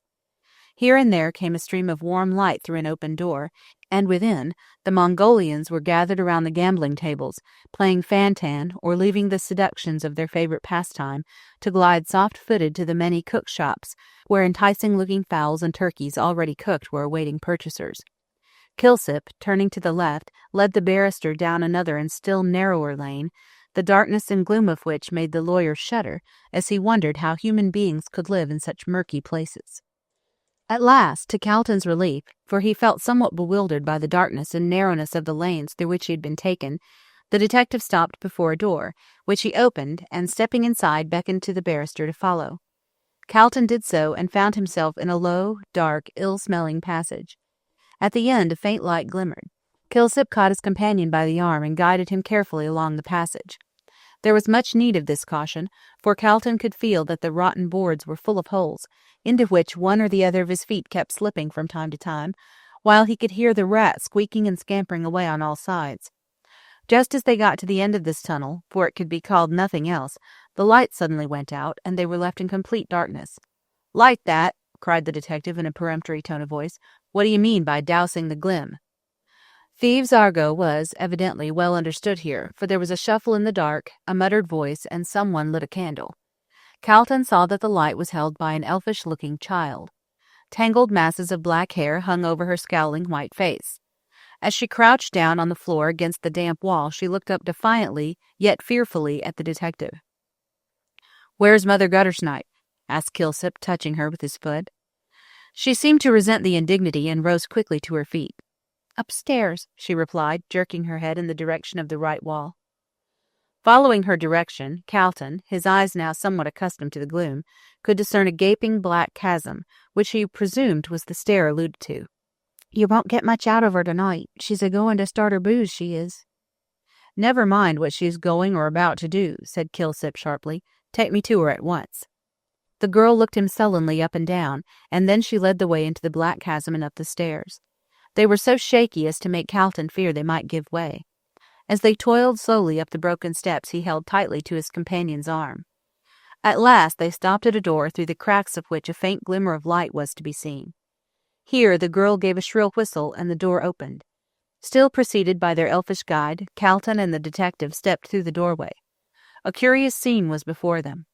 A small, square room with a low roof, from which the paper, mildewed and torn, hung in shreds. On the left hand, at the far end, was a kind of low stretcher, upon which a woman, almost naked, lay amid a heap of greasy clothes. She appeared to be ill, for she kept tossing her head from side to side restlessly, and every now and then sang snatches of song in a cracked voice. In the center of her room was a rough deal table, upon which stood a guttering tallow candle, which but faintly illuminated the scene, and a half-empty rectangular bottle of schnapps, with a broken cup beside it. In front of these signs of festivity sat an old woman with a pack of cards spread out before her, and from which she had evidently been telling the fortune of a villainous-looking young man who had opened the door, and who stood looking at the detective with no very friendly expression of countenance. He wore a greasy brown velvet coat, much patched, and a black wide-awake hat pulled down over his eyes. From his expression, so scowling and vindictive was it, the barrister judged his ultimate destiny to lie between Pentridge and the gallows. As they entered, the fortune-teller raised her head, and shading her eyes with one skinny hand, looked curiously at the newcomers. Calton thought he had never seen such a repulsive-looking old crone, and in truth, her ugliness was, in its very grotesqueness, well worthy of the pencil of a Dore. Her face was seamed and lined with innumerable wrinkles, clearly defined by the dirt which was in them, bushy grey eyebrows, drawn frowningly over two piercing black eyes, whose light was undimmed by age, a hooked nose, like the beak of a bird of prey, and a thin-lipped mouth devoid of teeth. Her hair was very luxurious and almost white, and was tied up in a great bunch by a greasy bit of black ribbon. As to her chin, Calton, when he saw it wagging to and fro, involuntarily quoted Macbeth's lines, "Ye should be woman, and yet your beards forbid me to interpret that ye are so." She was no bad representative of the weird sisters. As they entered, she eyed them viciously, demanding, "What the blazes they wanted?" "Want your booze?" cried the child with an elfish laugh, as she shook back her tangled hair. "Get out, you whelp!" croaked the old hag, shaking one skinny fist at her, "or I'll tear your heart out." "Yes, she can go," said Kilsip, nodding to the girl, "and you can clear too," he added sharply, turning to the young man, who stood, still holding the door open. At first he seemed inclined to dispute the detective's order, but ultimately obeyed him, muttering, as he went out, something about the bloomin' cheek of showing swells coves' cribs. The child followed him out, her exit being accelerated by Mother Guttersnipe, who, with a rapidity only attained by long practice, seized the shoe from one of her feet and flung it at the head of the rapidly retreating girl. "Wait till I catches you, Lizzer!" she shrieked with a volley of oaths. "I'll break your head for you." Lizzer responded with a shrill laugh of disdain and vanished through the shaky door, which she closed after her. When she had disappeared, Mother Guttersnipe took a drink from the broken cup, and gathering all her greasy cards together in a business-like way, looked insinuatingly at Calton with a suggestive leer. "It's the future you want unveiled, dearie?" she croaked, rapidly shuffling the cards. "And old Mother'll tell—" "No, she won't," interrupted the detective sharply. "I've come on business." The old woman started at this, and looked keenly at him from under her bushy eyebrows. "What have the boys been up to now?" she asked harshly. "There ain't no swag here this time." Just then the sick woman, who had been restlessly tossing on the bed, commenced singing a snatch of the quaint old ballad of Barbara Allen. "Oh, mither, mither, make my bed, and make it soft and narrow. Since my true love died for me today, I'll die for him tomorrow." "Shut up, cuss you!" yelled Mother Guttersnipe viciously, "or I'll knock your bloomin' head off." And she seized the square bottle as if to carry out her threat, but altering her mind, she poured some of its contents into the cup, and drank it off with avidity. "The woman seems ill," said Calton, casting a shuddering glance at the stretcher. "So she are," growled Mother Guttersnipe angrily. "She ought to be in Yarrer Bend, she ought, instead of stopping here and singing them beastly things, which makes my blood run cold. Just hear her," she said viciously, as the sick old woman broke out once more. "Oh, little did my mother think, when she first cradled me, I'd die so far away from home upon the gallows tree." "Yah," said the old woman hastily, drinking some more gin out of the cup. "She's always a-talking of dyin' and gallers as if they were nice things to jar about." "Who was that woman who died here 3 or 4 weeks ago?" asked Calsip sharply. "How should I know?" retorted Mother Guttersnipe sullenly. "I didn't kill her, did I? It were the brandy she drank. She were always drinking, cuss her."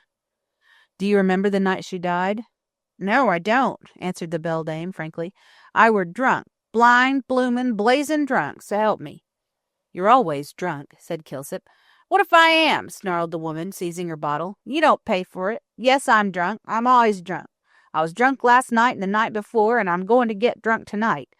with an impressive look at the bottle, "and tomorrow night, and I'll keep it up till I'm rotting in the grave." Calton shuddered, so full of hatred and suppressed malignity was her voice, but the detective merely shrugged his shoulders. "More fool you," he said briefly. "Come now, on the night the Queen, as you call her, died, there was a gentleman came to see her." "So she said," retorted Mother Guttersnipe, "but lor, I don't know anything. I were drunk." "Who said? The Queen?" "No, my granddaughter Sal. The Queen sent her to fetch the toff to see her cut her lucky. Wanted him to look at his work, I suppose, cuss him, and Sal pigged some paper from me box," she shrieked indignantly. "Prigged it when I went too drunk to stop her."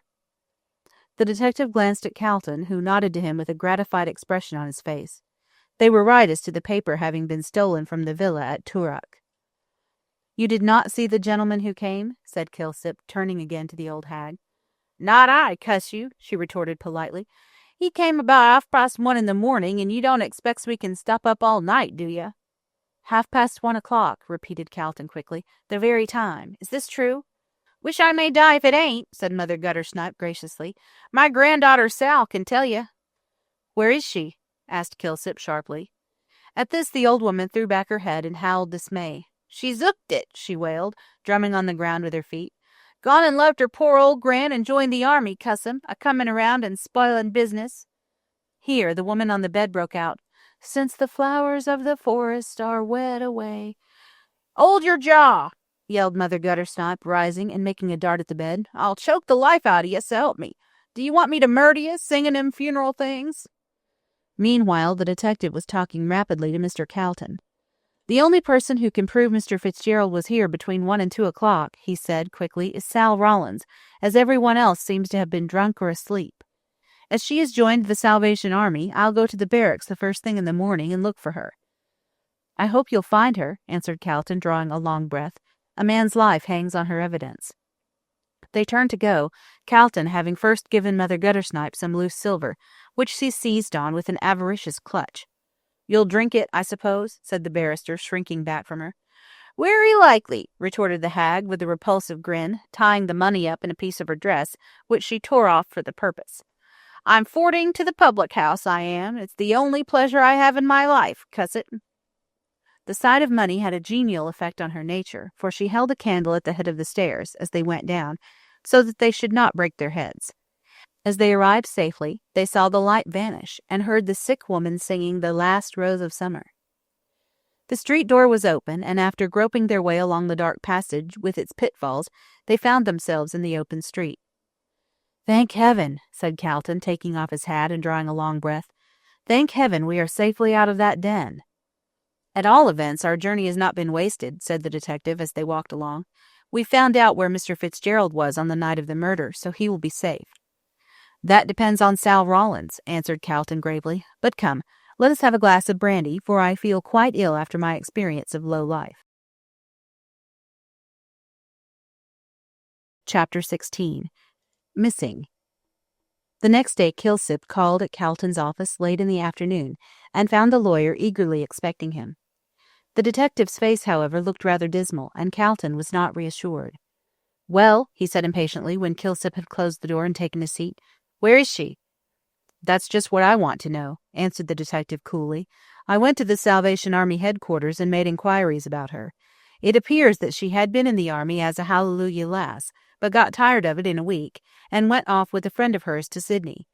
She carried on her old life of dissipation, but ultimately her friend got sick of her, and the last thing they heard about her was that she had taken up with a Chinaman in one of the Sydney slums. I telegraphed at once to Sydney, and got a reply that there was no person of the name of Sal Rollins known to the Sydney police, but they said they would make inquiries and let me know the result." "Ah, she has no doubt changed her name," said Calton thoughtfully, stroking his chin. "I wonder why." "Wanted to get rid of the army, I expect," answered Kilsip dryly. "But the straying lamb did not care about being hunted back to the fold." "And when did she join the army?" "The very day after the murder." "Rather sudden conversion?" "Yes, but she said the death of the woman on Thursday night had so startled her that she went straight off to the army to get her religion properly fixed up." "The effects of fright, no doubt," said Calton dryly. "I've met a good many examples of these sudden conversions, but they never last long as a rule. It's a case of the devil was sick, the devil a monk would be, more than anything else." "Good looking?" So, I believe, replied Kilsip, shrugging his shoulders. Very ignorant, could neither read nor write. That accounts for her not asking for Fitzgerald when she called at the club. She probably did not know whom she had been sent for. It will resolve itself into a question of identification, I expect. However, if the police can't find her, we will put an advertisement in the papers offering reward, and send out handbills to the same effect. She must be found. That accounts for her not asking for Fitzgerald when she called at the club. She probably did not know whom she had been sent for. It will resolve itself into a question of identification, I expect. However, if the police can't find her, we will put an advertisement in the papers offering reward, and send out handbills to the same effect. She must be found.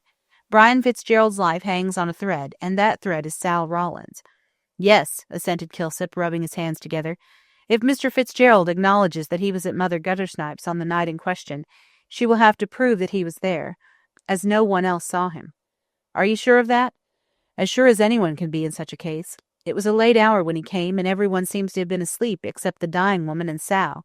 And as one is dead, the other is the only person that can prove he was there at the time when the murder was being committed in the hansom. And Mother Guttersnipe was drunk, as she acknowledged last night. She thought that if a gentleman did call, it must have been the other one. The other one? Repeated Calton in a puzzled voice. What other one? Oliver White. Calton arose from his seat with a blank air of astonishment. Oliver White, he said as soon as he could find his voice. Was he in the habit of going there? Kilsip curled himself up in his seat like a sleek cat, and pushing forward his head till his nose looked like the beak of a bird of prey, looked keenly at Calton. Look here, sir, he said in his low, purring voice. There's a good deal in this case which don't seem plain. In fact, the further we go into it, the more mixed up it seems to get. I went to see Mother Guttersnipe this morning, and she told me that White had visited the Queen several times while she lay ill, and that he seemed to be pretty well acquainted with her. But who the deuce is this woman they call the Queen? Said Calton irritably. She seems to be at the bottom of the whole affair. Every path we take leads to her. I hardly know anything about her, replied Kilsip, except that she was a good-looking woman of about 49. She come out from England to Sydney a few months ago, and then on here. How she got to Mother Guttersnipe's I can't find out, though I've tried to pump that old woman, but she is as close as wax, and it's my belief she knows more about this dead woman than she chooses to tell. But what could she have told Fitzgerald to make him act in this silly manner? A stranger who comes from England and dies in a Melbourne slum can't possibly know anything about Miss Frettlby. Not unless Miss Frettlby was secretly married to White, suggested Kilsip, and the Queen knew it. Nonsense, retorted Calton sharply. Why, she hated him and loves Fitzgerald. Besides, why on earth should she marry secretly and make a confidant of a woman in the lowest parts of Melbourne? At one time her father wanted her to marry White, but she made such a strong opposition that he eventually gave his consent to her engagement with Fitzgerald. And White? Oh, he had a row with Mr. Frettlby and left the house in a rage. He was murdered the same night, for the sake of some papers he carried. Oh, that's Gorby's idea, said Kilsip scornfully with a vicious snarl. And it's mine, too, answered Calton firmly. White had some valuable papers which he always carried about with him. The woman who died evidently told Fitzgerald that he did so. I gathered as much from an accidental admission he made. Kilsip looked puzzled. I must confess that it is a riddle, he said at length. But if Mr. Fitzgerald would only speak, it would clear everything up. Speak about what? The man who murdered White? Well, if he did not go quite so far as that, he might at least supply the motive for the crime. Perhaps so, answered Calton as the detective rose to go, but it's no use. Fitzgerald, for some reason or another, has evidently made up his mind not to speak, so our only hope in saving him lies in finding this girl. If she's anywhere in Australia, you may be sure she'll be found, answered Kilsip confidently, as he took his departure. Australia isn't so overcrowded as all that. But if Sal Rawlins was in Australia at all, she certainly must have been in some very remote part. All efforts to find her proved futile. It was an open question if she was alive or dead. She seemed to have vanished completely. She was last seen in a Sydney den with a Chinaman whom afterwards she appears to have left. Since then, nothing whatever was known of her. Notices offering large rewards for her discovery were inserted in all the newspapers, Australian and New Zealand. But nothing came of them. As she was herself unable to read, there seemed little chance of her knowing of them, and if, as Calton surmised, she had changed her name, no one would be likely to tell her of them. There was only the bare chance that she might hear of them casually, or that she might turn up of her own accord. If she returned to Melbourne, she would certainly go to her grandmother's. She had no motive for not doing so.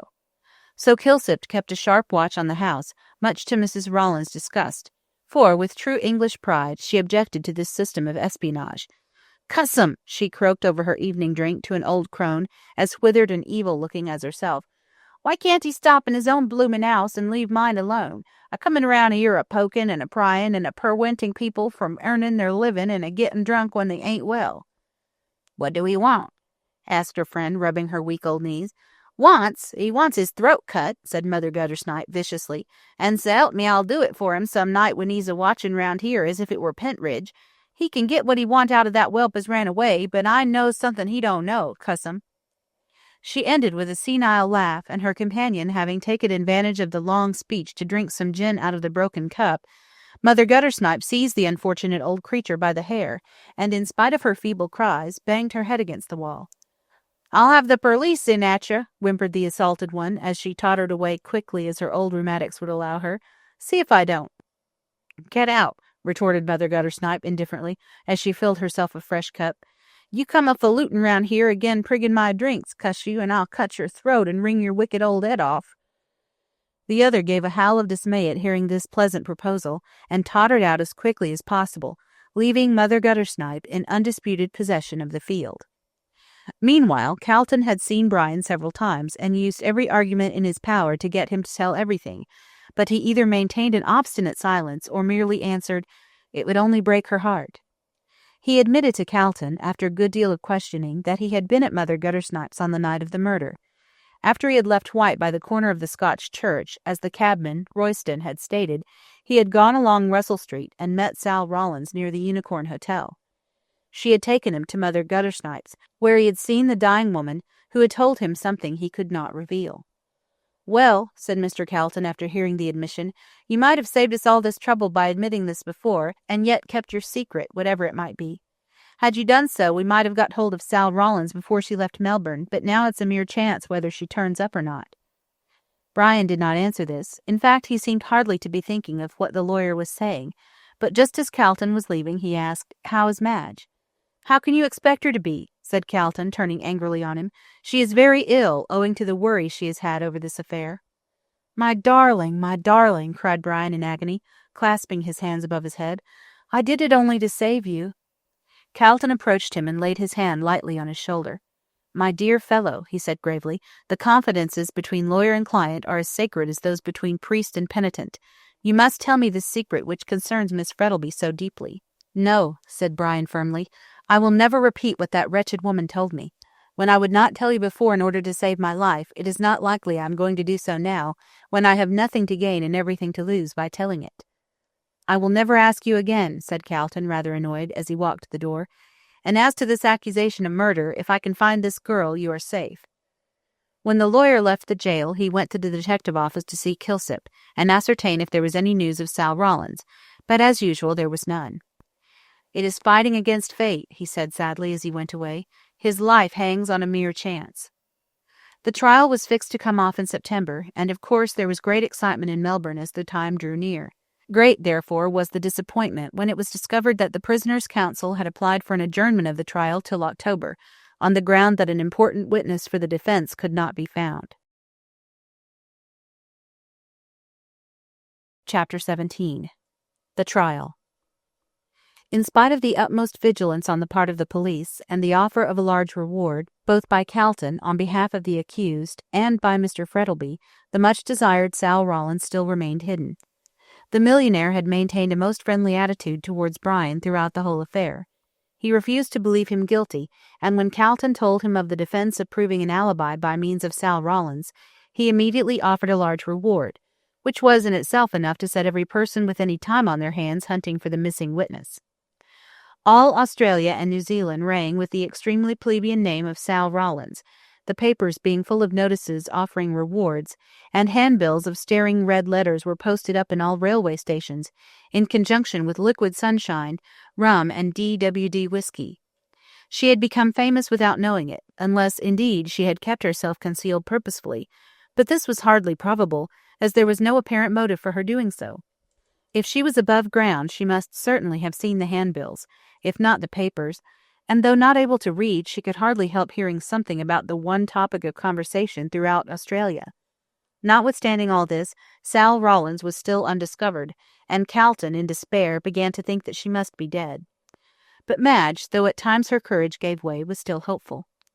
"God will not permit such a judicial crime as the murder of an innocent man to be committed," she declared. Mr. Calton, to whom she said this, shook his head doubtfully.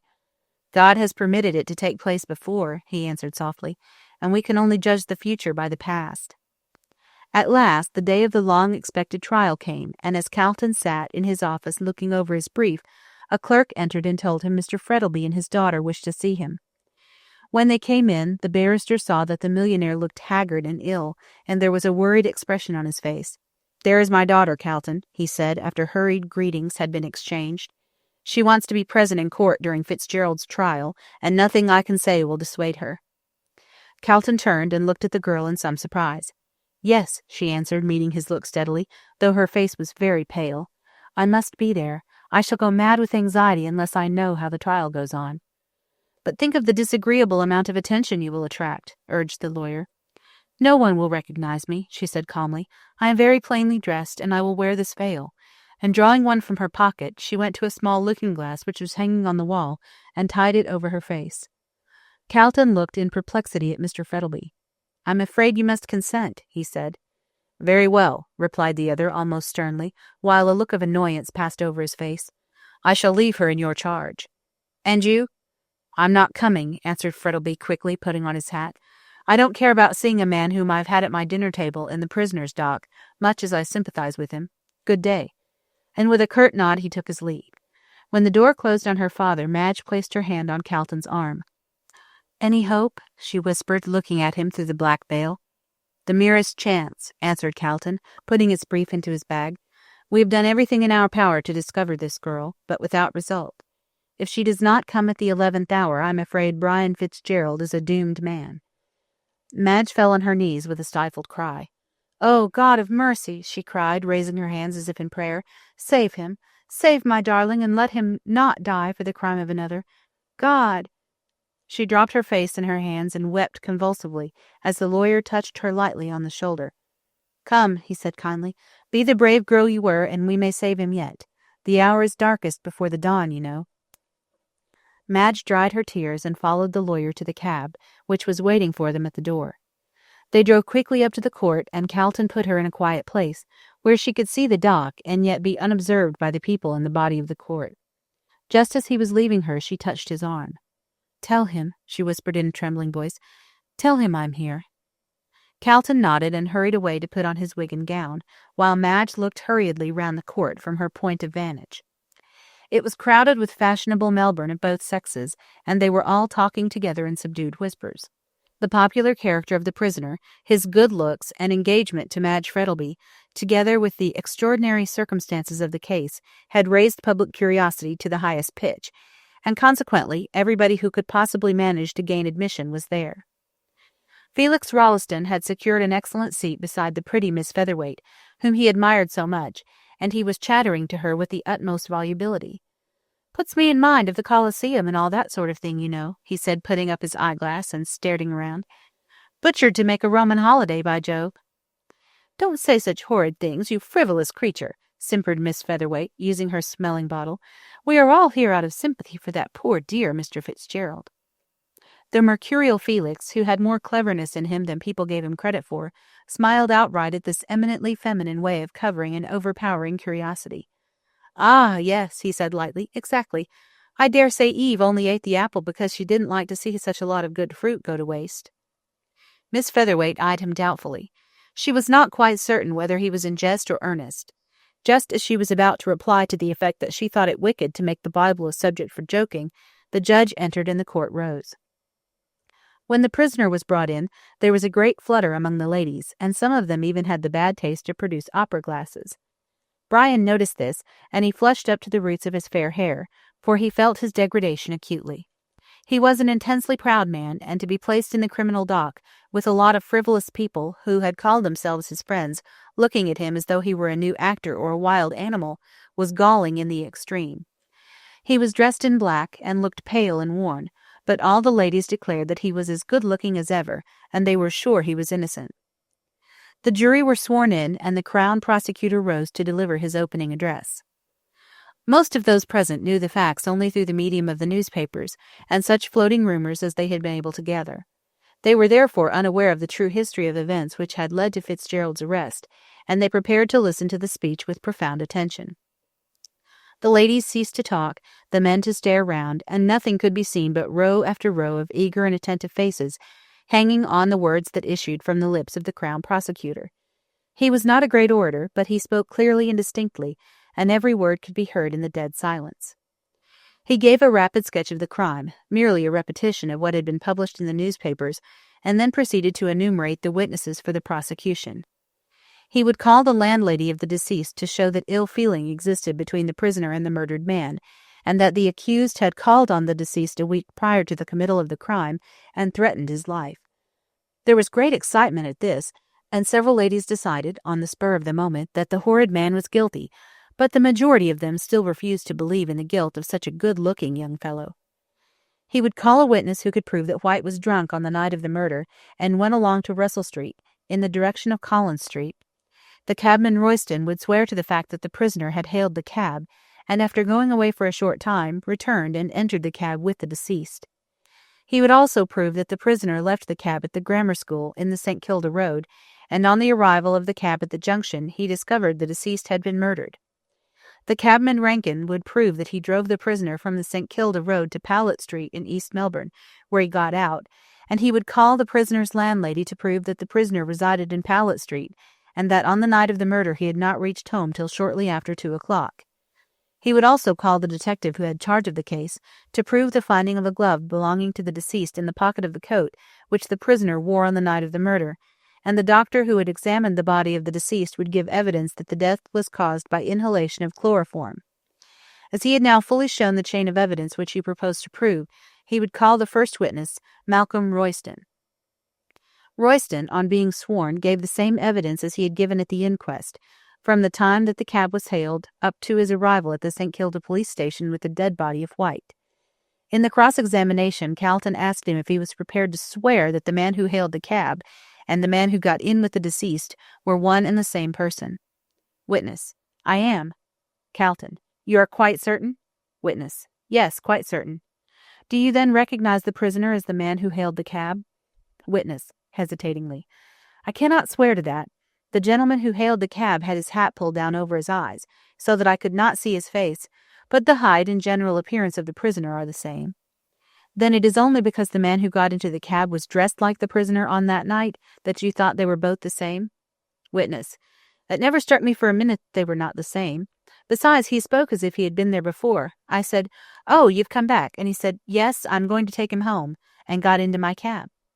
Calton: Did you notice any difference in his voice?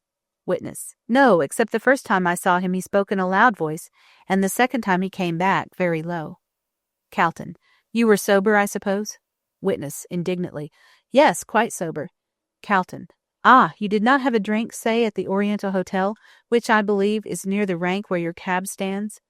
Witness (hesitatingly): Well, I might have had a glass. Calton: So you might have had several. Witness (sulkily): Well, there's no law against a cove feeling thirsty. Calton: Certainly not, and I suppose you took advantage of the absence of such a law. Witness (defiantly): Yes, I did. Calton: And you were elevated? Witness: Yes, on my cab. Laughter. Calton (severely): You are here to give evidence, sir, not to make jokes, however clever they may be. Were you or were you not slightly the worse for drink? Witness: I might have been. Calton: So you were in such a condition that you did not observe very closely the man who hailed you? Witness: No, I didn't. There was no reason why I should. I didn't know a murder was going to be committed. Calton: And it never struck you it might be a different man? Witness: No, I thought it was the same man the whole time.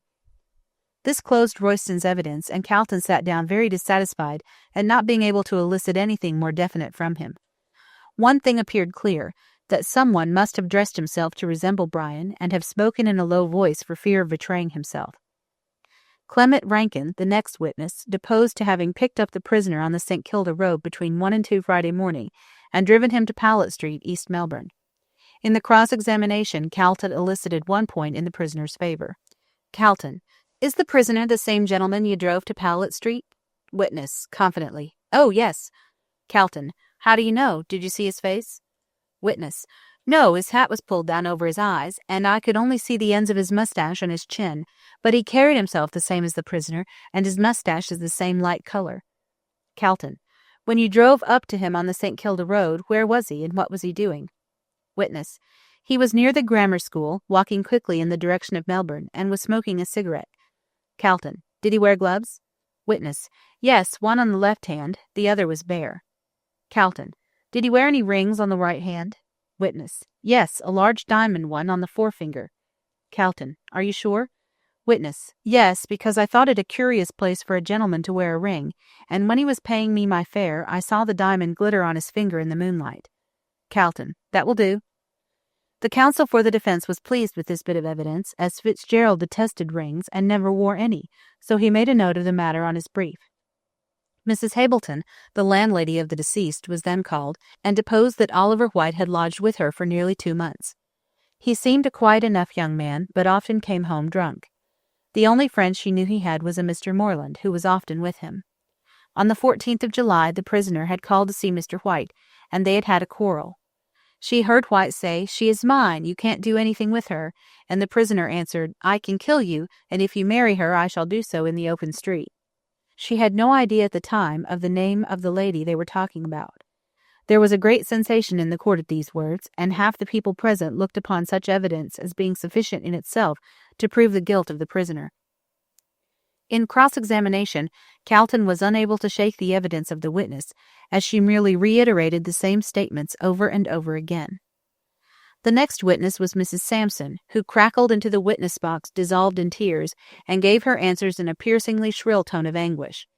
She stated that the prisoner was in the habit of coming home early, but on the night of the murder had come in shortly before 2 o'clock.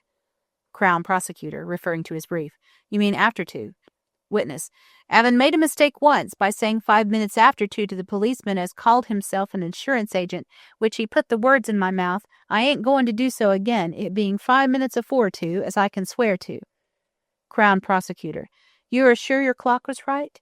Witness: It hadn't been, but my nevy being a watchmaker called unbeknown to me and made it right on Thursday night, which it was Friday morning when Mr. Fitzgerald came home. Mrs. Sampson bravely stuck to this statement and ultimately left the witness box in triumph, the rest of her evidence being comparatively unimportant as compared with this point of time. The witness Rankin, who drove the prisoner to Powlett Street, as sworn to by him, was recalled and gave evidence that it was 2 o'clock when the prisoner got down from his cab in Powlett Street. Crown Prosecutor: How do you know that? Witness: Because I heard the post office clock strike. Crown Prosecutor: Could you hear it at East Melbourne? Witness: It was a very still night, and I heard the chimes and then the hour strike quite plainly. This conflicting evidence as to time was a strong point in Brian's favor. If, as the landlady stated, on the authority of the kitchen clock, which had been put right on the day previous to the murder, Fitzgerald had come into the house at 5 minutes to 2, he could not possibly be the man who had alighted from Rankin's cab at 2 o'clock at Powlett Street. The next witness was Dr. Chinston, who swore to the death of the deceased man by means of chloroform administered in a large quantity, and he was followed by Mr. Gorby, who deposed as to the finding of the glove belonging to the deceased in the pocket of the prisoner's coat. Roger Morland, an intimate friend of the deceased, was called next. He stated that he had known the deceased in London and had met him in Melbourne. He was with him a great deal. On the night of the murder he was in the Orient Hotel in Bourke Street. White came in and was greatly excited. He was in evening dress and wore a light coat. They had several drinks together and then went up to an hotel in Russell Street and had some more drinks there. Both witness and deceased were intoxicated. White took off his light coat, saying he felt warm, and went out shortly afterwards, leaving witness to sleep at the bar. He was awakened by the barman, who wanted him to leave the hotel. He saw that White had left his coat behind him and took it up with the intention of giving it to him. As he stood in the street, someone snatched the coat from him and made off with it. He tried to follow the thief, but he could not do so, being too intoxicated. He then went home and to bed, as he had to leave early for the country in the morning. In cross-examination: Calton: When you went into the street after leaving the hotel, did you see the deceased? Witness: No, I did not, but I was very drunk, and unless deceased had spoken to me, I would not have noticed him. Calton. What was the deceased excited about when you met him? Witness. I don't know. He did not say. Calton. What were you talking about? Witness. All sorts of things. London, principally. Calton. Did the deceased mention anything about papers? Witness, surprised. No, he did not. Calton. Are you sure? Witness. Quite sure. Calton. What time did you get home? Witness. I don't know. I was too drunk to remember. This closed the case for the Crown, and as it was now late, the case was adjourned till the next day. The court was soon emptied of the busy, chattering crowd, and Calton, on looking over his notes, found that the result of the first day's trial was 2 points in favor of Fitzgerald. First, the discrepancy of time in the evidence of Rankin and the landlady, Mrs. Sampson. Second, the evidence of the cabman Royston as to the wearing of a ring on the forefinger of the right hand by the man who murdered White, whereas the prisoner never wore rings. These were slender proofs of innocence to put against the overwhelming mass of evidence in favor of the prisoner's guilt.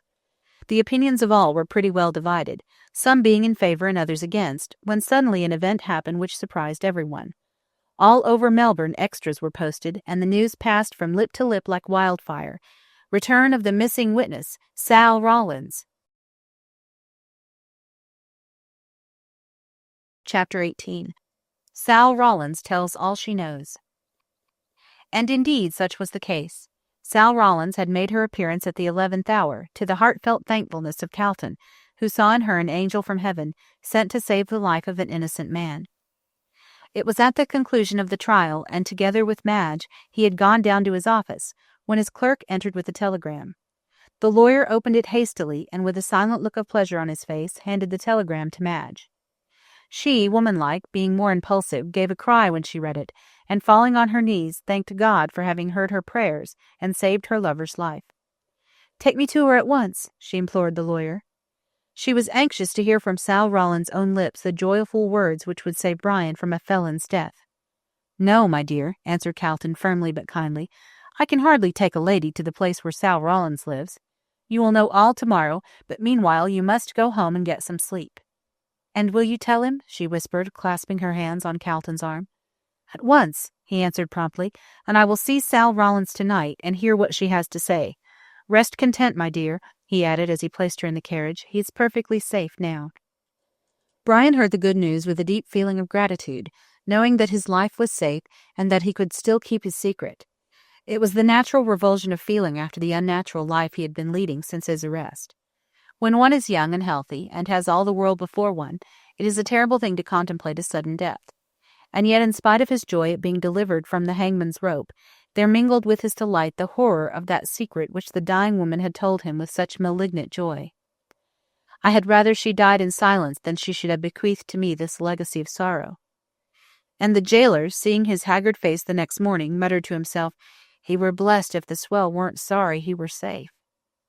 So, while Brian was pacing up and down his cell during the weary watches of the night, Madge, in her own room, was kneeling beside her bed and thanking God for his great mercy, and Calton, the good fairy of the two lovers, was hurrying towards the humble abode of Mrs. Rawlins, familiarly known as Mother Guttersnipe. Kilsip was beside him, and they were talking eagerly about the providential appearance of the invaluable witness. "What I like," observed Kilsip in his soft, purring tone, "is the cell it will be for that Gorby. He was so certain that Mr. Fitzgerald was the man, and when he gets off tomorrow, Gorby will be in a rage." "Where were Sal the whole time?" asked Calton absently, not thinking of what the detective was saying. "Ill," answered Kilsip. "After she left the Chinaman, she went into the country, caught cold by falling into some river, and ended up by getting brain fever. Some people found her, took her in, and nursed her. When she got well, she came back to her grandmother's." "But why didn't the people who nursed her tell her she was wanted? They must have seen the papers." "Not they," retorted the detective. "They knew nothing." "Vegetables," muttered Calton contemptuously. "How can people be so ignorant? Why, all Australia has been ringing with the case. At any rate, it's money out of their pocket. Well?"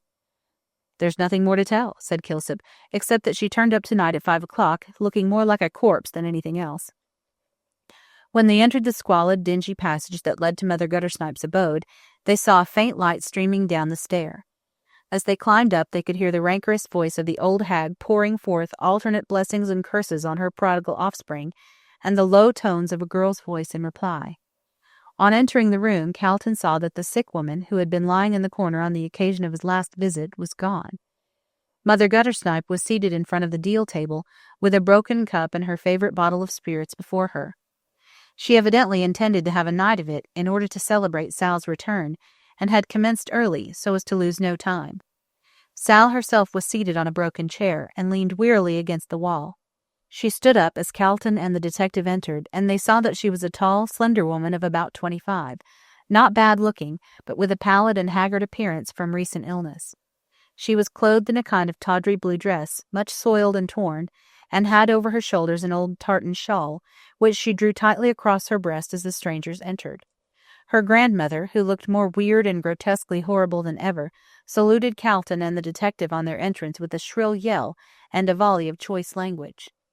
"Oh, you've come again, have ye?" she screeched, raising her skinny arms, "to take my gal away from her poor old grandmother, as nursed her, cuss her, when her own mother had gone a gallivanting with swells.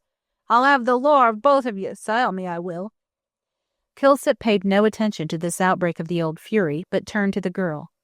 "This is the gentleman who wants to speak to you," he said gently, making the girl sit on the chair again, for indeed she looked too ill to stand. "Just tell him what you told me." "'Bout the Queen, sir?" said Sal in a low, hoarse voice, fixing her wild eyes on Calton. "If I'd only known you was a-wanting me, I'd a-come before." "Where were you?" asked Calton in a pitying tone. "New South Wales," answered the girl with a shiver. "The cove as I went with to Sydney left me. Yes, left me to die like a dog in the gutter." "Cuss him," croaked the old woman in a sympathetic manner, as she took a drink from the broken cup. "I tooked up with a Chinaman," went on her granddaughter wearily, "and lived with him for a bit. It's awful, ain't it?" she said with a dreary laugh, as she saw the disgust on the lawyer's face. "But Chinamen ain't bad. They treat a poor girl a dashed sight better nor a white cove does.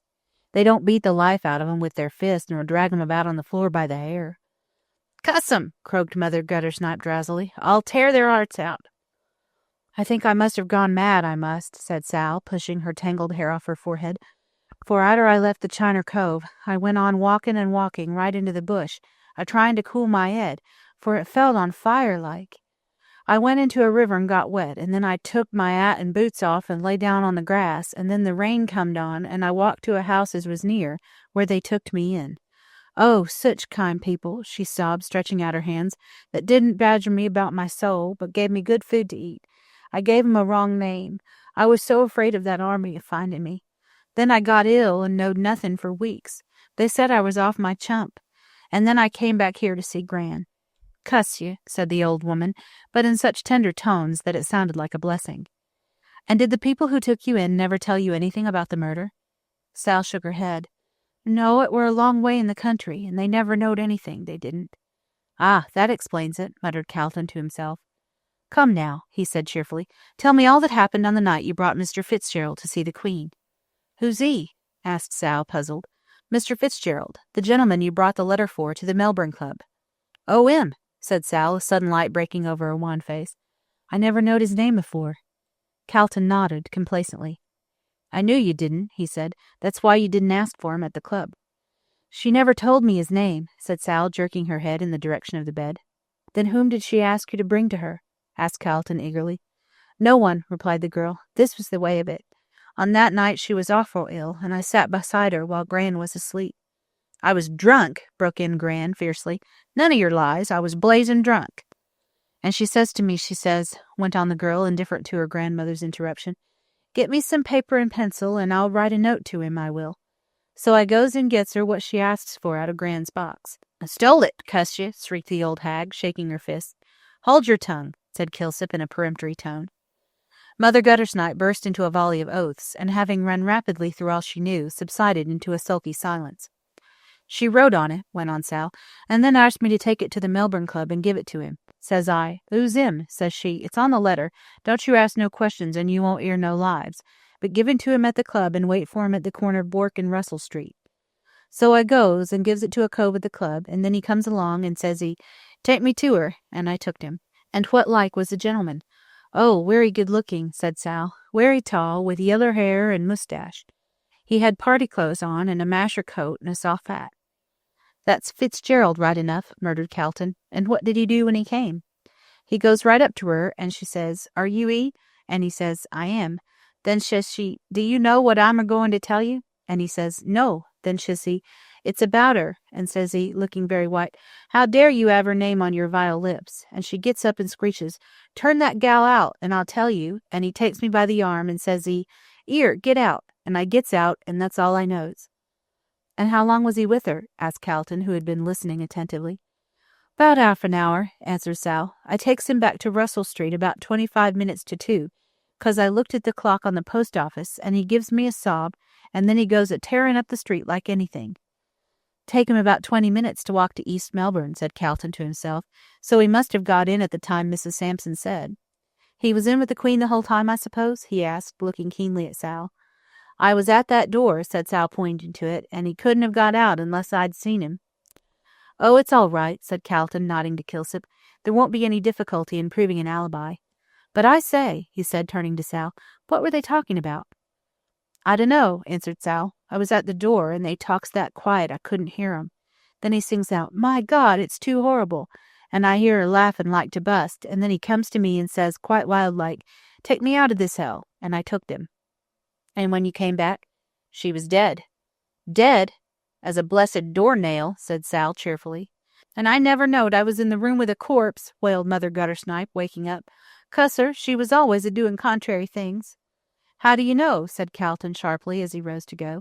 "I knowed her longer nor you," croaked the old woman, fixing one evil eye on the lawyer.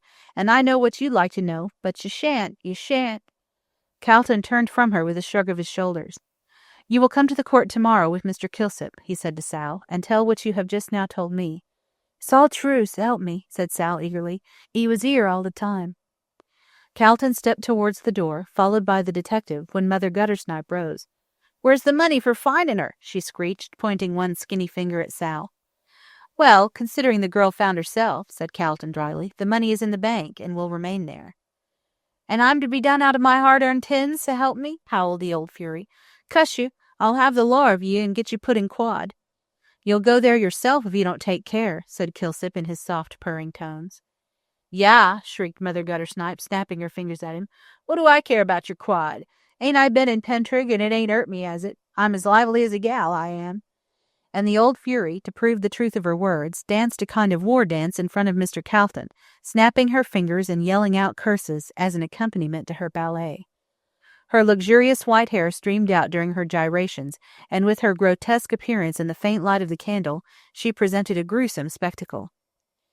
Calton remembered the tales he had heard of the women of Paris at the Revolution, and the way they danced la Carmagnole. Mother Guttersnipe would have been in her element in that sea of blood and turbulence, he thought. But he merely shrugged his shoulders and walked out of the room, as with a final curse, delivered in a hoarse voice, Mother Guttersnipe sank exhausted on the floor and yelled for gin. Chapter 19. The Verdict of the Jury. Next morning the court was crowded, and numbers were unable to gain admission. The news that Sal Rawlins, who alone could prove the innocence of the prisoner, had been found, and would appear in court that morning, had spread like wildfire, and the acquittal of the prisoner was confidently expected by a large number of sympathizing friends, who seemed to have sprung up on all sides like mushrooms in a single night. There were, of course, plenty of cautious people left who waited to hear the verdict of the jury before committing themselves, and who still believed him to be guilty. But the unexpected appearance of Sal Rawlins had turned the great tide of public feeling in favor of the prisoner, and many who had been loudest in their denunciations of Fitzgerald were now more than half convinced of his innocence. Pious clergymen talked in an incoherent way about the finger of God and the innocent not suffering unjustly, which was a case of counting unhatched chickens, as the verdict had yet to be given. Felix Rolleston awoke, and found himself famous in a small way. Out of good-natured sympathy and a spice of contrariness, he had declared his belief in Brian's innocence, and now, to his astonishment, he found that his view of the matter was likely to prove correct. He received so much praise on all sides for his presumed perspicuity that he soon began to think that he had believed in Fitzgerald's innocence by a calm course of reasoning, and not because of a desire to differ from everyone else in their opinion of the case. After all, Felix Rolleston is not the only man who has been astonished to find greatness thrust upon him, and come to believe himself worthy of it. He was a wise man, however, and while in the full tide of prosperity he seized the flying moment, and proposed to Miss Featherweight, who after some hesitation agreed to endow him with herself and her thousands. She decided that her future husband was a man of no common intellect, seeing that he had long ago arrived at a conclusion which the rest of Melbourne were only beginning to discover now. So she determined that, as soon as she assumed marital authority, Felix, like Strephon in Elath, should go into Parliament, and with her money and his brains she might some day be the wife of a premier. Mr. Rolleston had no idea of the political honours which his future spouse intended for him, and was seated in his old place in the court, talking about the case. "Knew he was innocent, don't you know," he said with a complacent smile. "Fitzgerald's too jolly-looking a fellow, and all that sort of thing, to commit murder." Whereupon a clergyman, happening to overhear the lively Felix make this flippant remark, disagreed with it entirely, and preached a sermon to prove that good looks and crime were closely connected, and that both Judas Iscariot and Nero were beauty men. "Ah," said Calton, when he heard the sermon, "if this unique theory is a true one, what a pious man that clergyman must be." This allusion to the looks of the reverend gentleman was rather unkind, for he was by no means bad-looking. But then Calton was one of those witty men who would rather lose a friend than suppress an epigram. When the prisoner was brought in, a murmur of sympathy ran through the crowded court. So ill and worn out he looked, but Calton was puzzled to account for the expression of his face, so indifferent from that of a man whose life had been saved, or rather was about to be saved, for in truth it was a foregone conclusion. "You know who stole those papers," he thought, as he looked at Fitzgerald keenly, "and the man who did so is the murderer of White." The judge having entered, and the court being opened, Calton rose to make his speech, and stated in a few words the line of defence he intended to take. He would first call Albert Dendy, a watchmaker, to prove that on Thursday night, at 8 o'clock in the evening, he had called at the prisoner's lodgings while the landlady was out, and while there had put the kitchen clock right and had regulated the same. He would also call Felix Rolleston, a friend of the prisoner's, to prove that the prisoner was not in the habit of wearing rings, and frequently expressed his detestation of such a custom. Sebastian Brown, a waiter at the Melbourne Club, would be called to prove that on Thursday night a letter was delivered to the prisoner at the club by one Sarah Rollins, and that the prisoner left the club shortly before 1 o'clock on Friday morning. He would also call Sarah Rollins to prove that she had delivered a note to Sebastian Brown for the prisoner at the Melbourne Club at 11:45 on Thursday night, and that at a few minutes past 1 o'clock on Friday morning she had conducted the prisoner to a slum off Little Bourke Street, and that he was there between 1 and 2 on Friday morning, the hour at which the murder was alleged to have taken place. This being his defence to the charge being brought against the prisoner, he would call Albert Dendy. Albert Dendy, duly sworn, stated, "I am a watchmaker, and carry on business in Fitzroy. I remember Thursday, the 26th of July last. On the evening of that day I called at Powlett Street, East Melbourne, to see my aunt, who was the landlady of the prisoner. She was out at the time I called, and I waited in the kitchen till her return. I looked at the kitchen clock to see if it was too late to wait, and then at my watch. I found that the clock was 10 minutes fast, upon which I put it right and regulated it properly." Calton. "At what time did you put it right?" Witness. "About 8 o'clock. Calton. "Between that time and 2 in the morning, was it possible for the clock to gain 10 minutes? Witness. "No, it was not possible." Calton. "Would it gain at all?" Witness. "Not between 8 and 2 o'clock. The time was not long enough." Calton. "Did you see your aunt that night?" Witness. "Yes, I waited till she came in." Calton. "And did you tell her you had put the clock right?" Witness. "No, I did not. I forgot all about it." Calton. "Then she was still under the impression that it was 10 minutes fast?" Witness. "Yes, I suppose so." After Dendy had been cross-examined, Felix Rolleston was called, and deposed as follows. "I am an intimate friend of the prisoner. I've known him for 5 or 6 years, and never saw him wearing a ring during that time. He has frequently told me that he did not care for rings, and would never wear them." In cross-examination. Crown Prosecutor. "You have never seen the prisoner wearing a diamond ring?" Witness. "No, never." Crown Prosecutor. "Have you ever seen any such ring in his possession?" Witness. "No, I have seen him buying rings for ladies, but I never saw him with any ring such as a gentleman would wear." Crown Prosecutor. "Not even a seal ring?" Witness. "No, not even a seal ring." Sarah Rollins was then placed in the witness box, and after having been sworn, deposed, "I know the prisoner. I know the prisoner. I delivered a letter addressed to him at the Melbourne Club at 11:45 o'clock on Thursday, the 26th of July. I did not know what his name was. He met me shortly after 1 at the corner of Russell and Bourke Streets, where I had been told to wait for him. I took him to my grandmother's place in a lane off Little Bourke Street. There was a dying woman there who had sent for him. He went in and saw her for about 20 minutes, and then I took him back to the corner of Bourke and Russell Streets. I heard the 3/4 clock strike shortly after I left him. Crown Prosecutor: You are quite certain that the prisoner was the man you met on that night? Witness: Quite certain, so help me God. Crown Prosecutor: And he met you a few minutes past 1 o'clock? Witness: Yes, about 5 minutes. I heard the clock a-strikin' 1 just afore he came down the street, and when I leaves him again, it were about 25 to 2, 'cause it took me 10 minutes to get home, and I heard the clock go 3/4 just as I gets to the door. Crown Prosecutor: How do you know it was exactly 25 to 2 when you left him? Witness: 'Cause I saw the clock. I left him in the corner of Russell Street and comes down Bourke Street, and I could see the post office clock as plain as day, and when I gets into Swanston Street, I looks at the town all promiscuous-like and sees the same time there. Crown Prosecutor: And you never lost sight of the prisoner the whole time? Witness: No, there was only one door by the room, and I was a-sittin' outside it, and when he comes out he falls over me. Crown Prosecutor: Were you asleep? Witness: Not a blessed wink. Calton then directed Sebastian Brown to be called. He deposed: I know the prisoner. He is a member of the Melbourne Club, at which I am a waiter.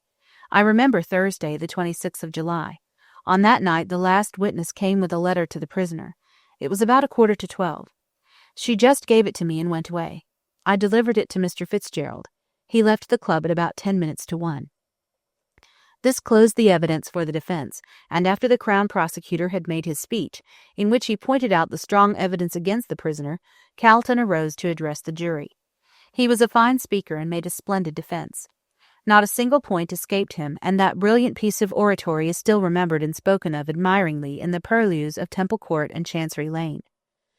He began by giving a vivid description of the circumstances of the murder, of the meeting of the murderer and his victim in Collins Street East, the cab driving down to St. Kilda, the getting out of the cab of the murderer after committing the crime, and the way in which he had secured himself against pursuit. Having thus enchained the attention of the jury by the graphic manner in which he described the crime, he pointed out that the evidence brought forward by the prosecution was purely circumstantial, and that they had utterly failed to identify the prisoner in the dock with the man who had entered the cab. The supposition that the prisoner and the man in the light coat were one and the same person rested solely upon the evidence of the cabman, Royston, who, although not intoxicated, was, judging from his own statements, not in a fit state to distinguish between the man who hailed the cab and the man who got in. The crime was committed by means of chloroform. Therefore, if the prisoner was guilty, he must have purchased the chloroform in some shop, or obtained it from some friends. At all events, the prosecution had not brought forward a single piece of evidence to show how and where the chloroform had been obtained. With regard to the glove belonging to the murdered man found in the prisoner's pocket, he picked it up off the ground at the time when he first met White, when the deceased was lying drunk near the Scotch church. Certainly there was no evidence to show that the prisoner had picked it up before the deceased entered the cab, but on the other hand, there was no evidence to show that it had been picked up in the cab. It was far more likely that the glove, and especially a white glove, would be picked up under the light of a lamp near the Scotch church, where it was easily noticeable, than in the darkness of a cab, where there was very little room and where it would be quite dark as the blinds were drawn down. The cabman, Royston, swore positively that the man who got out of his cab on the St. Kilda road wore a diamond ring on the forefinger of his right hand, and the cabman, Rankin, swore to the same thing about the man who got out at Powlett Street. Against this could be placed the evidence of one of the prisoner's most intimate friends, one who had seen him almost daily for the last 5 years, and he had sworn positively that the prisoner was not in the habit of wearing rings. The cabman, Rankin, had also sworn that the man who entered his cab on the St. Kilda road alighted at Powlett Street, East Melbourne, at 2 o'clock on Friday morning, as he heard that hour strike from the post office clock, whereas the evidence of the prisoner's landlady showed plainly that he had entered the house 5 minutes previously, and her evidence was further supported by that of the watchmaker, Dendy. Mrs. Sampson saw the hand of the kitchen clock point to 5 minutes to 2, and thinking it was 10 minutes slow, told the detective that the prisoner did not enter the house till 5 minutes past 2, which would just give the man who alighted from the cab, presuming him to have been the prisoner, sufficient time to walk up to his lodgings.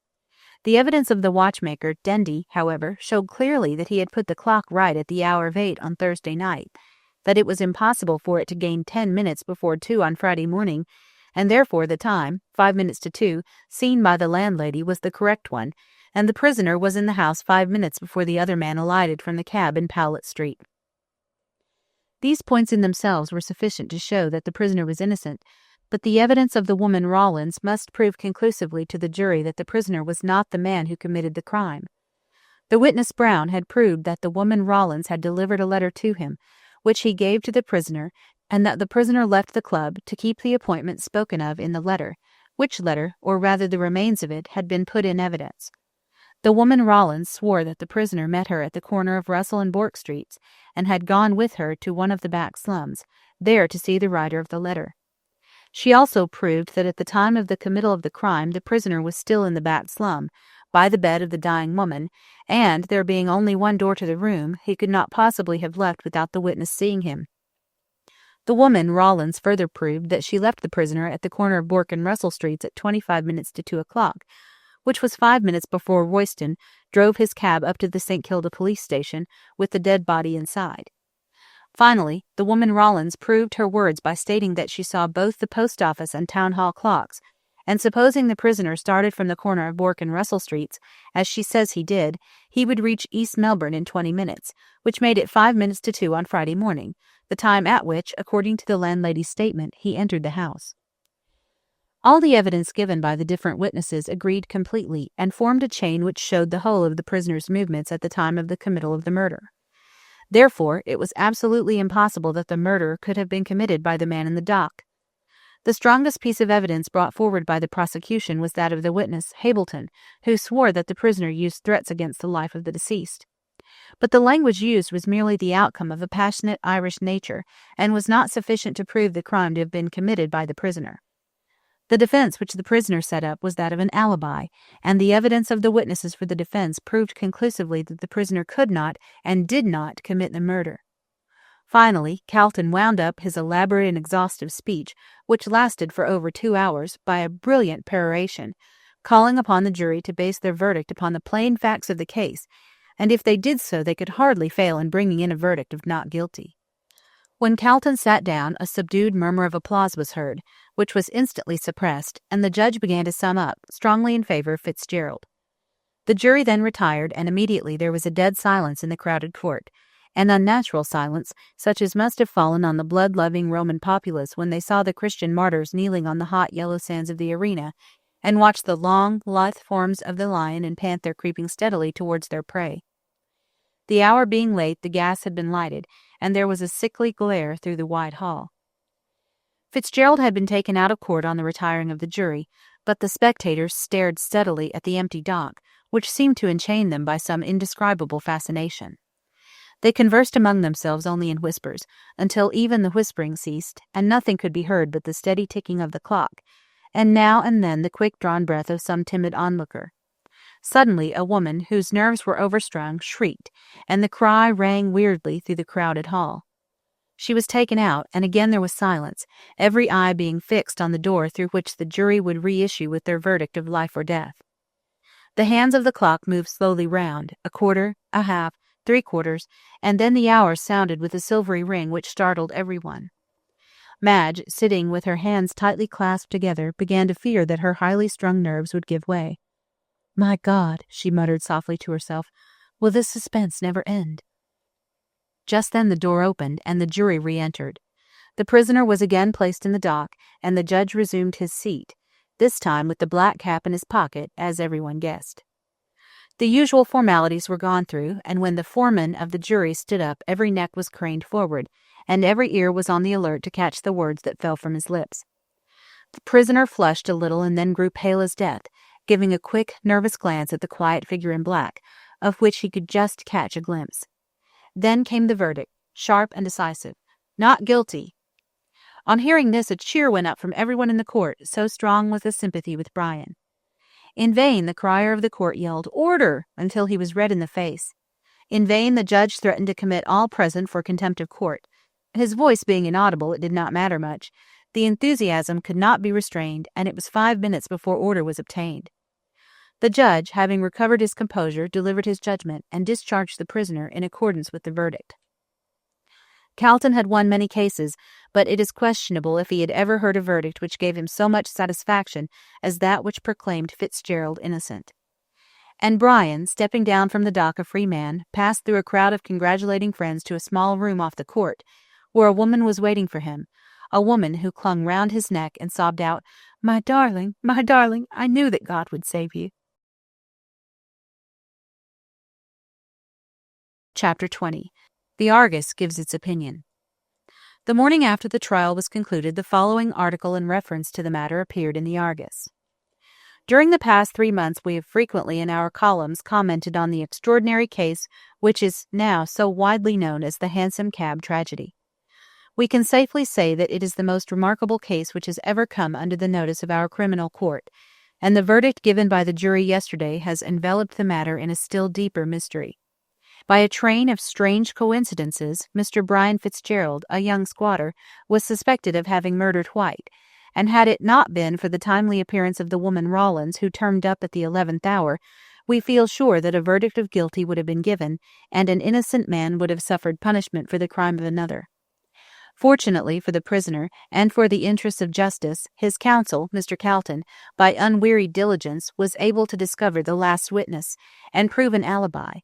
Had it not been for this, in spite of the remarks made by the learned counsel in his brilliant speech yesterday, which resulted in the acquittal of the prisoner, we question very much if the rest of the evidence in favor of the accused would have been sufficient to persuade the jury that he was an innocent man. The only points in favor of Mr. Fitzgerald were the inability of the cabman Royston to swear to him as the man who got into the cab with White, the wearing of a diamond ring on the forefinger of the right hand, whereas Mr. Fitzgerald wears no rings, and the difference in time sworn to by the cabman Rankin and the landlady. Against these points, however, the prosecution placed a mass of evidence, which seemed conclusively to prove the guilt of the prisoner, but the appearance of Sal Rawlins in the witness box put an end to all doubt. In language which could not be mistaken for anything else than the truth, she positively swore that Mr. Fitzgerald was in one of the slums off Bourke Street, between the hours of 1 and 2 on Friday morning, at which time the murder was committed. Under these circumstances, the jury unanimously agreed, and returned a verdict of not guilty, and the prisoner was forthwith acquitted.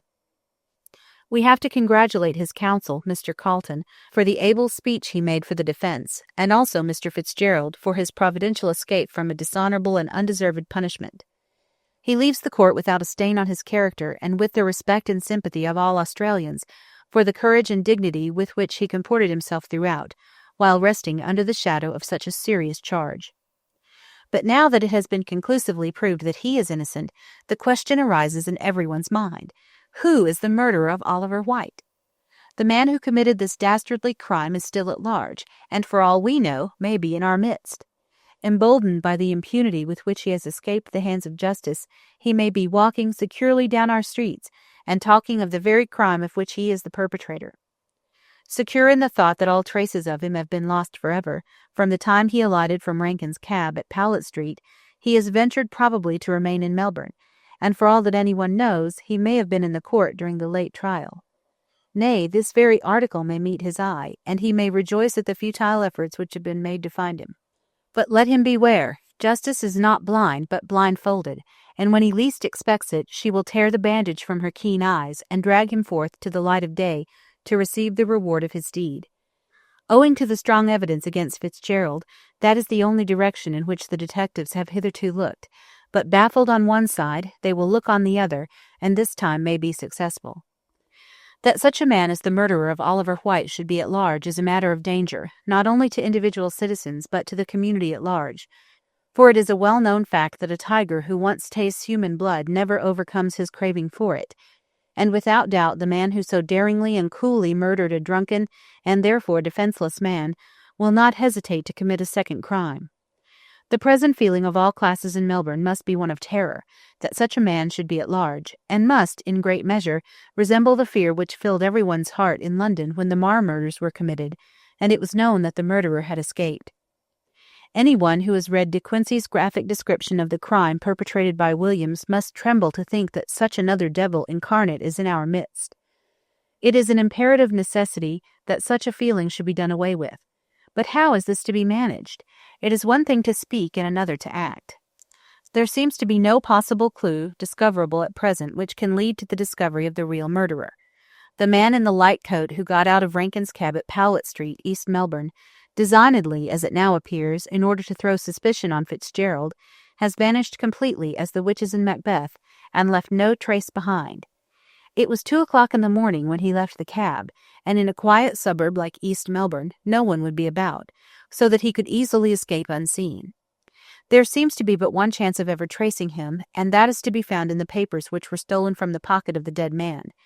What they were, only 2 persons knew, and one knows now. The first 2 were White and the woman who was called the Queen, and both of them are now dead. The other who knows now is the man who committed the crime. There can be no doubt that these papers were the motive for the crime, as no money was taken from the pockets of the deceased. The fact also that the papers were carried in a pocket made inside the waistcoat of the deceased shows that they were of value. Now, the reason we think that the dead woman knew of the existence of these papers is simply this. It appears that she came out from England with White as his mistress, and after staying some time in Sydney came on to Melbourne. How she came into such a foul and squalid den as that she died in, we are unable to say, unless, seeing that she was given to drink, she was picked up drunk by some Samaritan of the slums and carried to Mrs. Rollins's humble abode. White visited her there frequently, but appears to have made no attempt to remove her to a better place, alleging as his reason that the doctor said she would die if taken into the air. Our reporter learned from one of the detectives that the dead woman was in the habit of talking to White about certain papers, and on one occasion was overheard to say to him, "They'll make your fortune if you play your cards well." This was told to the detective by the woman Rollins, to whose providential appearance Mr. Fitzgerald owes his escape. From this it can be gathered that the papers, whatever they might be, were of value, and sufficient to tempt another to commit a murder in order to obtain them. White, therefore, being dead, and his murderer having escaped, the only way of discovering the secret which lies at the root of this tree of crime is to find out the history of the woman who died in the slum. Traced back for some years, circumstances may be discovered which will reveal what these papers contained, and once that is found, we can confidently say that the murderer will be soon discovered. This is the only chance of finding out the cause and the author of this mysterious murder, and if it fails, we fear the Hansom Cab tragedy will have to be relegated to the list of undiscovered crimes, and the assassin of White will have no other punishment than that of the remorse of his own conscience. Chapter 21. 3 months afterwards. A hot December day, with a cloudless blue sky, and a sun blazing down on the earth, clothed in all the beauty of summer garments. Such a description of snowy December sounds perchance a trifle strange to English ears. It may strike them as being somewhat fantastic, as was the play in A Midsummer Night's Dream to Demetrius when he remarked, "This is hot ice and wondrous cold fire." But here in Australia we are in the realm of contrariety, and many things other than dreams go by contrary. Here black swans are an established fact, and the proverb concerning them, made when they were considered as mythical a bird as the phoenix, has been rendered null and void by the discoveries of Captain Cook. Here ironwood sinks and pumice stone floats, which must strike the curious spectator as a queer freak on the part of Dame Nature. At home the Edinburgh mail bears the hardy traveller to a cold climate, with snowy mountains and a wintry blast, but here the further north one goes the hotter it gets, till one arrives in Queensland, where the heat is so great that a profane traveller of an epigrammatic turn of mind once fittingly called it an amateur hell. But however contrary, as Mrs. Gamp would say, nature be in her dwellings, the English race out in this great continent are much the same as in the old country. John Bull, Paddy, and Sandy, all being of a conservative turn of mind, and with strong opinions as to the keeping up of old customs. Therefore, on a hot Christmas day, with the sun 100 odd in the shade, Australian revellers sit down to the roast beef and plum pudding of old England, which they eat contentedly as the orthodox thing, and on New Year's Eve the festive Celt repairs to the doors of his friends with a bottle of whisky and cheering verse of Old Lang Syne. Still, it is these peculiar customs that give an individuality to a nation, and John Bull abroad loses none of his insular obstinacy, but keeps his Christmas in the old fashion, and wears his clothes in the new fashion without regard to heat or cold. A nation that never surrenders to the fire of an enemy cannot be expected to give in to the fire of the sun, but if some ingenious mortal would only invent some light and airy costume, after the fashion of the Greek dress, and Australians would consent to adopt the same, life in Melbourne and her sister cities would be much cooler than it is at present. Madge was thinking somewhat after this fashion as she sat on the wide veranda, in a state of exhaustion from the heat, and stared out at the wide plains lying parched and arid under the blazing sun. There was a dim kind of haze rising from the excessive heat, ranging midway between heaven and earth, and through its tremulous veil the distant hills looked aerial and unreal. Stretched out before her was the garden with its intensely vivid flowers. To look at them merely was to increase one's caloric condition. Great bushes of oleanders with their bright pink blossoms, luxurious rose trees with their yellow, red, and white blooms, and all along the border a rainbow of many-colored flowers, with such brilliant tints that the eye ached to see them in the hot sunshine, and turned restfully to the cool green of the trees which encircled the lawn.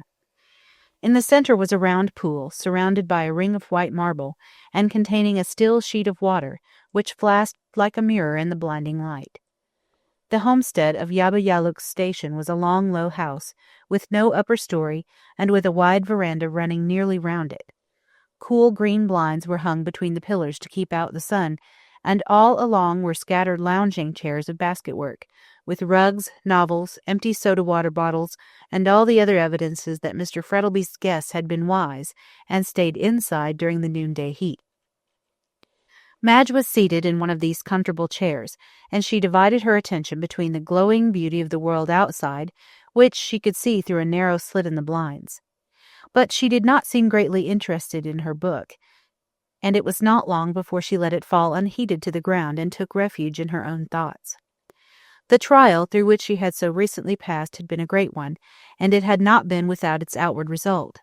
It had left its impress on her beautiful face, and there was a troubled look in her eyes. After Brian's acquittal of the murder of Oliver White, she had been taken by her father up to the station, in the hope it would restore her to health. The mental strain which had been on her during the trial had nearly brought on an attack of brain fever, but here, far from the excitement of town life, in the quiet seclusion of the country, she had recovered her health, but not her spirits. Women are more impressionable than men, and it is perhaps for this reason that they age quicker.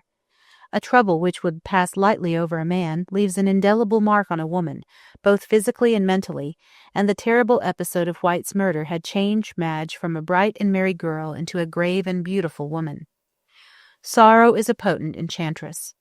Once she touches the heart, life can never be quite the same again.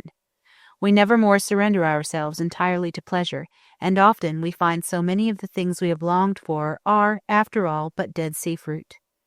Sorrow is the veiled Isis of the world, and once we penetrate her mystery and see her deeply furrowed face and mournful eyes, the magic light of romance dies all away, and we realize the hard, bitter fact of life in all its nakedness. Madge felt something of this. She saw the world now, not as the fantastic fairyland of her girlish dreams, but as the sorrowful vale of tears through which we all must walk till we reach the promised land. And Brian, he also had undergone a change, for there were a few white hairs now amid his curly chestnut locks, and his character, from being gay and bright, had become moody and irritable. After the trial he had left town immediately, in order to avoid meeting with his friends, and had gone up to his station, which was next to that of the Frettlbys. There he worked hard all day, and smoked hard all night, thinking over the secret which the dead woman had told him, and which threatened to overshadow his life. Every now and then he rode over and saw Madge, but this was generally when he knew her father to be away from Melbourne, for of late he had disliked the millionaire. Madge could not but condemn his attitude, remembering how her father had stood beside him in his recent trouble. Yet there was another reason why Brian kept aloof from Yaba Yaluk station. He did not wish to meet any of the gay society which was there, knowing that since his trial he was an object of curiosity and sympathy to everyone, a position galling enough to his proud nature.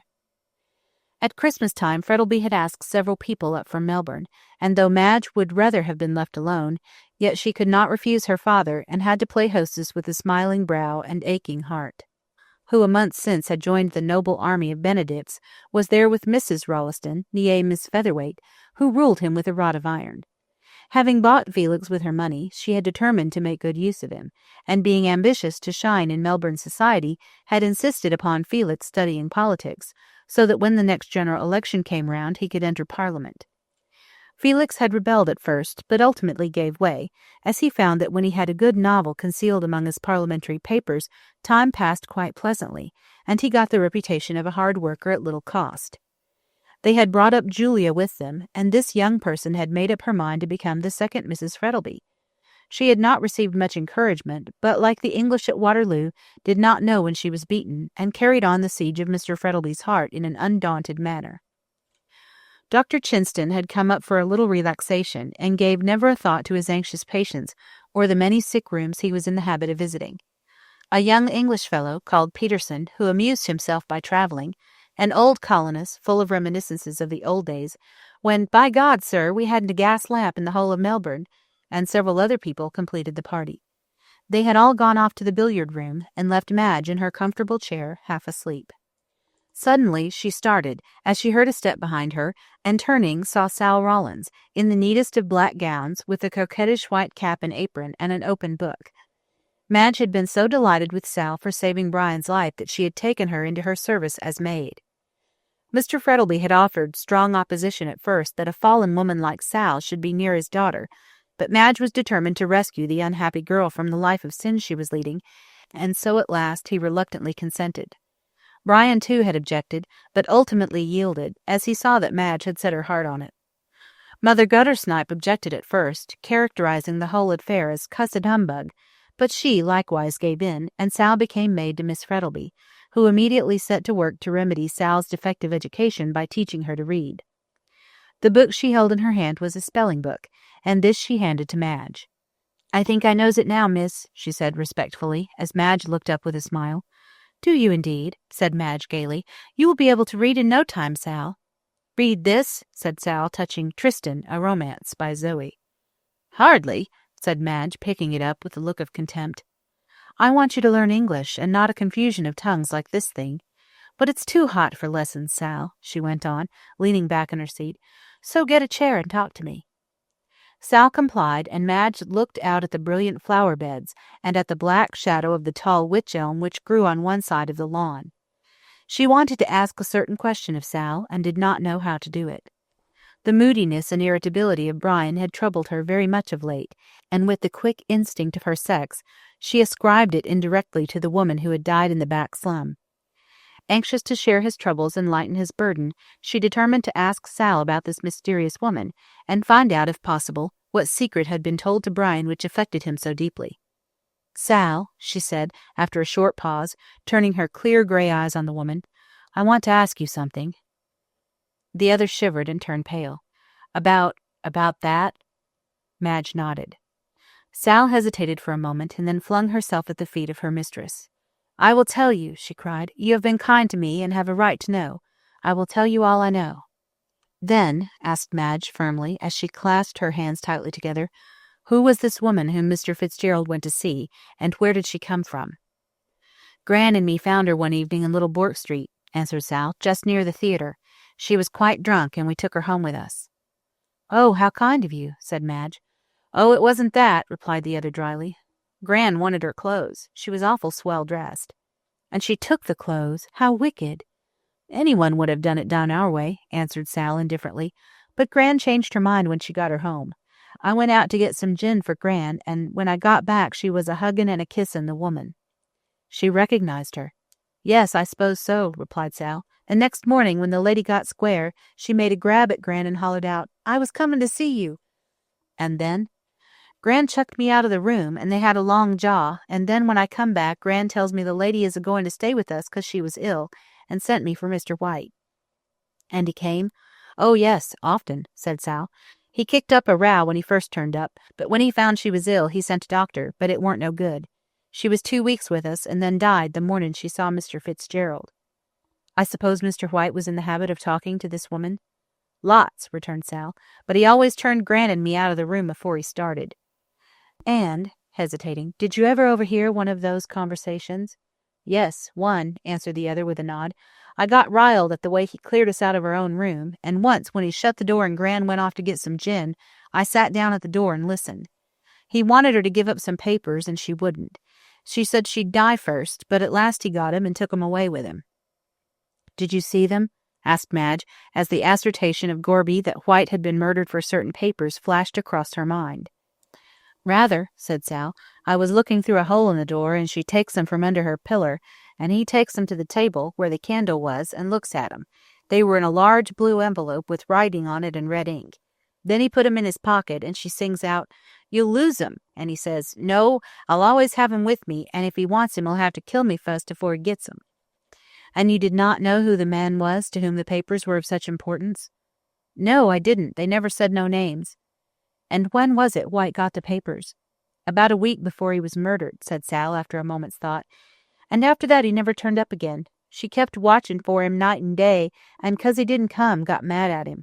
I hear her saying, 'You think you've done with me, my gentleman, and leaves me here to die, but I'll spoil your little game.' And then she wrote that letter to Mr. Fitzgerald, and I brought him to her, as you know." "Yes, yes," said Madge rather impatiently. "I heard all that at the trial. But what conversation passed between Mr. Fitzgerald and this woman? Did you hear it?" "Bits of it," replied the other. "I didn't split in court, 'cause I thought the lawyer would be down on me for listening. The first thing I heard Mr. Fitzgerald saying was, 'You're mad, it ain't true,' and she says, 'S'elp me, it is, White's got the proof.' And then he sings out, 'My poor girl,' and she says, 'Will you marry her now?' And says he, 'I will, I love her more than ever.'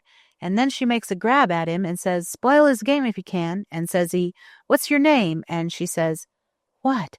asked Madge breathlessly. "Rosanna Moore." There was a sharp exclamation as Sal said the name, and turning round quickly, Madge found Brian standing beside her, pale as death, with his eyes fixed on the woman who had risen to her feet. "Go on," he said sharply. "That's all I know," she replied in a sullen tone. Brian gave a sigh of relief. "You can go," he said slowly. "I wish to speak with Miss Frettleby alone." Sal looked at him for a moment, and then glanced at her mistress, who nodded to her as a sign that she might withdraw. She picked up her book, and with another sharp, inquiring look at Brian, turned and walked slowly into the house. Chapter 22. A Daughter of Eve. After Sal had gone, Brian sank into a chair beside Madge with a weary sigh. He was in riding dress, which became his stalwart figure well, and he looked remarkably handsome but ill and worried. "What on earth were you questioning that girl about?" he said abruptly, taking his hat off and tossing it and his gloves onto the floor. Madge flushed crimson for a moment, and then taking Brian's two strong hands in her own, looked steadily into his frowning face. "Why don't you trust me?" she asked in a quiet tone. "It is not necessary that I should," he answered moodily. "The secret that Rosanna Moore told me on her deathbed is nothing that would benefit you to know." "Is it about me?" she persisted. "It is, and it is not," he answered epigrammatically. "I suppose that means that it is about a third person, and concerns me," she said calmly, releasing his hands. "Well, yes," impatiently striking his boot with his riding whip. "But it is nothing that can harm you so long as you do not know it. But God help you should anyone tell it to you, for it would embitter your life." "My life being so very sweet now," answered Madge with a slight sneer.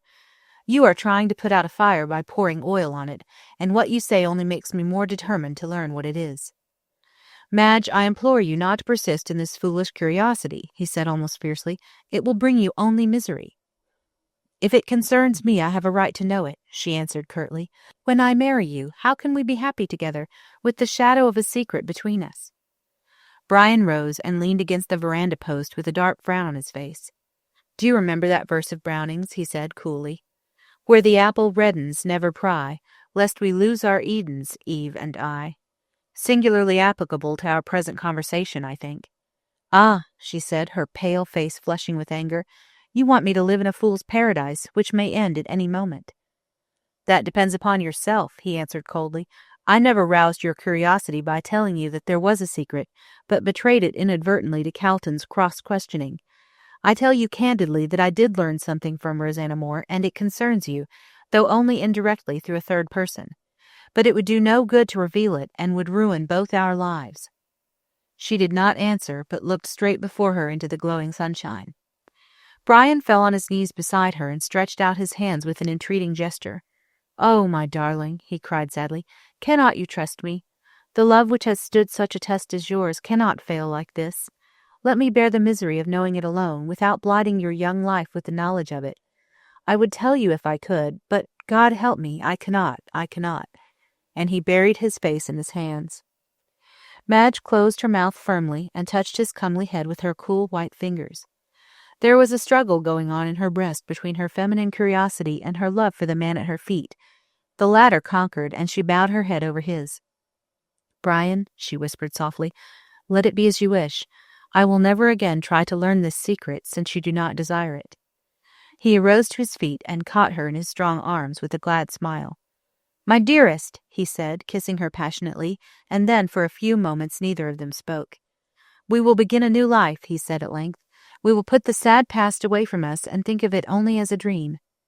"But this secret will still fret you," she murmured. "It will wear away with time and with change of scene," he answered sadly. "Change of scene?" she repeated in a startled tone. "Are you going away?" "Yes, I've sold my station and intend leaving Australia forever during the next 3 months." "And where are you going?" asked the girl, rather bewildered. "Anywhere," he said a little bitterly. "I am going to follow the example of Cain and be a wanderer on the face of the earth." "Alone?" "That is what I have come to see you about," said Brian, looking steadily at her. "I have come to ask if you will marry me at once, and we will leave Australia together." She hesitated. "I know it is asking a great deal," he said hurriedly, "to leave your friends, your position, and," with hesitation, "your father, but think of my life without you. Think how lonely I shall be, wandering around the world by myself. But you will not desert me now I have so much need of you. You will come with me and be my good angel in the future, as you have been in the past?" She put her hand on his arm, and looking at him with her clear grey eyes, said, "Yes." "Thank God for that," said Brian reverently, and there was again a silence. Then they sat down and talked about their plans and built castles in the air after the fashion of lovers. "I wonder what Papa will say," observed Madge, idly twisting her engagement ring round and round. Brian frowned, and a dark look passed over his face. "I suppose I must speak to him about it," he said at length, reluctantly. "Yes, of course," she replied lightly. "It is merely a formality, still one that must be observed." "And where is Mr. Frettlby?" asked Fitzgerald, rising. "In the billiard room," she answered, as she followed his example. "No," she continued, as she saw her father step onto the veranda. "Here he is." Brian had not seen Mark Frettlby for some time, and was astonished at the change which had taken place in his appearance. Formerly he had been as straight as an arrow, with a stern, fresh-coloured face, but now he had a slight stoop, and his face looked old and withered. His thick black hair was streaked here and there with white. His eyes alone were unchanged. They were as keen and bright as ever. Brian knew full well how he himself had altered. He knew, too, that Madge was not the same, and now he could not but wonder whether the great change that was apparent in her father was attributed to the same source, to the murder of Oliver White. Sad and thoughtful as Mr. Frettlby looked, as he came along, a smile broke over his face as he caught sight of his daughter. "My dear Fitzgerald," he said, holding out his hand, "this is indeed a surprise. When did you come over?" "About half an hour ago," replied Brian, reluctantly, taking the extended hand of the millionaire. "I came to see Madge and have a talk with you." "Ah, that's right," said the other, putting his arm round his daughter's waist. "So that's what has brought the roses to your face, young lady," he went on, pinching her cheek playfully. "You will stay to dinner, of course, Fitzgerald." "Thank you, no," answered Brian hastily. "My dress—" "Nonsense," interrupted Frettlby hospitably. "We are not in Melbourne, and I am sure Madge will excuse her dress. You must stay." "Yes, do," said Madge in a beseeching tone, touching his hand lightly. "I don't see so much of you that I can let you off with half an hour's conversation." Brian seemed to be making a violent effort. "Very well," he said in a low voice, "I shall stay." "And now," said Frettlby in a brisk tone as he sat down, "the important question of dinner being settled, what is it you want to see me about? Your station?" "No," answered Brian, leaning against the veranda post, while Madge slipped her hand through his arm. "I've sold it." "Sold it?" echoed Frettlby, aghast. "What for?" "I felt restless and wanted a change." "Ah, a rolling stone," said the millionaire, shaking his head. "Gathers no moss, you know." "Stones don't roll of their own accord," replied Brian in a gloomy tone. "They are impelled by a force over which they have no control." "Oh, indeed," said the millionaire in a joking tone. "And may I ask what is your propelling force?" Brian looked at the man's face with such a steady gaze that the latter's eyes dropped after an uneasy attempt to return it. "Well," he said impatiently, looking at the two tall young people standing before him, "what do you want to see me about?" "Madge has agreed to marry me at once, and I want your consent." "Impossible." said Frettleby curtly. There is no such a word as impossible, retorted Brian coolly, thinking of the famous remark in Richelieu. Why should you refuse? I am rich now. Pshaw, said Frettleby, rising impatiently. It's not money I'm thinking about. I've got enough for both of you, but I cannot live without Madge. Then come with us, said his daughter, kissing him. Her lover, however, did not second the invitation, but stood moodily twisting his tawny moustache and staring out into the garden in an absent sort of manner. What do you say, Fitzgerald? Said Frettleby, who was eyeing him keenly. Oh, delighted, of course, answered Brian confusedly. In that case, returned the other coolly, I will tell you what we will do. I've bought a steam yacht, and she will be ready for sea about the end of January. You will marry my daughter at once and go round New Zealand for your honeymoon. When you return, if I feel inclined, and you two turtle doves don't object, I will join you, and we will make a tour of the world. Oh, how delightful, cried Madge, clasping her hands. I'm so fond of the ocean, with a companion, of course, she added with a saucy glance at her lover. Brian's face had brightened considerably, for he was a born sailor, and a pleasant yachting voyage in the blue waters of the Pacific, with Madge as his companion, was to his mind as near paradise as any mortal could get. And what is the name of the yacht? He asked with deep interest. Her name, repeated Mr. Frettleby hastily. Oh, a very ugly name, and one which I intend to change. At present she is called the Rosanna. Rosanna?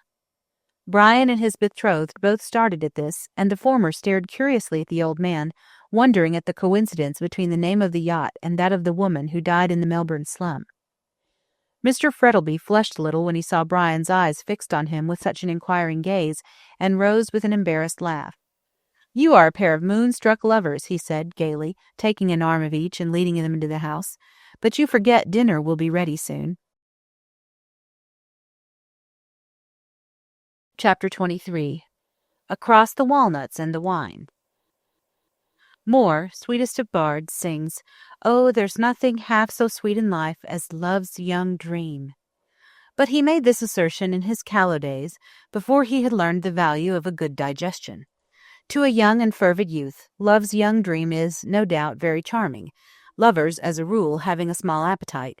But to a man who has seen the world and drunk deeply of the wine of life, there is nothing half so sweet in the whole of his existence as a good dinner. A hard heart and a good digestion will make any man happy. So said Talleyrand, a cynic if you like, but a man who knew the temper of his day and generation. Ovid wrote about the art of love, brilliant Savarin of the art of dining, yet, I warrant you, the gastronomical treatise of the brilliant Frenchman is more widely read than the passionate songs of the Roman poet. Who does not value as the sweetest, in the whole 24, the hour when, seated at an artistically laid table, with delicately cooked viands, good wine, and pleasant company, all the cares and worries of the day give place to a delightful sense of absolute enjoyment? Dinner with the English people is generally a very dreary affair, and there is a heaviness about the whole thing which communicates itself to the guests, who eat and drink with a solemn persistence, as though they were occupied in fulfilling some sacred rite. But there are men, alas, few and far between, who possess the rare art of giving good dinners, good in the sense of sociality as well as in that of cookery. Mark Frettleby was one of these rare individuals. He had an innate genius for getting pleasant people together, people who, so to speak, dovetailed into one another. He had an excellent cook, and his wines were irreproachable, so that Brian, in spite of his worries, was glad that he had accepted the invitation. The bright gleam of the silver, the glitter of glass, and the perfume of flowers all collected under the subdued crimson glow of a pink-shaded lamp, which hung from the ceiling, could not but give him a pleasurable sensation. On one side of the dining-room were the French windows opening onto the veranda, and beyond appeared the vivid green of the trees, and the dazzling colors of the flowers, somewhat tempered by the soft, hazy glow of the twilight.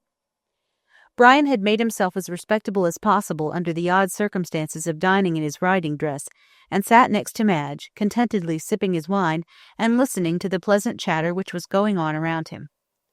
Felix Rolleston was in great spirits, the more so as Mrs. Rolleston was at the further end of the table, hidden from his view. Julia Featherweight sat near Mr. Frettleby and chatted to him so persistently that he wished she would become possessed of a dumb devil. Dr. Chinston and Peterson were seated on the other side of the table, and the old colonist, whose name was Valpy, had the post of honor on Mr. Frettleby's right hand. The conversation had turned on to the subject, evergreen and fascinating, of politics, and Mr. Rolleston thought it a good opportunity to air his views as to the government of the colony, and to show his wife that he really meant to obey her wish and become a power in the political world. "By Jove, you know," he said with a wave of his hand, as though he were addressing the House, "the country is going to the dogs, and all that sort of thing. What we want is a man like Beaconsfield."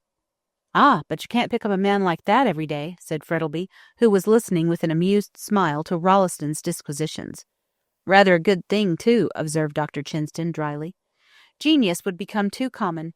"Well, when I am elected," said Felix, who had his own views, which modesty forbade him to publish, on the subject of the coming colonial Disraeli, "I probably shall form a party." "To advocate what?" asked Peterson, curiously.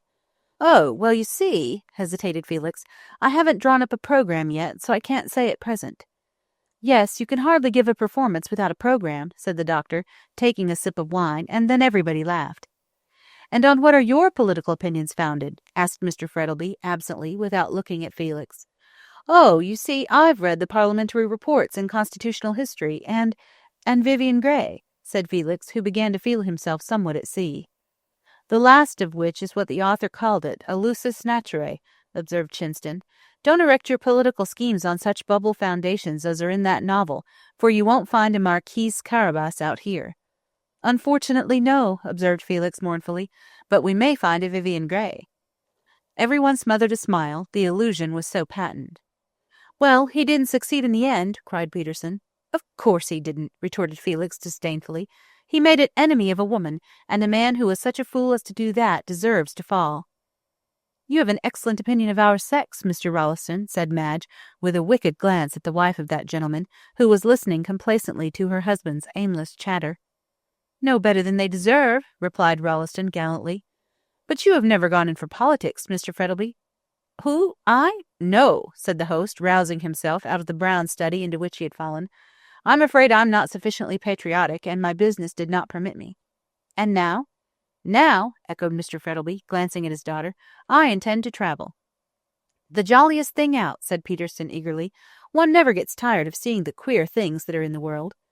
"I've seen queer enough things in Melbourne in the early days," said the old colonist, with a wicked twinkle in his eyes. "Oh!" cried Julia, putting her hands up to his ears. "Don't dare tell me them, for I'm sure they're naughty." "We weren't saints then," said old Valpy, with a senile chuckle. "Ah, then we haven't changed much in that respect," retorted Frettlby dryly. "You talk of your old theatres now," went on Valpy, with the garrulousness of old age. "Why, you haven't got a dancer like Rosanna." Brian started on hearing this name again, and he felt Madge's cold hand touch his. "And who is Rosanna?" asked Felix, curiously, looking up. "A dancer and a burlesque actress," replied Valpy, vivaciously, nodding his old head. "Such a beauty! We were all mad about her. Such hair and eyes. You remember her, Frettlby?" "Yes," answered the host in a curiously dry voice. But before Mr. Valpy had the opportunity to wax more eloquent, Madge rose from the table, and the other ladies followed. The ever-polite Felix held the door open for them, and received a bright smile from his wife for what she considered his brilliant talk at the dinner-table. Brian sat still and wondered why Frettlby changed colour on hearing the name. He supposed that the millionaire had been mixed up with the actress, and did not care about being reminded of his early indiscretions. And after all, who does? "She was as light as a fairy," continued Valpy with a wicked chuckle. "What became of her?" asked Brian abruptly. Mark Frettlby looked up suddenly as Fitzgerald asked this question. "She went to England in 1858, said the aged one. "I'm not quite sure if it was July or August, but it was 1858. "You will excuse me, Valpy, but I hardly think these reminiscences of a ballet dancer are amusing," said Frettlby curtly, pouring himself out a glass of wine. "Let us change the subject." Notwithstanding the plainly expressed wish of his host, Brian felt strongly inclined to pursue the conversation.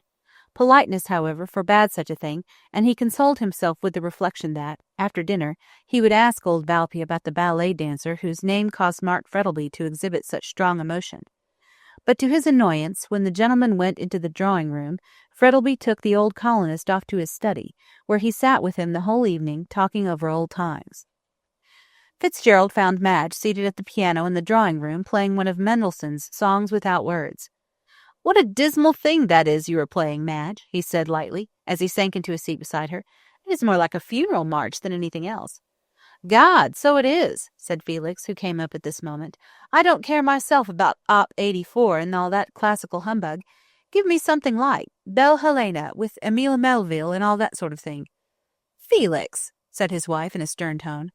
My dear, he answered recklessly, rendered bold by the champagne he had taken, you observed. Nothing particular, answered Mrs. Rolliston, glancing at him with a stony eye, except that I consider Offenbach low. I don't, said Felix, sitting down to the piano, from which Madge had just risen, and to prove he ain't, here goes. He ran his fingers lightly over the keys, and dashed into a brilliant Offenbach galop, which had the effect of waking up the people in the drawing-room, who felt sleepy after dinner, and sent the blood tingling through their veins. When they were thoroughly roused, Felix, now that he had an appreciative audience, for he was by no means an individual who believed in wasting his sweetness on the desert air, prepared to amuse them.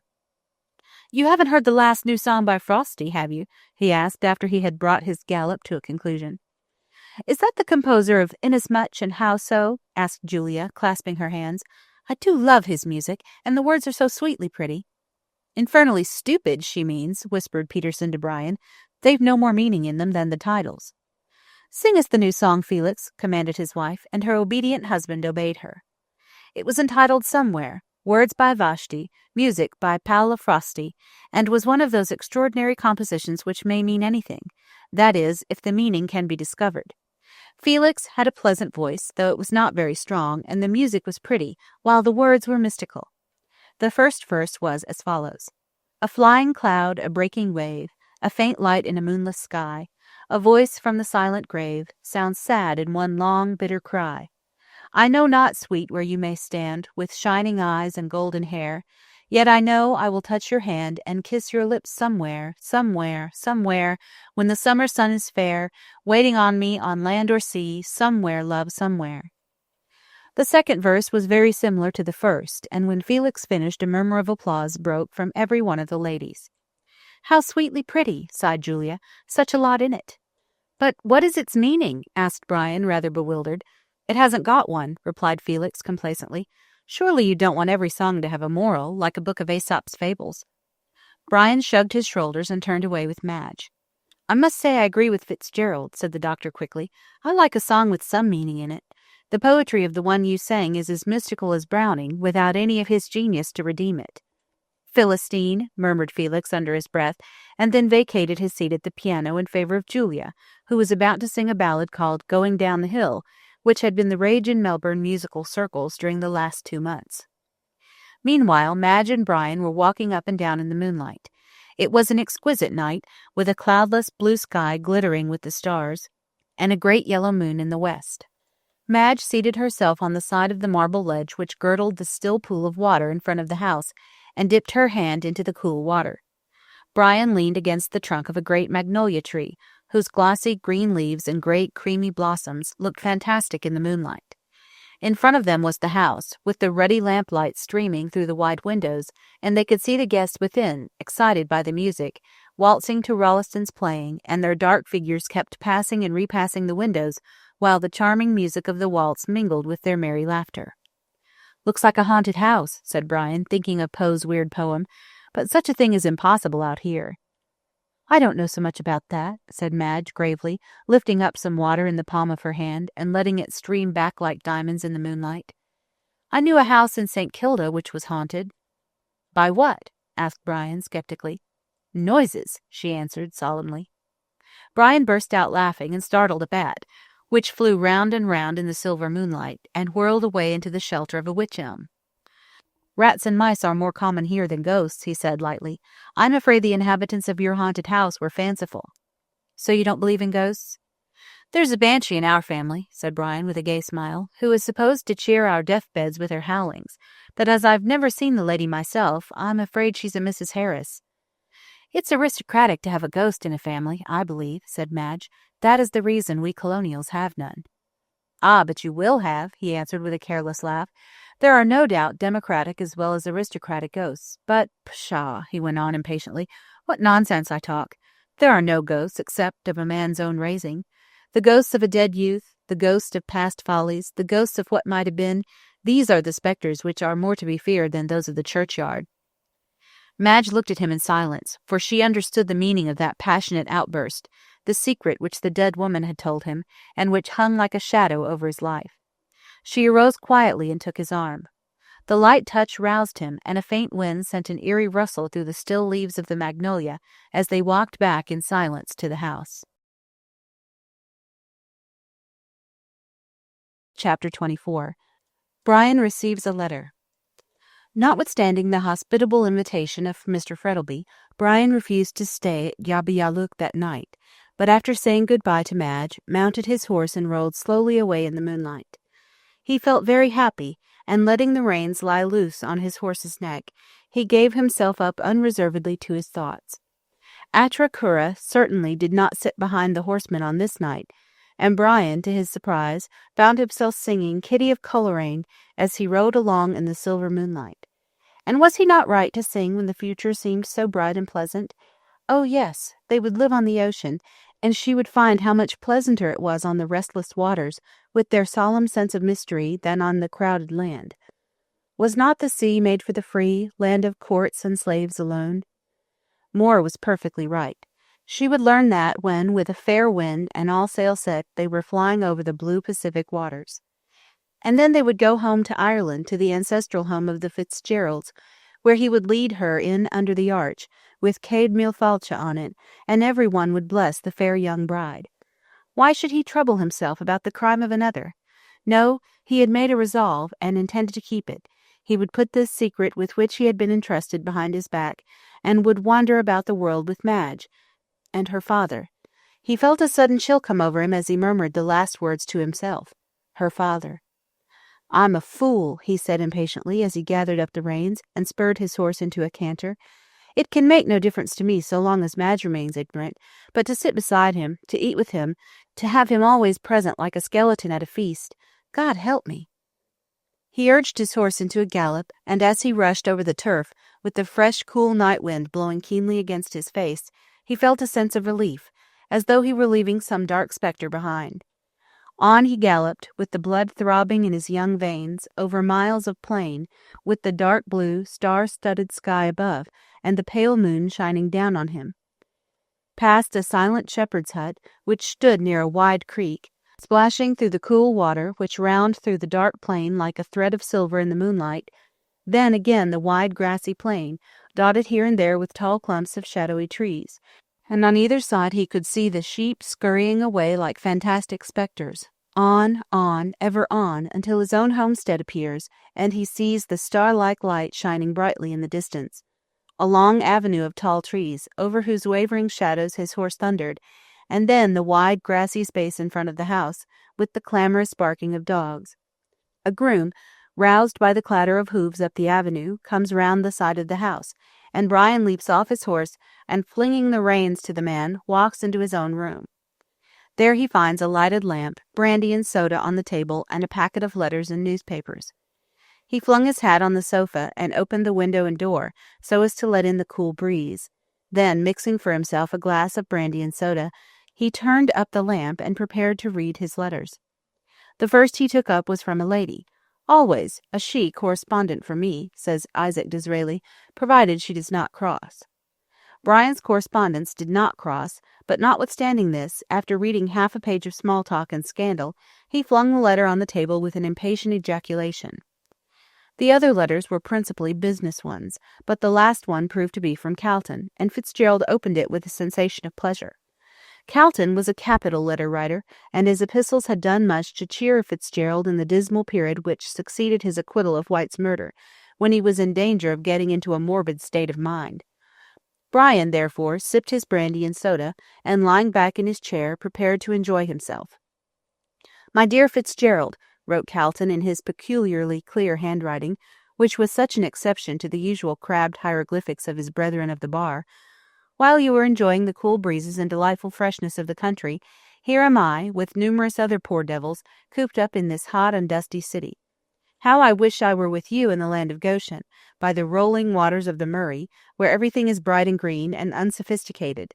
The two latter terms are almost identical, instead of which my view is bounded by bricks and mortar, and the muddy waters of the Yarra have to do duty for your noble river. Ah, too long I have lived in Acadia, But I don't now, and even if some power gave me the choice to go back again, I am not sure that I would accept. Arcadia, after all, is a lotus-eating paradise of blissful ignorance, and I love the world with its pomps, vanities, and wickedness. While you, therefore, O Corydon, don't be afraid, I'm not going to quote Virgil, are studying nature's book, I am deep in the musty leaves of Themis's volume, but I dare say that the Great Mother teaches you much better things than her artificial daughter does me. However, you remember that pithy proverb, when one is in Rome, one must not speak ill of the Pope.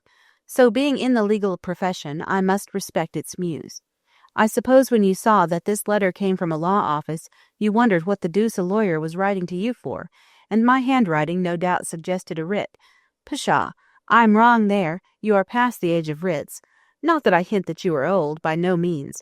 You are just at that appreciative age when a man enjoys life most, when the fire of youth is tempered by the experience of age, and one knows how to enjoy the utmost good things of this world, viz., love, wine, and friendship. I am afraid I am growing poetical, which is a bad thing for a lawyer, for the flower of poetry cannot flourish in the arid wastes of the law.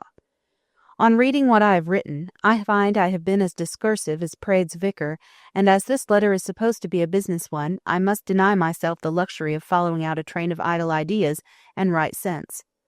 I suppose you still hold the secret which Rosanna Moore entrusted with you. Ah, you see I know her name, and why?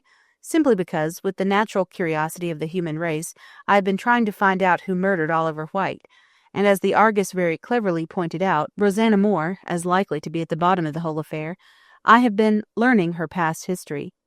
The secret of White's murder, and the reason for it, is known to you, but you refuse, even in the interest of justice, to reveal it. Why, I don't know, but we all have our little faults, and from an amiable, though mistaken sense of, shall I say duty, you refuse to deliver up the man whose cowardly crime so nearly cost you your life. After your departure from Melbourne, everyone said, the Hansom Cab tragedy is at an end, and the murderer will never be discovered.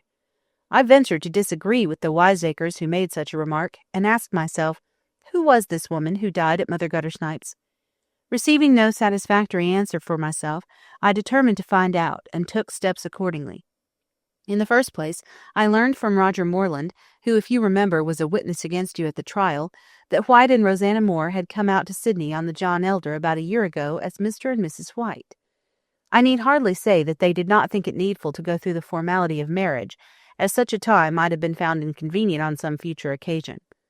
Morland knew nothing about Rosanna Moore, and advised me to give up the search, as coming from a city like London, it would be difficult to find anyone that knew her there.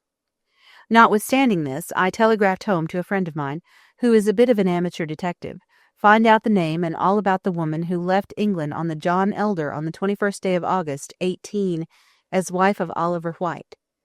Mirabile too, he found out all about her, and knowing as you do what a maelstrom of humanity London is, you must admit my friend was clever. It appears, however, that the task I set him was easier than he expected, for the so-called Mrs. White was rather a notorious individual in her own way. She was a burlesque actress at the Frivolity Theatre in London, and being a very handsome woman, had been photographed innumerable times. Consequently, when she very foolishly went with White to choose a berth on board the boat, she was recognized by the clerks in the office as Rosanna Moore, better known as Musette of the Frivolity. Why she ran away with White I cannot tell you. With reference to men understanding women, I refer you to Balzac's remark anent the same. Perhaps Musette got weary of St. John's Wood and champagne suppers, and longed for the purer air of her native land. Ah, you open your eyes at this latter statement. You are surprised. No, on second thoughts you are not, because she told you herself that she was a native of Sydney, and had gone home in 1858, after a triumphant career of acting in Melbourne. And why did she leave the applauding Melbourne public and the flesh-pots of Egypt? You know this also. She ran away with a rich young squatter, with more money than morals, who happened to be in Melbourne at the time. She seems to have had a weakness for running away. But why she chose White to go with this time puzzles me. He was not rich, not particularly good-looking, had no position, and a bad temper. How do I know all these traits of Mr. White's character, morally and socially? Easily enough. My omniscient friend found them all out. Mr. White was the son of a London tailor, and his father, being well off, retired into a private life, and ultimately went the way of all flesh. His son, finding himself with a capital income and a pretty taste for amusement, cut the shop of his late lamented parent, found out that his family had come over with the Conqueror. Glanville de White helped to sew the Bayeux tapestry, I suppose, and graduated at the Frivolity Theatre as a masher. In common with the other gilded youth of the day, he worshipped at the gas-lit shrine of Musette, and the goddess, pleased with his incense, left her other admirers in the lurch, and ran off with fortunate Mr. White. So far as this goes, there is nothing to show why the murder was committed. Men do not perpetrate crimes for the sake of the light of loves like Musette, unless, indeed, some wretched youth embezzles money to buy jewelry for his divinity.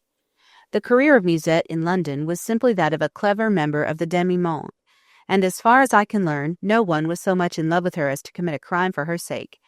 So far, so good. The motive of the crime must be found in Australia. White had spent nearly all his money in England, and consequently, Musette and her lover arrived in Sydney with comparatively very little cash. However, with an Epicurean-like philosophy, they enjoyed themselves on what little they had, and then came to Melbourne, where they stayed at a second-rate hotel. Musette, I may tell you, had one special vice, a common one, drink. She loved champagne and drank a good deal of it. Consequently, on arriving at Melbourne and not finding that a new generation had arisen which knew not Joseph, Musette, she drowned her sorrows in the flowing bowl, and went out after a quarrel with Mr. White to view Melbourne by night. A familiar scene to her, no doubt. What took her to Little Bourke Street I don't know. Perhaps she got lost, perhaps it had been a favourite walk of hers in the old days. At all events, she was found dead drunk in that unsavoury locality by Sal Rawlins. I know this is so, because Sal told me so herself. Sal acted the part of the Good Samaritan, took her to the squalid den she called home, and there Rosanna Moore fell dangerously ill. White, who had missed her, found out where she was and that she was too ill to be removed. I presume he was rather glad to get rid of such an encumbrance, so he went back to his lodgings at St. Kilda, which, judging from the landlady's story, he must have occupied for some time, while Rosanna Moore was drinking herself to death in a quiet hotel. Still, he does not break off his connection with the dying woman, but one night is murdered in a hansom cab, and that same night Rosanna Moore dies. So from all appearances everything is ended. Not so, for before dying Rosanna sends for Brian Fitzgerald at his club, and reveals to him a secret which he locks up in his own heart. The writer of this letter has a theory, a fanciful one if you will, that the secret told to Brian Fitzgerald contains the mystery of Oliver White's death. Now then, have I not found out a good deal without you, and do you still decline to reveal the rest? I do not say you know who killed White, but I do say you know sufficient to lead to the detection of the murderer. If you tell me, so much the better, both for your own sense of justice and for your peace of mind. If you do not, well, I shall find out without you. I have taken, and still take, a great interest in this strange case, and I have sworn to bring the murderer to justice, so I make this last appeal to you to tell me what you know. If you refuse, I will set to work to find out all about Rosanna Moore prior to her departure from Australia in 1858, and I am certain, sooner or later, to discover the secret which led to White's murder. If there is any strong reason why it should be kept silent, I perhaps will come round to your view and let the matter drop. But if I have to find it out myself, the murderer of Oliver White need expect no mercy at my hands. So think over what I have said. If I do not hear from you within the next week, I shall regard your decision as final, and pursue the search myself. I am sure, my dear Fitzgerald, you will find this letter too long, in spite of the interesting story it contains, so I will have pity on you and draw to a close. Remember me to Miss Frettleby and to her father. With kind regards to yourself, I remain, yours very truly, Duncan Calton. When Fitzgerald had finished the last of the closely written sheets, he let the letter fall from his hands, and leaning back in his chair, stared blankly into the dawning light outside. He arose after a few moments, and pouring himself out a glass of brandy, drank it quickly. Then, mechanically lighting a cigar, he stepped out of the door into the fresh beauty of the dawn. There was a soft crimson glow in the east, which announced the approach of the sun, and he could hear the chirping of the awakening birds in the trees. But Brian did not see the marvelous breaking of the dawn. He stood staring at the red light flaring in the east, and thinking of Calton's letter. "I can do no more," he said bitterly, leaning his head against the wall of the house. "There is only one way of stopping Calton, and that is by telling him all. My poor Madge, my poor Madge." A soft wind arose and rustled among the trees, and there appeared great shafts of crimson light in the east. Then, with a sudden blaze, the sun peered over the brim of the wide plain. The warm yellow rays touched lightly the comely head of the weary man, and turning round, he held up his arms to the great luminary, as though he were a fire-worshipper. "I accept the omen of the dawn," he cried, "for her life and for mine." Chapter 25. What Dr. Chinston Said.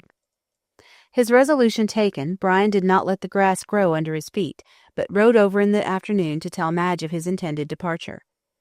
The servant told him she was in the garden, so he went there, and guided by the sound of merry voices and the laughter of pretty women, soon found his way to the lawn tennis ground.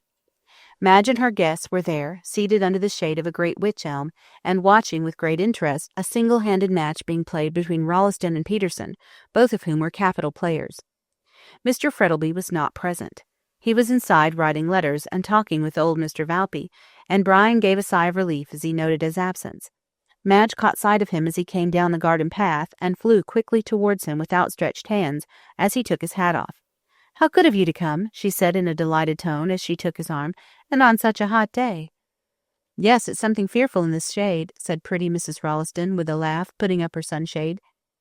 "Pardon me if I think the contrary," replied Fitzgerald, bowing, with an expressive look at the charming group of ladies under the great tree. Mrs. Rolleston blushed and shook her head. "Ah, it's easy to see you came from Ireland, Mr. Fitzgerald," she observed as she resumed her seat. "You are making Madge jealous." "So he is," answered Madge with a gay laugh. "I shall certainly inform Mr. Rolleston about you, Brian, if you make these gallant remarks." "Here he comes, then," said her lover, as Rolleston and Peterson, having finished their game, walked off the tennis ground and joined the group under the tree. Though in tennis flannels, they both looked remarkably warm, and throwing aside his racket, Mr. Rolleston sat down with a sigh of relief.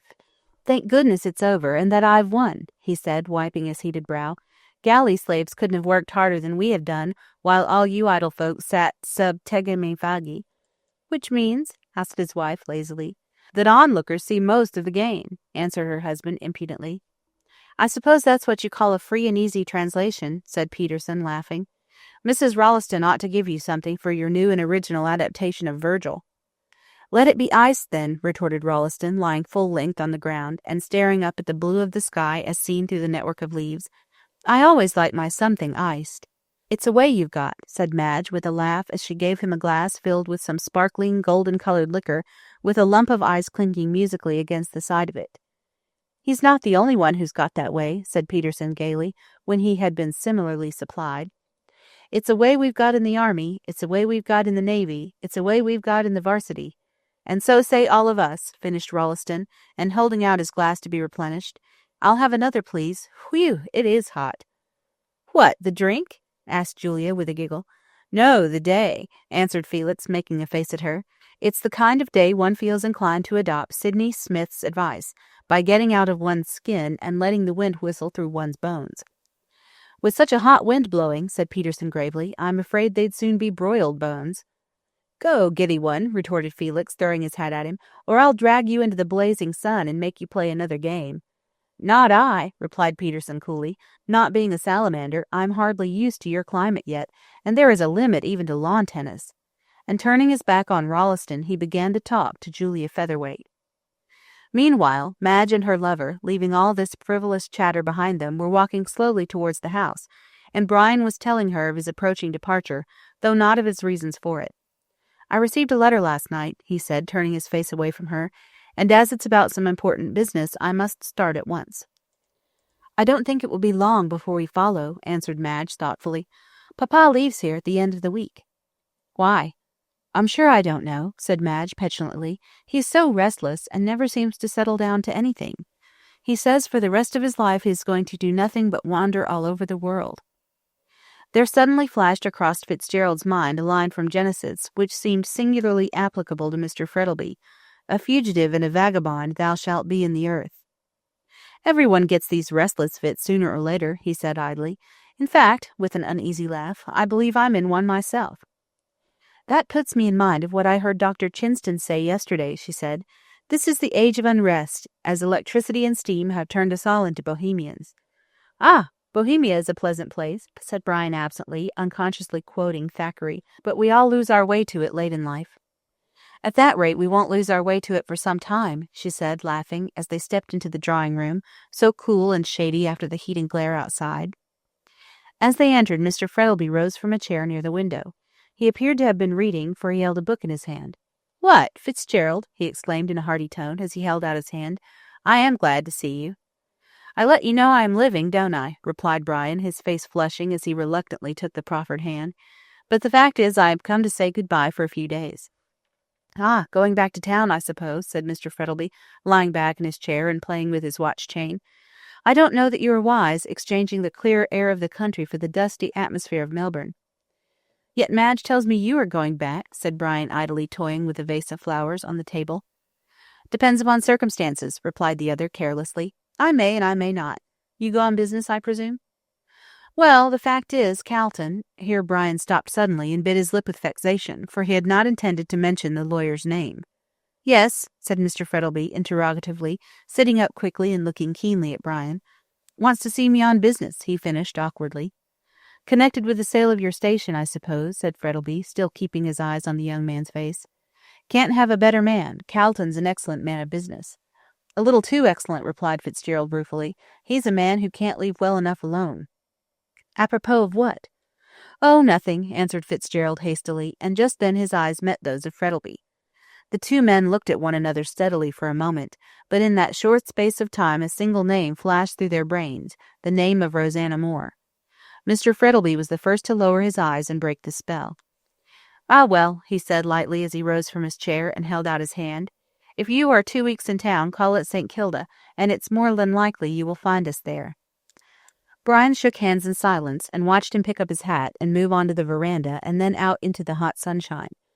"He knows," he muttered involuntarily. "Knows what, sir?" said Madge, who came silently behind him and slipped her arm through his. "That you are hungry and want something to eat before you leave us?" "I don't feel hungry," said Brian as they walked towards the door. "Nonsense," answered Madge merrily, who, like Eve, was on hospitable thoughts intent. "I am not going to have you appear in Melbourne a pale, fond lover, as though I were treating you badly. Come, sir. No," she continued, putting up her hand as he tried to kiss her. "Business first, pleasure afterwards," and they went into the dining-room laughing. Mark Frettlby wandered down to the lawn-tennis ground, thinking of the look he had seen in Brian's eyes. He shivered for a moment in the hot sunshine, as though it had grown suddenly chill. "Someone stepping across my grave," he murmured to himself with a cynical smile. "Bah, how superstitious I am, and yet he knows. "Come on, sir," cried Felix, who had just caught sight of him. "A racket awaits you." Frettlby awoke with a start and found himself near the lawn-tennis ground, and Felix at his elbow smoking a cigarette. He roused himself with a great effort and tapped the young man lightly on the shoulder. "What?" he said with a forced laugh. "Do you really expect me to play lawn-tennis on such a day? You're mad." "I'm hot, you mean," retorted the imperturbable Rolleston, blowing a wreath of smoke. "That's a foregone conclusion," said Dr. Chinston, who came up at that moment. "Such a charming novel," cried Julia, who had just caught the last remark. "What is?" asked Peterson, rather puzzled. "Howell's book, A Foregone Conclusion," said Julia, also looking puzzled. "Weren't you talking about it?" "I'm afraid this talk is getting slightly incoherent," said Felix with a sigh. "We all seem madder than usual today." "Speak for yourself," said Chinston indignantly. "I'm as sane as any man in the world." "Exactly," retorted the other coolly. "That's what I say, and you, being a doctor, ought to know that every man and woman in the world is more or less mad." "Where are your facts?" asked Chinston, smiling. "My facts are all visible ones," said Felix, gravely pointing to the company. "They're all crooked on some point or another." There was a chorus of indignant denial at this, and then everyone burst out laughing at the extraordinary way in which Mr. Rolleston was arguing. "If you go on like that in the House," said Frettlby, amused, "you will at all events have an entertaining Parliament." "Ah, they'll never have an entertaining Parliament till they admit ladies," observed Peterson, with a quizzical glance at Julia. "It will be a Parliament of love then," retorted the doctor dryly, "and not medieval either." Frettlby took the doctor's arm and walked away with him. "I want you to come to my study, doctor," as they strolled towards the house, "and examine me." "Why, you don't feel well?" said Chinston as they entered the house. "Not lately," replied Frettlby. "I'm afraid I've got heart disease." The doctor looked sharply at him and then shook his head. "Nonsense," he said cheerfully. "It's a common delusion with people that they have heart disease, and in 9 cases out of 10 it's all imagination.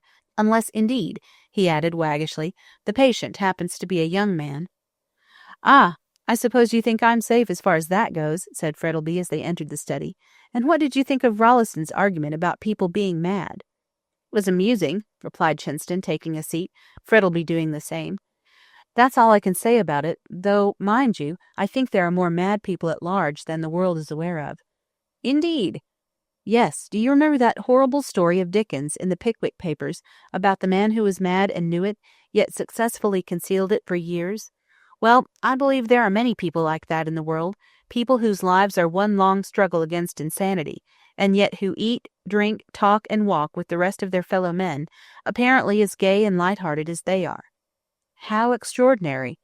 "Half the murders and suicides are done in temporary fits of insanity," went on Chinston, "and if a person broods over anything, his incipient madness is sure to break out sooner or later. But of course there are cases where a perfectly sane person may commit a murder on the impulse of the moment, but I regard such persons as mad for the time being. But again, a murder may be planned and executed in the most cold-blooded manner." "And in the latter case," said Frettleby, without looking at the doctor, and playing with a paper knife, "do you regard the murderer as mad?" "Yes, I do," answered the doctor bluntly. "He is mad as a person who kills another because he supposes he has been told by God to do so, only there is method in his madness. For instance, I believe that Hansom Cab murder in which you were mixed up—" "I wasn't mixed up in it," interrupted Frettleby, pale with anger. "Beg pardon," said Chinston coolly, "a slip of the tongue. I was thinking of Fitzgerald. Well, I believe that crime to have been premeditated, and that the man who committed it was mad. He is no doubt at large now, walking about and conducting himself as sanely as you or I, yet the germ of insanity is there, and sooner or later he will commit another crime." "How do you know it was premeditated?" asked Frettleby abruptly. "Anyone can see that," answered the other. "White was watched on that night, and when Fitzgerald went away the other was ready to take his place, dressed the same." "That's nothing," retorted Frettleby, looking at his companion sharply. "There are dozens of men in Melbourne who wear evening dress, light coats, and soft hats. In fact, I generally wear them myself." "Well, that might have been a coincidence," said the doctor, rather disconcerted, "but the use of chloroform puts the question beyond a doubt. People don't usually carry chloroform about with them." "I suppose not," answered the other, and then the matter dropped. Chinston made an examination of Mark Frettleby, and when he had finished, his face was very grave, though he laughed at the millionaire's fears. "You're all right," he said gaily. "Action of the heart a little weak, that's all. Only," impressively, "avoid excitement, avoid excitement." Just as Frettleby was putting on his coat, a knock came to the door, and Madge entered. "Brian is gone," she began. "Oh, I beg your pardon, doctor. But is Papa ill?" she asked with sudden fear. "No, child, no," said Frettleby hastily. "I'm all right. I thought my heart was affected, but it isn't." "Not a bit of it," answered Chinston reassuringly. "All right, only avoid excitement." But when Frettleby turned to go to the door, Madge, who had her eyes fixed on the doctor's face, saw how grave it was. "There is danger," she said, touching his arm as they paused for a moment at the door. "No, no," he answered hastily. "Yes, there is," she persisted. "Tell me the worst. It is best for me to know." The doctor looked at her in some doubt for a few moments, and then placed his hand on her shoulder. "My dear young lady," he said gravely, "I will tell you what I have not dared to tell your father." "What?" she asked in a low voice, her face growing pale. "His heart is affected." "And there is great danger?" "Yes, great danger. In the event of any sudden shock," he hesitated. "Yes." "He would probably drop down dead." "My God!" Chapter 26. Kilsip has a theory of his own. Mr. Calton sat in his office reading a letter he had just received from Fitzgerald, and judging from the complacent smile upon his face, it seemed to give him the greatest satisfaction.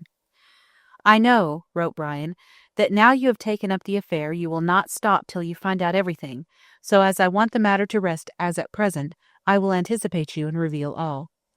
You were right in your conjecture that I knew something likely to lead to the detection of White's murderer, but when I tell you my reasons for keeping such a thing secret, I am sure you will not blame me. Mind you, I do not say that I know who committed the murder, but I have suspicions, very strong suspicions, and I wish to God Rosanna Moore had died before she told me what she did. However, I will tell you all, and leave you to judge as to whether I was justified in concealing what I was told. I will call at your office sometime next week, and then you will learn everything that Rosanna Moore told me, but once you are possessed of the knowledge you will pity me. Most extraordinary, mused Calton, leaning back in his chair as he laid down the letter. I wonder if he's about to tell me that he killed White after all, and that Sal Rawlins perjured herself to save him. No, that's nonsense, or she'd have turned up in better time, and wouldn't have risked his neck up to the last moment. Though I make it a rule never to be surprised at anything, I expect what Brian Fitzgerald has to tell me will startle me considerably. I've never met with such an extraordinary case, and from all appearances the end isn't reached yet. After all, said Mr. Calton thoughtfully, truth is stranger than fiction. Here a knock came to the door, and in answer to an invitation to enter, it opened, and Kilsip glided into the room. You are not engaged, sir, he said in his soft, low voice. Oh, dear no, answered Calton carelessly. Come in, come in. Kilsip closed the door softly and glided along in his usual velvet-footed manner, sat down in a chair near Calton's, and placing his hat on the ground, looked keenly at the barrister. Well, Kilsip, said Calton with a yawn, playing with his watch chain, any good news to tell me? Well, nothing particularly new, purred the detective, rubbing his hands together. Nothing new and nothing true and no matter, said Calton, quoting Emerson. And what have you come to see me about? The Hansom Cab murder, replied the other quietly. The deuce! Cried Calton, startled out of his professional dignity. And have you found out who did it? No, answered Kilsip rather dismally, but I have an idea. So had Gorby, retorted Calton dryly. An idea that ended in smoke. Have you any practical proofs? Not yet. That means you're going to get some? If possible. Much virtue in if, quoted Calton, picking up a pencil and scribbling idly on his blotting paper. And to whom does your suspicion point? Aha, said Mr. Kilsip cautiously. Don't know him, answered the other coolly. Family name Humbug, I presume. Bosh! Whom do you suspect? Kilsip looked round cautiously, as if to make sure they were alone, and then said in a stage whisper, Roger Moreland. That was the young man that gave evidence as to how White got drunk? Kilsip nodded. Well, and how do you connect him with the murder? Do you remember in the evidence given by the cabmen, Royston and Rankin, they both swore that the man who was with White on that night wore a diamond ring on the forefinger of the right hand? What of it? Nearly every second man in Melbourne wears a diamond ring, but not on the forefinger of the right hand. Oh, and Moreland wears a ring in that way? Yes. Merely a coincidence. Is that all your proof? All I can obtain at present. It's very weak, said Calton scornfully. The weakest proofs may form a chain to hang a man, observed Kilsip sententiously. Moreland gave his evidence clearly enough, said Calton, rising and pacing out of the room. He met White, they got drunk together, White went out of the hotel, and shortly afterwards Moreland followed with the coat, which was left behind by White, and then someone snatched it from him. Ah, did they? Interrupted Kilsip quickly. So Moreland says, said Calton, stopping short. I understand. You think Moreland was not so drunk as he would make out, and that after following White outside, he put on his coat and got into the cab with him. That is my theory. It's ingenious enough, said the barrister, but why should Moreland murder White? What motive had he? Those papers... Pshaw, another idea of Gorby's, said Calton angrily. How do you know there were any papers? The fact is, Calton did not intend Kilsip to know that White really had papers until he heard what Fitzgerald had to tell him. And another thing, said Calton, resuming his walk, if your theory is correct, which I don't think it is, what became of White's coat? Has Moreland got it? No, he has not, answered the detective decisively. You seem very positive about it, said the lawyer after a moment's pause. Did you ask Moreland about it? A reproachful look came into Kilsip's white face. Not quite so green, he said, forcing a smile. I thought you'd a better opinion of me than that, Mr. Calton. Ask him. No. Then how did you find out? The fact is, Moreland is employed as a barman in the Kangaroo Hotel. A barman? Echoed Calton. And he came out here as a gentleman of independent fortune. Why, hang it, man, that in itself is sufficient to prove that he had no motive to murder White. Moreland pretty well lived on White, so what could have induced him to kill his golden goose and become a barman? Pshaw, the idea is absurd.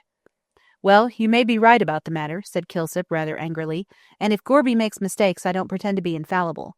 But at all events, when I saw Moreland in the bar he wore a silver ring on the forefinger of his right hand. Silver isn't a diamond. No, but it shows that was the finger he was accustomed to wear his ring on. When I saw that, I determined to search his room. I managed to do so while he was out, and found a mare's nest? Kilsip nodded. And so your castle of cards falls to the ground, said Calton jestingly. Your idea is absurd. Moreland no more committed the murder than I did. Why, he was too drunk on that night to do anything. So he says. Well, men don't calumniate themselves for nothing. It was a lesser danger to avoid a greater one, replied Kilsip coolly. I am sure that Morland was not drunk on that night. He only said so to escape awkward questions as to his movements. Depend upon it, he knows more than he lets out. Well, and how do you intend to set about the matter? I shall start looking for the coat first. Ah, you think he has hidden it? I am pretty sure of it. My theory is this. When Morland got out of the cab at Powlett Street— But he didn't, interrupted Calton angrily. Let us suppose, for the sake of argument, that he did, said Kilsip quietly. I say, when he left the cab, he walked up Powlett Street, turned to the left down George Street, and walked back to town through the Fitzroy Gardens. Then, knowing that the coat was noticeable, he threw it away, or rather hid it, and walked out of the gardens through the town. In evening dress, more noticeable than the coat. He wasn't in evening dress, said Kilsip quietly. No, neither was he, observed Calton eagerly, recalling the evidence at the trial. Another blow to your theory. The murderer was in evening dress. The cabman said so. Yes, because he had seen Mr. Fitzgerald in evening dress a few minutes before, and thought that he was the same man who got into the cab with White. Well, what of that? If you remember, the second man had his coat buttoned up. Morland wore dark trousers, at least I suppose so, and with the coat buttoned up, it was easy for the cabman to make the mistake, believing, as he did, that it was Mr. Fitzgerald. That sounds better, said Calton thoughtfully. And what are you going to do? Look for the coat in the Fitzroy Gardens. Pshaw, a wild goose chase. Possibly, said Kilsip as he arose to go. And when shall I see you again? Said Calton. Oh, tonight, said Kilsip, pausing at the door. I had nearly forgotten. Mother Guttersnipe wants to see you. Why? What's up? She's dying and wants to tell you some secret. Rosanna Moore, by Jove, said Calton. She'll tell me something about her. I'll get to the bottom of this yet. All right, I'll be here at 8 o'clock. Very well, sir, and the detective glided out. I wonder if that old woman knows anything, said Calton to himself as he resumed his seat. She may have overheard some conversation between White and his mistress, and intends to divulge it. Well, I'm afraid when Fitzgerald does confess, I shall know all about it beforehand. Chapter 27. Mother Guttersnipe joins the majority. Punctual to his appointment, Kilsip called at Calton's office at 8 o'clock, in order to guide him through the squalid labyrinths of the slums. He found the barrister waiting impatiently for him. The fact is, Calton had got it into his head that Rosanna Moore was at the bottom of the whole mystery, and every new piece of evidence he discovered went to confirm his belief. When Rosanna Moore was dying, she might have confessed something to Mother Guttersnipe, which would hint at the name of the murderer, and he had a strong suspicion that the old hag had received hush money in order to keep quiet. Several times before, Calton had been on the point of going to her and trying to get the secret out of her, that is, if she knew it, but now fate appeared to be playing into his hands, and a voluntary confession was much more likely to be true than one dragged piecemeal from unwilling lips. By the time Kilsip made his appearance, Calton was in a high state of excitement. I suppose we'd better go at once, he said to Kilsip as he lit a cigar. That old hag may go off at any moment. She might, assented Kilsip doubtfully, but I wouldn't be a bit surprised if she pulled through. Some of these old women have 9 lives like a cat. Not improbable, retorted Calton as they passed into the brilliantly lighted street. Her nature seemed to me to be essentially feline. But tell me, he went on, what's the matter with her? Old age? Partly. Drink also, I think, answered Kilsip. Besides, her surroundings are not very healthy, and her dissipated habits have pretty well settled her. It isn't anything catching, I hope, cried the barrister with a shudder as they passed into the crowd of Bourke Street. Don't know, sir, not being a doctor, answered the detective stolidly. Oh, ejaculated Calton in dismay. It will be all right, sir, said Kilsip reassuringly. I've been there dozens of times, and I'm all right. I dare say, retorted the barrister, but I may go there once and catch it, whatever it is. Take my word, sir, it's nothing worse than old age and drink. Has she a doctor? Won't let one come near her. Prescribes for herself. Gin, I suppose. Humph. Much more unpleasant than the usual run of medicines. In a short time they found themselves in Little Bourke Street, and after traversing a few dark and narrow lanes, by this time they were more or less familiar to Calton, they found themselves before Mother Guttersnipe's den. They climbed the rickety stairs, which groaned and creaked beneath their weight, and found Mother Guttersnipe lying on the bed in the corner. The elfish, black-haired child was playing cards with a slatternly-looking girl at a deal table by the faint light of a tallow candle. They both sprang to their feet as the strangers entered, and the elfish child pushed a broken chair in the sullen manner towards Mr. Calton, while the other girl shuffled into a far corner of the room and crouched down there like a dog. The noise of their entry awoke the hag from an uneasy slumber into which she had fallen.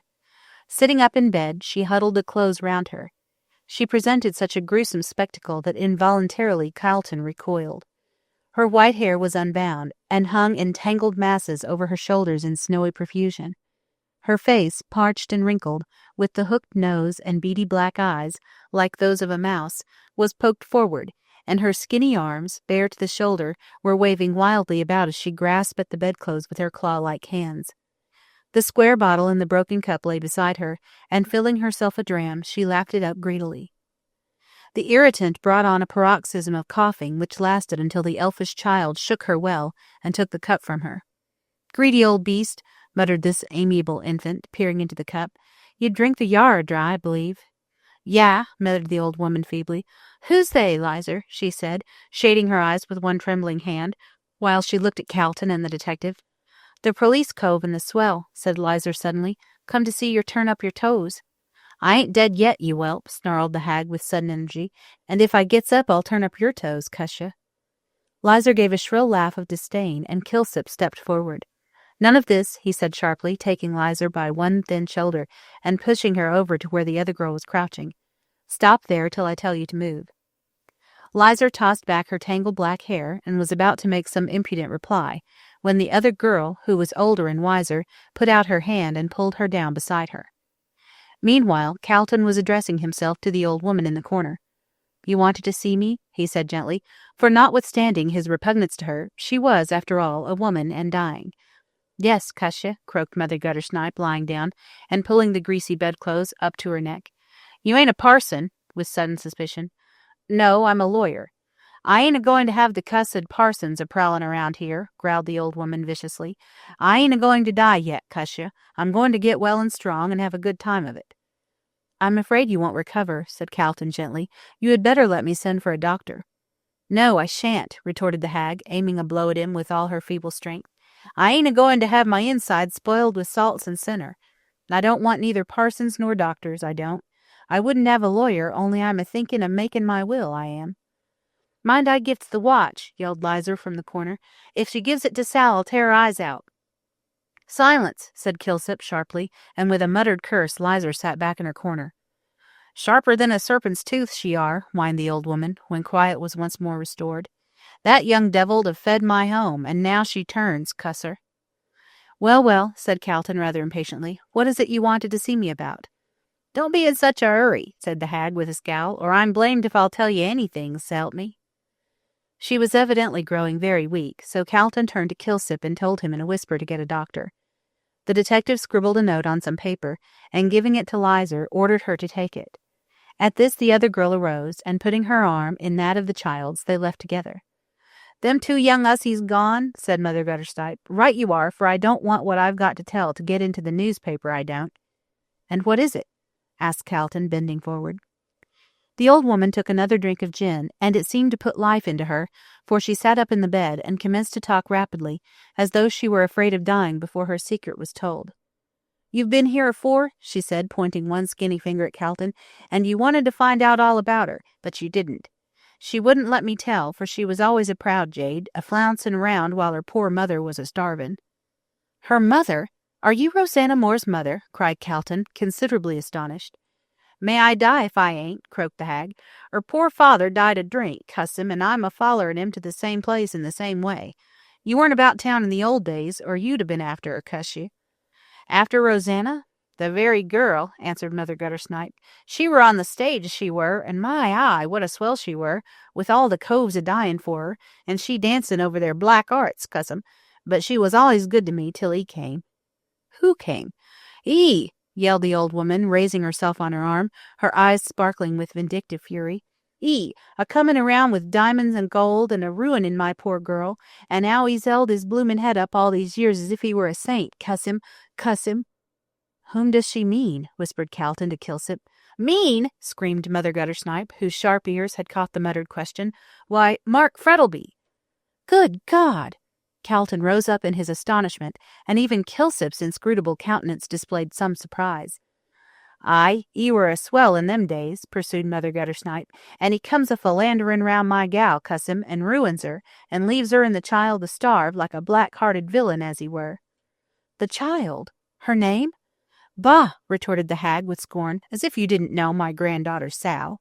"Sal? Mark Frettlby's child?" "Yes, and as pretty a girl as the other, though she happened to be born on the wrong side of the edge.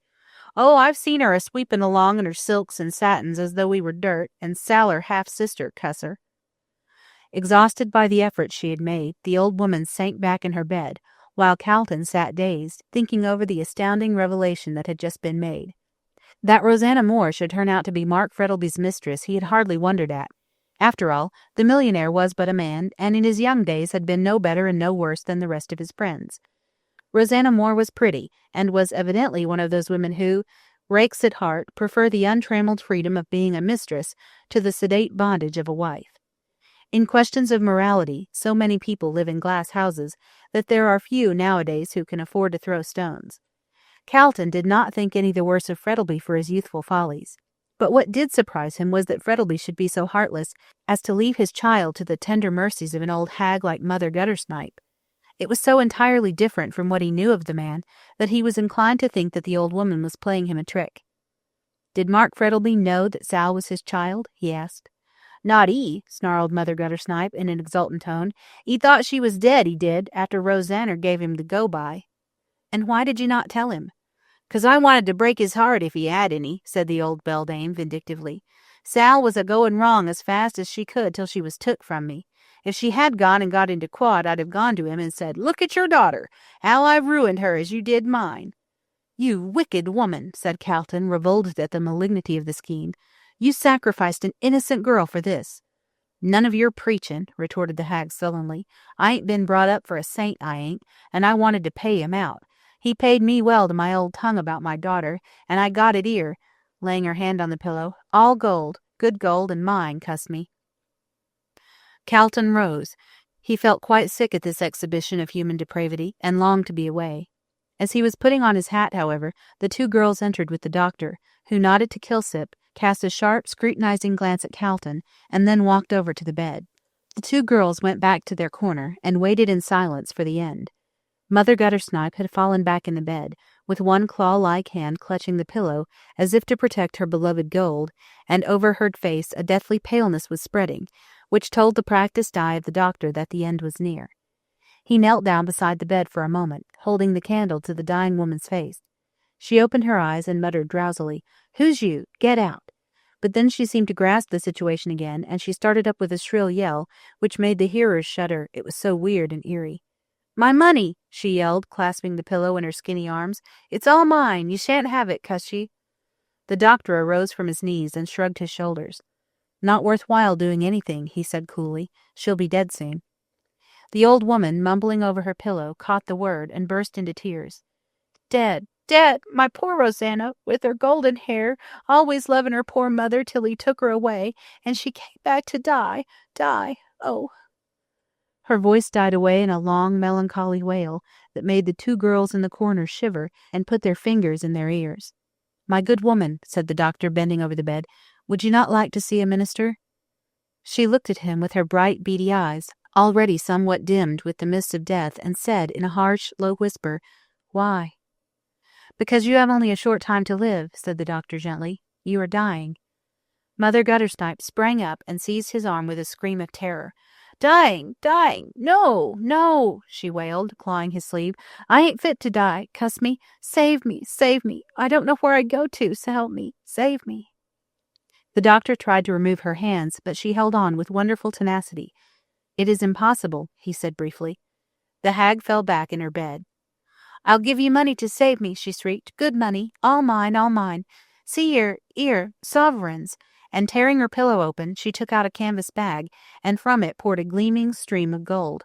Gold, gold, it rolled all over the bed, over the floor, away into the dark corners, yet no one touched it, so enchanted were they by the horrible spectacle of the dying woman clinging to life. She clutched some of the shining pieces, and held them up to the three men as they stood silently beside the bed. but her hands trembled so that sovereigns kept falling from them on the floor with metallic clinks. All mine, she shrieked loudly. Give me my life, gold, money, cushy. I sold my soul for it. Save me, give me my life. And with trembling hands she tried to force the gold on them. They said no word, but stood silently looking at her, while the two girls in the corner clung together and trembled with fear. Don't look at me, don't, cried the hag, falling down again amid the shining gold. You want me to die. I shan't. Give me my gold, clawing at the scattered sovereigns. I'll take it with me. I shan't die. God, whimpering. I ain't done nothing. Let me live. Give me a Bible. Save me. God, cuss it. God. She fell back on the bed, a corpse. The faint light of the candle flickered on the shining gold and on the dead face, framed in tangled white hair, while the three men, sick at heart, turned away in silence to seek assistance, with that wild cry still ringing in their ears. God, save me, God! Chapter 28. Mark Frettleby has a visitor. According to the copybooks of our youth, procrastination is the thief of time. Now, Brian found the truth of this. He had been in town almost a week, but he had not yet been to see Calton. Each morning, or something very near it, he set out, determined to go direct to Chancery Lane, but he never arrived there. He had returned to his lodgings in East Melbourne, and had passed his time either in the house or in the garden. When perhaps business connected with the sale of his station compelled his presence in town, he drove straight there and back. Curiously enough, he shrank from meeting any of his friends. He felt keenly his recent position in the prisoner's dock, and even when walking by the Yarra, as he frequently did, he was conscious of an uneasy feeling, a feeling that he was an object of curiosity, and that people turned to look at him out of a morbid desire to see one who had been so nearly hanged for murder.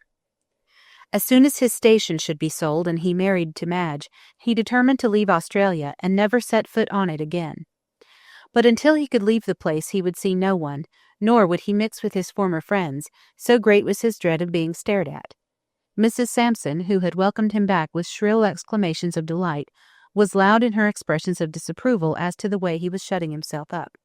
Your eyes being hollow, said the sympathizing Cricket, it is natural. It's its want of air, which my husband's uncle, being a druggist and well-to-do in Collingwood, sees thou a want of oxygen, being a French name, as he called the atmosphere, were fearful for pulling people down and making 'em go off their food, which you hardly eats anything, and not being a butterfly, it's expected as your appetite would be larger. Oh, I'm all right, said Brian, absently lighting a cigarette, and only half listening to his landlady's garrulous chatter. But if anyone calls, tell them I'm not in. I don't want to be bothered by visitors. Being as wise a thing as Solomon ever said, answered Mrs. Sampson energetically, which no doubt he was in good health when seeing the Queen of Sheba as necessary when anyone calls, and not feeling disposed to speak, which I'm often that way myself on occasions, my spirits being low, as I've heard soda water to have that effect on 'em, which you takes it with a dash of brandy, though to be sure that might be the cause of your want of life, and drop that bell, she finished, hurrying out of the room as the front door bell sounded, which my legs is a giving way under me through being overworked.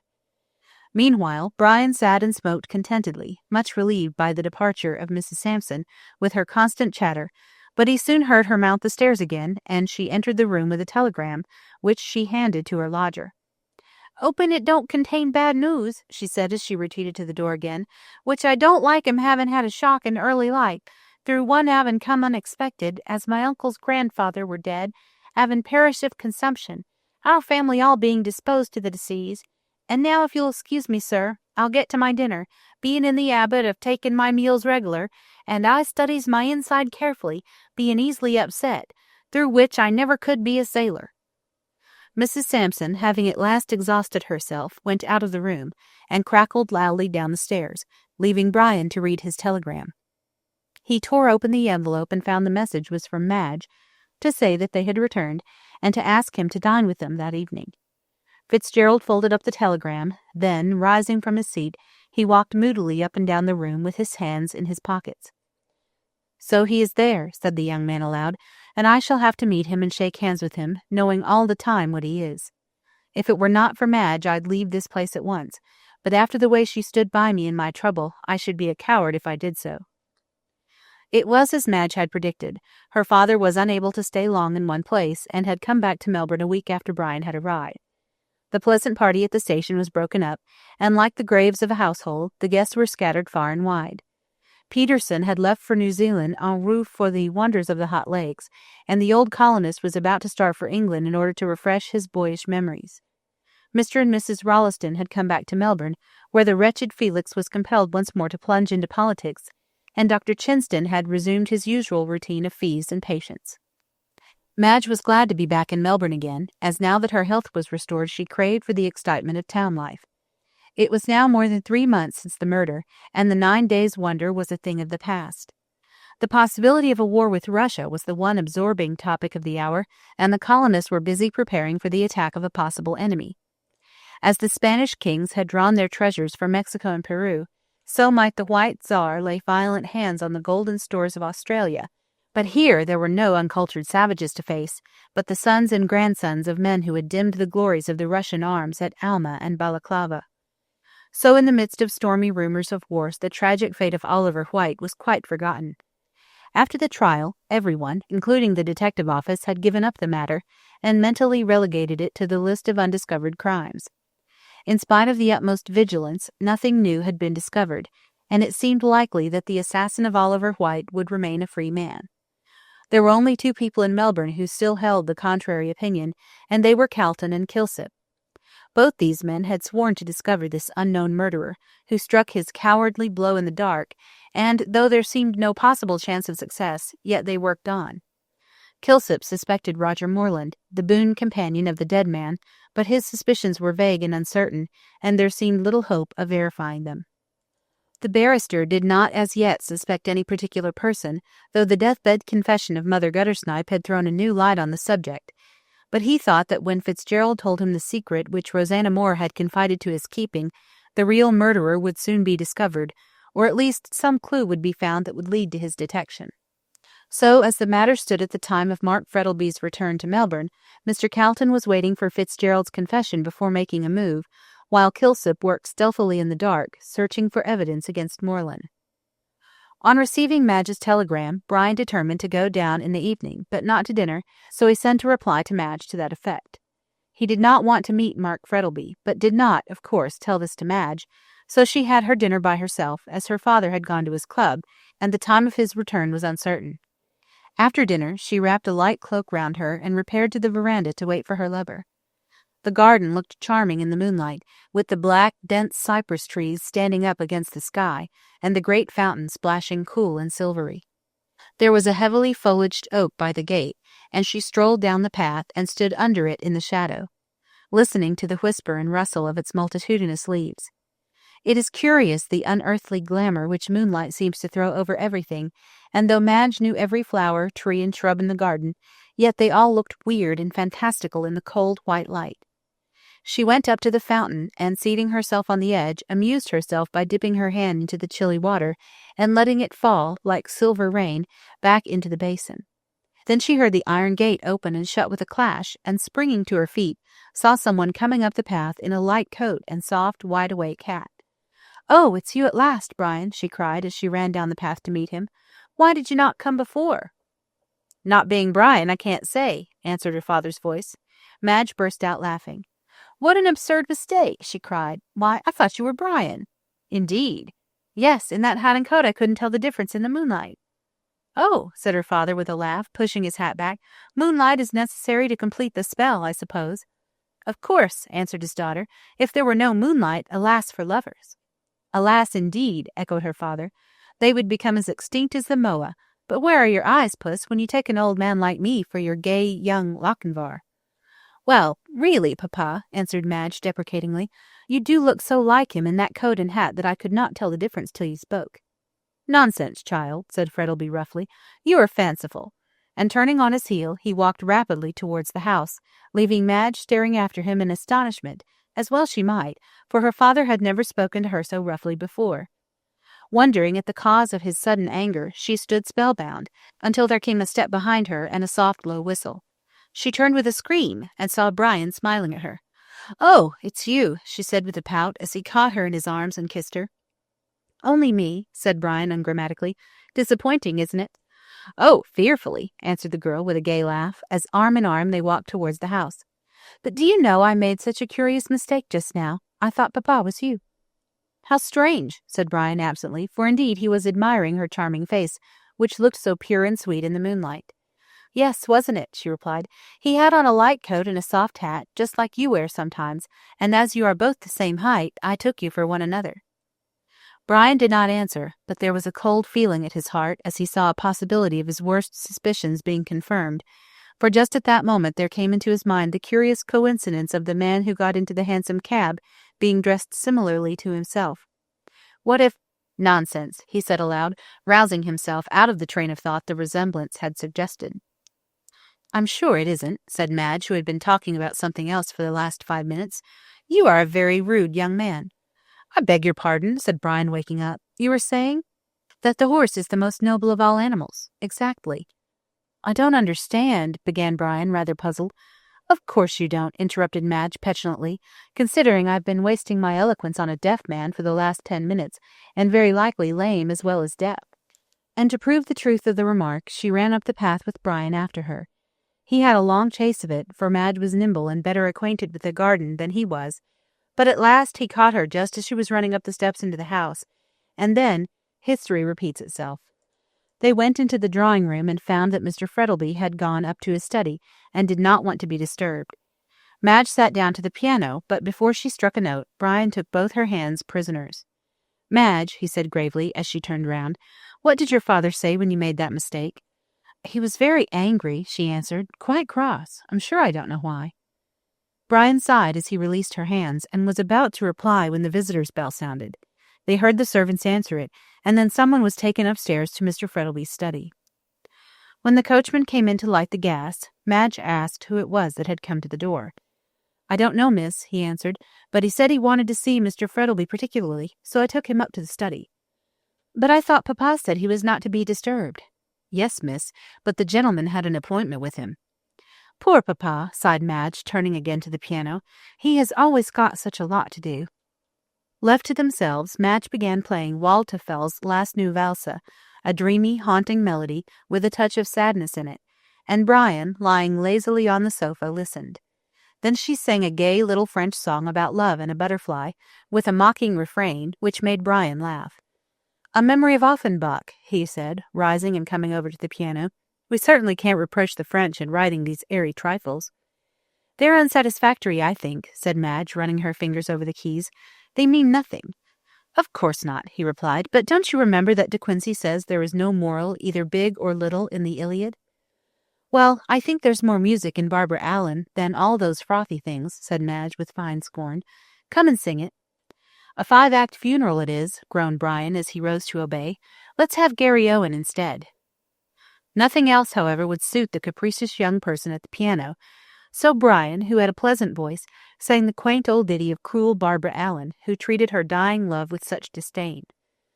"Sir John Graham was an ass," said Brian when he had finished, "or instead of dying in such a silly manner, he'd have married her right off without asking her permission." "I don't think she was worth marrying," replied Madge, opening a book of Mendelssohn's duets, "or she wouldn't have made such a fuss over her health not being drunk." "Depend upon it, she was a plain woman," remarked Brian gravely, "and was angry because she wasn't toasted among the rest of the country belles. I think the young man had a narrow escape. She'd always have reminded him about that unfortunate oversight." "You seem to have analyzed her nature pretty well," said Madge a little dryly. "However, we'll leave the failings of Barbara Allen alone and sing this." This was Mendelssohn's charming duet, "Would That My Love," which was a great favorite of Brian's. They were in the middle of it when suddenly Madge stopped, as she heard a loud cry, evidently proceeding from her father's study. Recollecting Dr. Chinston's warning, she ran out of the room and upstairs, leaving Brian rather puzzled by her unceremonious departure, for though he had heard the cry, yet he did not attach much importance to it.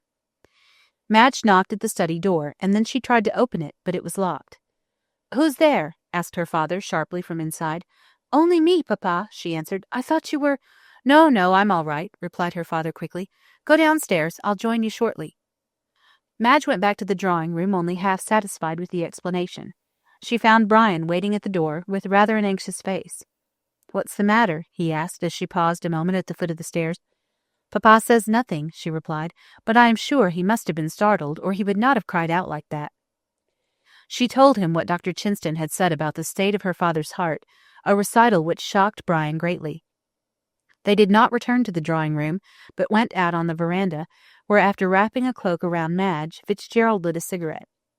They sat down at the far end of the veranda, somewhat in the shadow, and could see the hall door wide open, and a warm flood of mellow light pouring therefrom, and beyond the cold, white moonshine.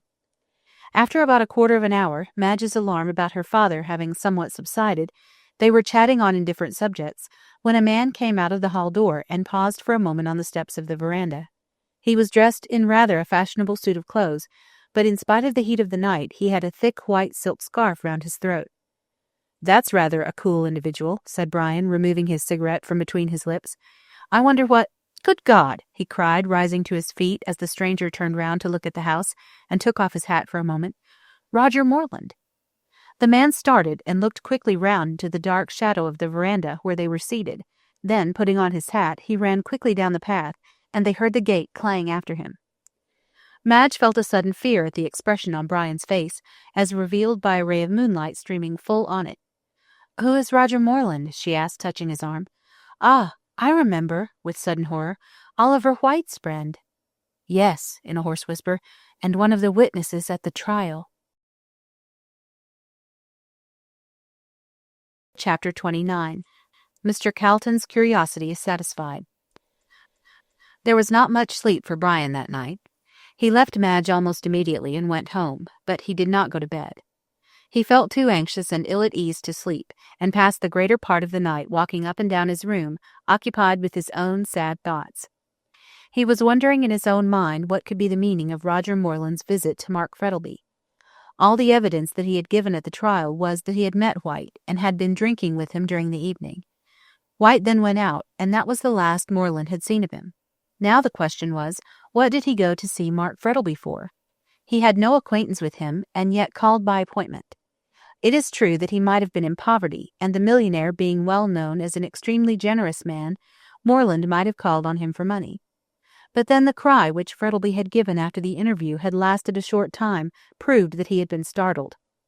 Madge had gone upstairs and found the door locked, her father refusing her admission. Now why was he so anxious Morland should not be seen by anyone? That he had made some startling revelation was certain, and Fitzgerald felt sure that it was in connection with the Hansom Cab murder case. He wearied himself with conjectures about the matter, and towards daybreak threw himself, dressed as he was, on the bed, and slept heavily till 12 o'clock the next day. When he arose and looked at himself in the glass, he was startled at the haggard and worn appearance of his face. The moment he was awake, his mind went back to Mark Frettlby and the visit of Roger Morland. "The net is closing round him," he murmured to himself. "I don't see how he can escape. Oh, Madge, Madge, if only I could spare you the bitterness of knowing what you must know sooner or later, and that other unhappy girl. The sins of the fathers will be visited on the children. God help them." He took his bath, and after dressing himself, went into his sitting-room, where he had a cup of tea, which refreshed him considerably. Mrs. Sampson came crackling merrily upstairs with a letter, and gave vent to an exclamation of surprise on seeing his altered appearance. "Lor, sir," she exclaimed, "what have you been a-doing? Me knowing your habits as you'd gone to bed. Not to say as it's very tempting in this hot weather, but with excuses, sir, you looks as if you hadn't slept a blessed wink." "No more have I," said Brian, listlessly holding out his hand for the letter. "I was walking up and down my room all last night. I must have walked miles." "Ah, how that puts me in mind of my poor husband," chirped the cricket. "Being a printer, and accustomed like a howl to the darkness, when he was home for the night he walked up and down till he wore out the carpet, being an expensive one, as I had on my marriage, and the only way I could stop him was by giving him something soothing, which you, sir, ought to try. Whiskey, hot, with lemon and sugar, and I've heard tell is chloroform." "No, damn it," said Brian hastily, startled out of his politeness. "I've had enough of that." "Aching teeth, no doubt," said the landlady, going to the door, "which I'm often taken that way myself, decayed teeth running in the family, though to be sure mine are stronger than former, a lodger of mine having been a dentist, and doing them beautiful, instead of paying rent, not having ready cash, his boxes being filled with bricks on his departure from the house." As Brian did not appear particularly interested in these domestic reminiscences and seemed as if he wanted to be left alone, Mrs. Sampson, with a final crackle, went downstairs and talked with a neighbor in the kitchen as to the desirability of drawing her money out of the savings bank in case the Russians should surprise and capture Melbourne. Brian, left alone, stared out of the window at the dusty road and the black shadows cast by the tall poplars in front of the house. "I must leave this place," he said to himself. "Every chance remark seems to bear on the murder, and I'm not anxious to have it constantly by my side like a skeleton at the feast."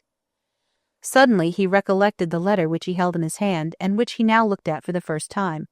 It proved to be from Madge, and tearing it open hastily, he read, "I cannot understand what is the matter with Papa," she wrote. "Ever since that man Moreland left last night, he has shut himself up in his study, and is writing there hour after hour. I went up this morning, but he would not let me in. He did not come down to breakfast, and I am getting seriously alarmed. Come down tomorrow and see me, for I am anxious about his state of health, and I am sure that Moreland told him something which has upset him." "Writing," said Brian as he put the letter in his pocket. "What about, I wonder? Perhaps he is thinking of committing suicide. If so, I for one will not stop him. It is a horrible thing to do, but it would be acting for the best under the circumstances." In spite of his determination to seek Halton and tell all, Fitzgerald did not go near him that day. He felt ill and weary, the want of sleep and mental worry telling on him terribly, and he looked 10 years older than he did before the murder of White. It is trouble which draws lines on the smooth forehead and furrows round the mouth. If a man has any mental worry, his life becomes a positive agony to him. Mental tortures are quite as bad as physical ones, if not worse.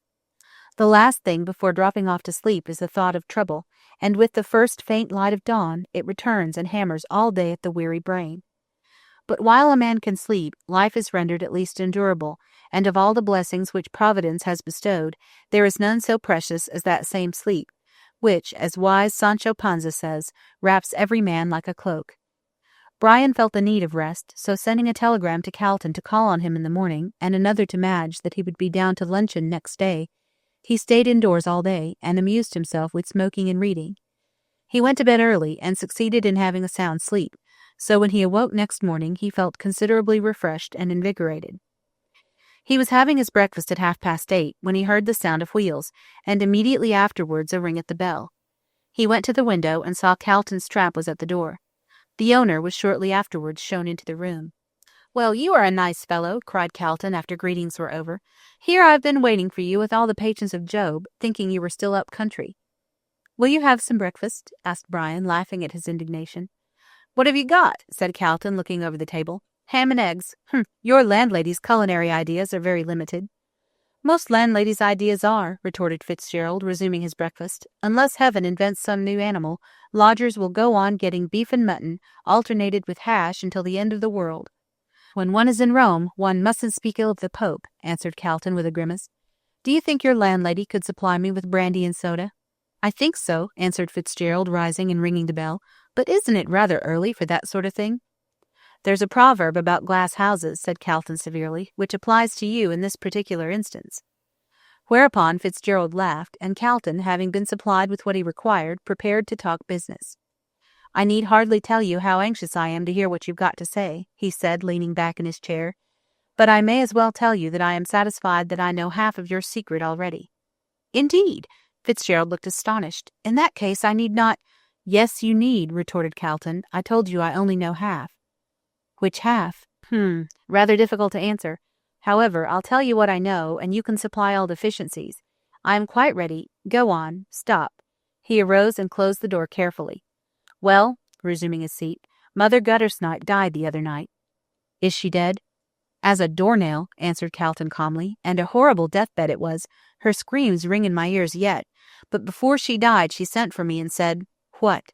"That she was the mother of Rosanna Moore." "Yes?" "And that Sal Rollins was Rosanna's child."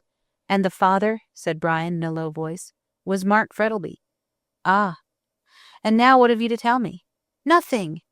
"Nothing?" echoed Calton, surprised. "Then this is what Rosanna Moore told you when she died?" "Yes." "Then why have you made such a mystery about it?" "You asked that?" said Fitzgerald, looking up in surprise. "If I had told it, don't you see what a difference it would have made to Madge?" "I'm sure I don't," retorted the barrister, completely mystified. I suppose you mean Frettlby's connection with Rosanna Moore. Well, of course it was not a very creditable thing for her to have been Frettlby's mistress, but still—" "His mistress?" said Fitzgerald, looking up sharply. "Then you don't know all." "What do you mean? Was she not his mistress?" "No, his wife." Calton sprang to his feet and gave a cry of surprise. "His wife?" Fitzgerald nodded. "Why, Mother Guttersnipe did not know this. She thought Rosanna was his mistress." "He kept his marriage secret," answered Bryant, "and as his wife ran away with someone else shortly afterwards, he never revealed it." "I understand now," said the barrister slowly.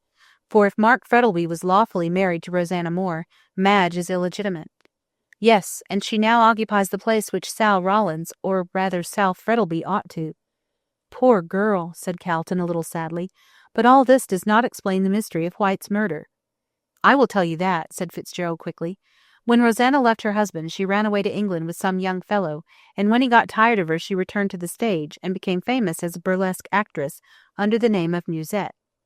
There she met White, as your friend found out, and they came out here for the purpose of extorting money from Frettlby. When they arrived in Melbourne, Rosanna let White do all the business, and kept herself quiet. She gave her marriage certificate to White, and he had it on him the night he was murdered." "Then Gorby was right," interposed Calton eagerly. "The man to whom those papers were valuable did murder White." "Can you doubt it? And that man was—" "Not Mark Frettlby," burst out Calton. "Surely not Mark Frettlby." Brian nodded. "Yes, Mark Frettlby." There was a silence for a few moments, Calton being too much startled by the revelation to say anything. "When did you discover this?" he asked after a pause. "At the time you first came to see me in prison," said Brian. "I had no suspicion till then, but when you said that White was murdered for the sake of certain papers, I, knowing full well what they were and to whom they were of value, guessed immediately that Frettlby had killed White in order to obtain them and to keep his secret." "There can be no doubt of it," said the barrister with a sigh. "So this is the reason Frettlby wanted Madge to marry White. Her hand was to be the price of his silence. When he withdrew his consent, White threatened him with exposure. I remember he left the house in a very excited state on the night he was murdered. Frettlby must have followed him up to town, got into the cab with him, and after killing him with chloroform, must have taken the marriage certificate from his secret pocket and escaped." Brian rose to his feet and walked rapidly up and down the room. "Now you can understand what a hell my life has been for the last few months," he said, "knowing that he had committed the crime, and yet I had to sit with him, eat with him, and drink with him, with the knowledge that he was a murderer, and Madge, his daughter—" Just then a knock came to his door, and Mrs. Sampson entered it with a telegram, which she handed to Bryant. He tore it open as she withdrew, and glancing over it, gave a cry of horror, and let it flutter to his feet. Calton turned rapidly on hearing his cry, and seeing him fall into a chair with a white face, snatched up the telegram and read it. When he did so, his face grew as pale and startled as Fitzgerald's, and lifting his hand, he said solemnly, "It is the judgment of God." Chapter 30. Nemesis.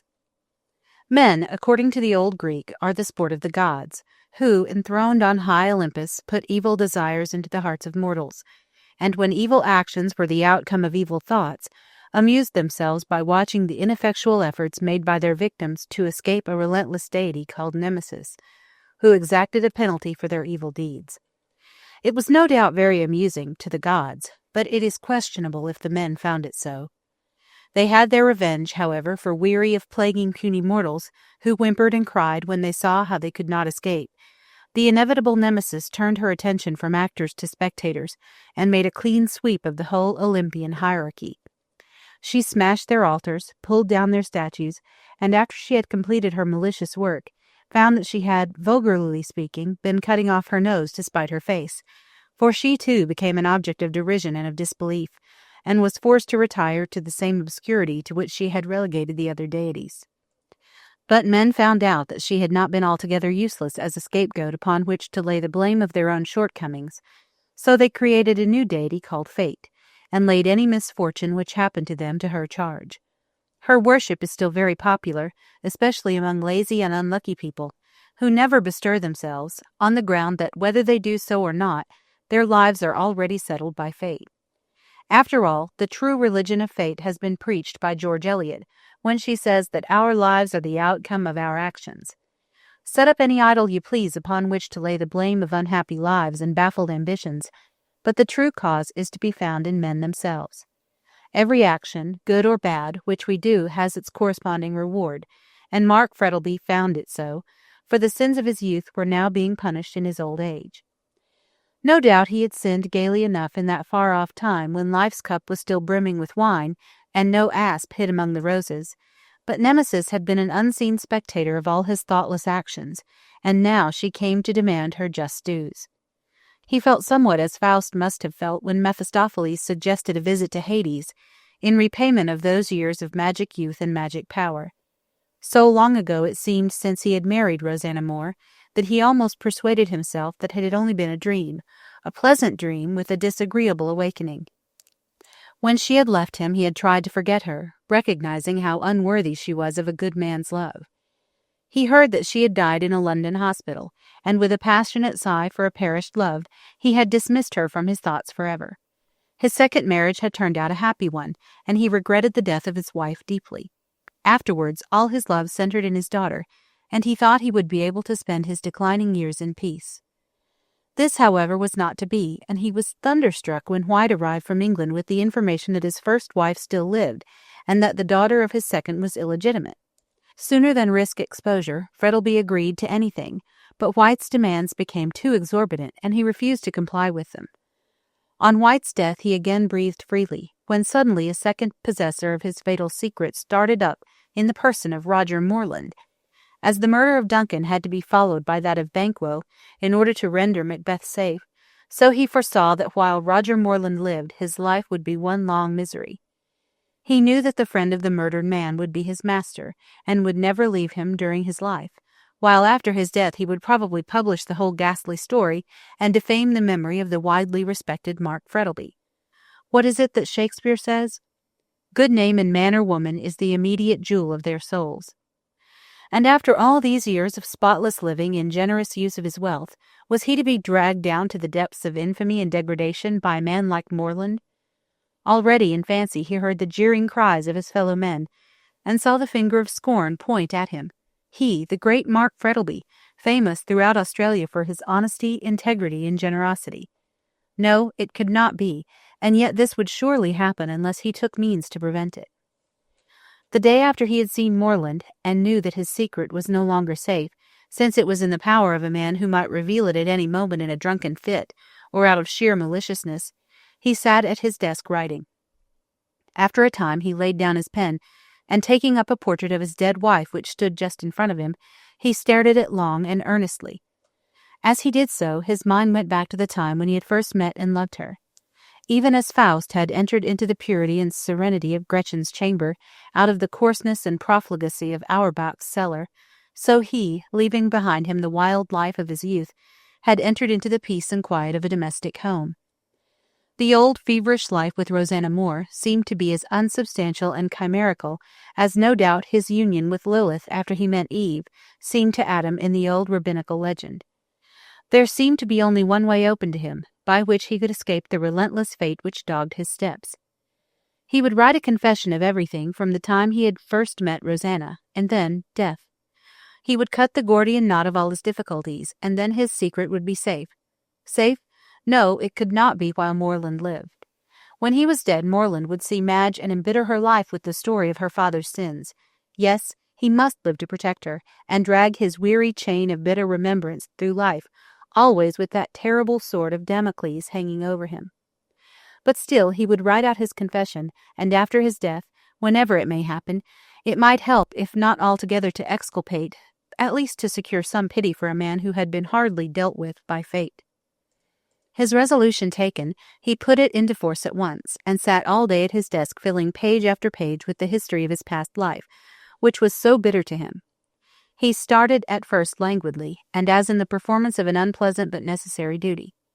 Soon, however, he became interested in it, and took a peculiar pleasure in putting down every minute circumstance which made the case stronger against himself. He dealt with it not as a criminal, but as prosecutor, and painted his conduct as much blacker than it had really been.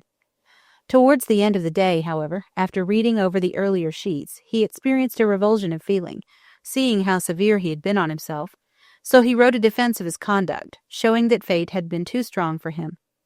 It was a weak argument to bring forward, but still he felt it was the only one that he could make. It was quite dark when he had finished, and while sitting in the twilight, looking dreamily at the sheets scattered all over his desk, he heard a knock at the door, and his daughter's voice asking if he was coming to dinner.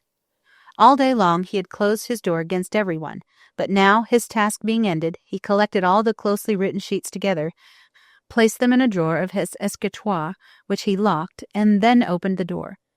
"Dear papa," cried Madge, as she entered rapidly, and threw her arms around his neck, "what have you been doing here all day by yourself?" "Writing," returned her father laconically, as he gently removed her arms. "Why, I thought you were ill," she answered, looking at him apprehensively. "No, dear," he replied quietly, "not ill, but worried." "I knew that dreadful man who came last night had told you something to worry you. Who is he?" "Oh, a friend of mine," answered Frettleby with hesitation. "What, Roger Morland?" Her father started. "How do you know it was Roger Morland?" "Oh, Brian recognized him as he went out."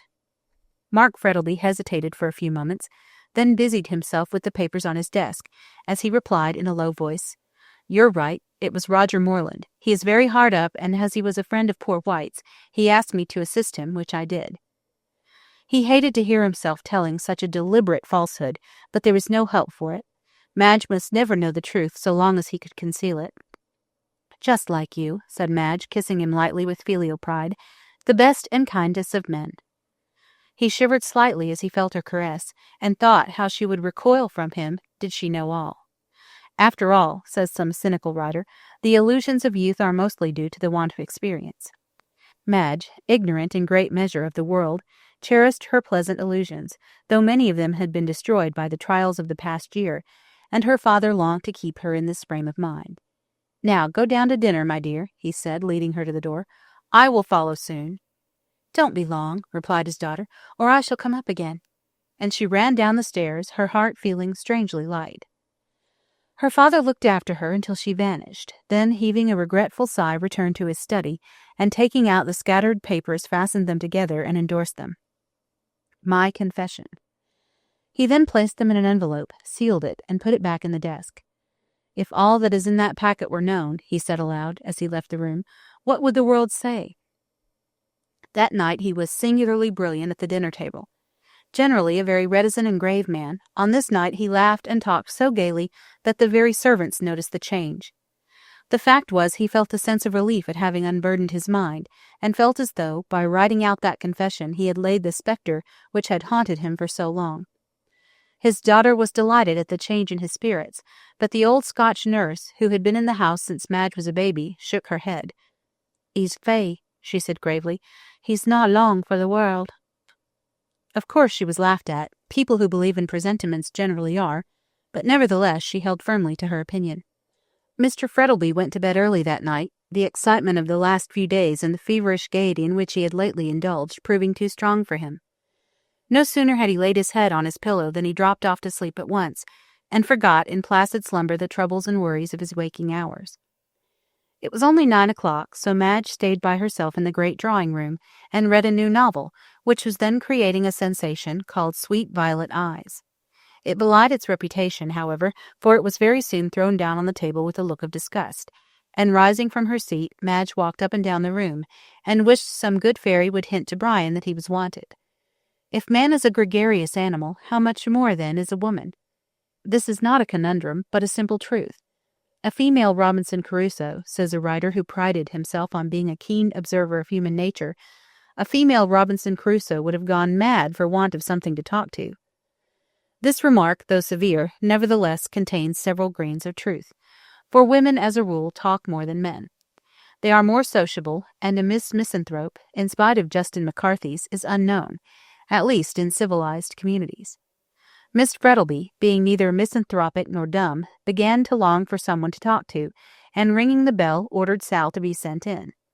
The two girls had become great friends, and Madge, though by 2 years the younger, assumed the role of mentor, and under her guidance Sal was rapidly improving. It was a strange irony of fate which brought together these two children of the same father, each with such different histories, the one reared in luxury and affluence, never having known want, the other dragged up in the gutter, all unsexed and besmirched by the life she had led. The whirligig of time brings in its revenges.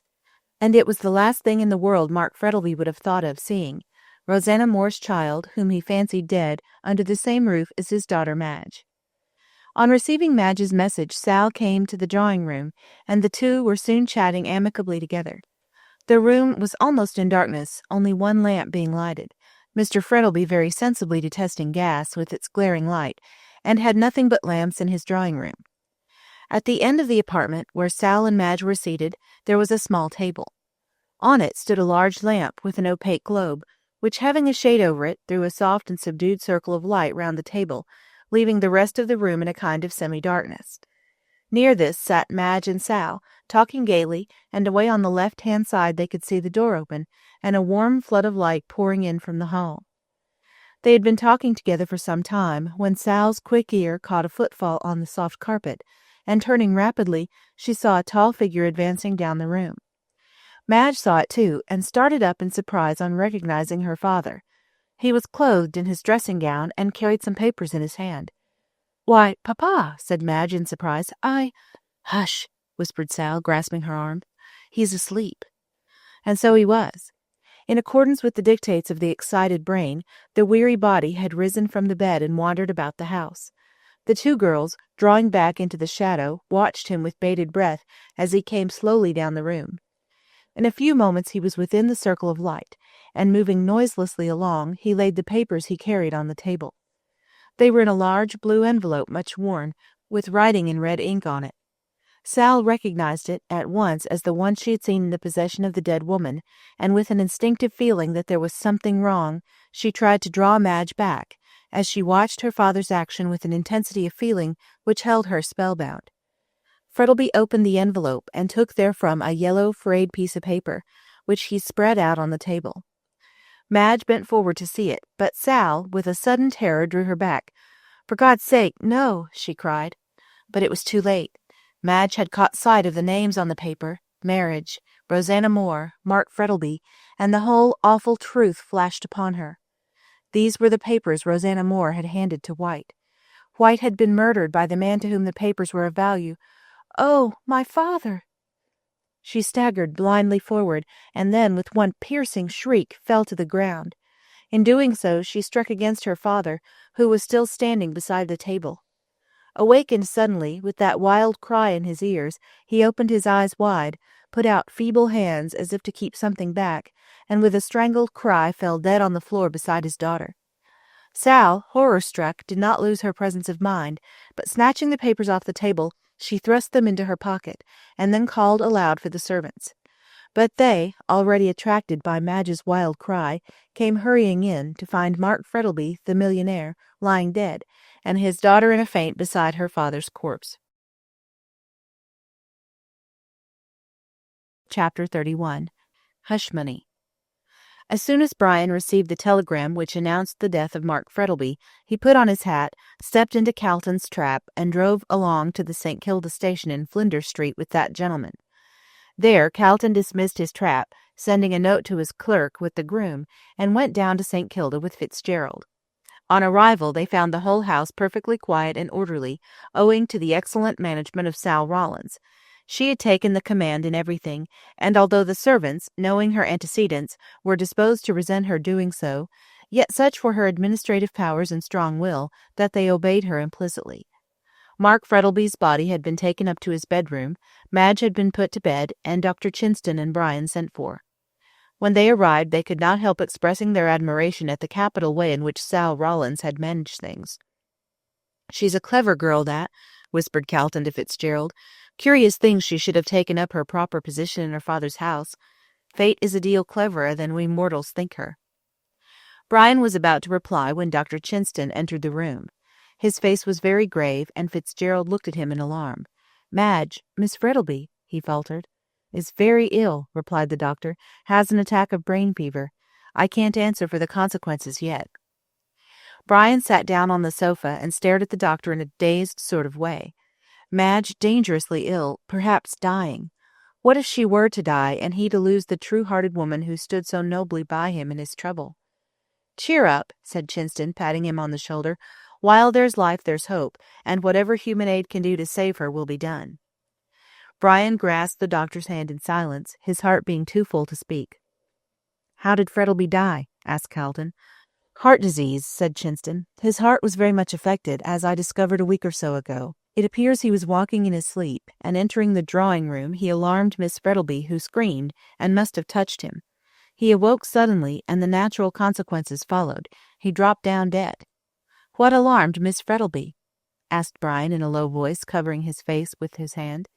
"The sight of her father walking in his sleep, I suppose," said Chinston, buttoning his glove, "and the shock of his death, which took place indirectly through her, accounts for the brain fever." "Madge Frettleby is not the woman to scream and waken a somnambulist," said Calton decidedly, knowing as she did the danger. "There must be some other reason." "This young woman will tell you all about it," said Chinston, nodding towards Sal, who entered the room at this moment. "She was present, and since then has managed things admirably. And now I must go," he said, shaking hands with Calton and Fitzgerald. "Keep up your heart, my boy. I'll pull her through yet." After the doctor had gone, Calton turned sharply to Sal Rawlins, who stood waiting to be addressed. "Well," he said briskly, "can you tell us what startled Miss Frettleby?" "I can, sir," she answered quietly. "I was in the drawing-room when Mr. Frettleby died, but we had better go up to the study." "Why?" asked Calton in surprise, as he and Fitzgerald followed her upstairs. "Because, sir," she said, when they had entered the study and she had locked the door, "I don't want anyone but yourselves to know what I tell you." "More mystery," muttered Calton as he glanced at Brian, and took his seat at the escritoire. "Mr. Frettleby went to bed early last night," said Sal calmly, "and Miss Madge and I were talking together in the drawing-room when he entered, walking in his sleep, and carrying some papers." Both Calton and Fitzgerald started, and the latter grew pale. "He came down the room and spread out a paper on the table where the lamp was. Miss Madge bent forward to see what it was. I tried to stop her, but it was too late. She gave a scream and fell on the floor. In doing so, she happened to touch her father. He awoke and fell down dead." "And the papers?" asked Calton uneasily. Sal did not answer, but producing them from her pocket, laid them in his hands. Brian bent forward as Calton opened the envelope in silence, but both gave vent to an exclamation of horror at seeing the certificate of marriage, which they knew Rosanna Moore had given to White. Their worst suspicions were confirmed, and Brian turned away his head, afraid to meet the barrister's eye. The latter folded up the papers thoughtfully and put them in his pocket. "You know what these are?" he asked Sal, eyeing her keenly. "I could hardly help knowing," she answered. "It proves that Rosanna Moore was Mr. Frettleby's wife, and—" She hesitated. "Go on," said Brian in a harsh tone, looking up. "And they were the papers she gave Mr. White." "Well?" Sal was silent for a moment, and then looked up with a flush. "You needn't think I'm going to split," she said indignantly, recurring to her Bourke Street slang in the excitement of the moment.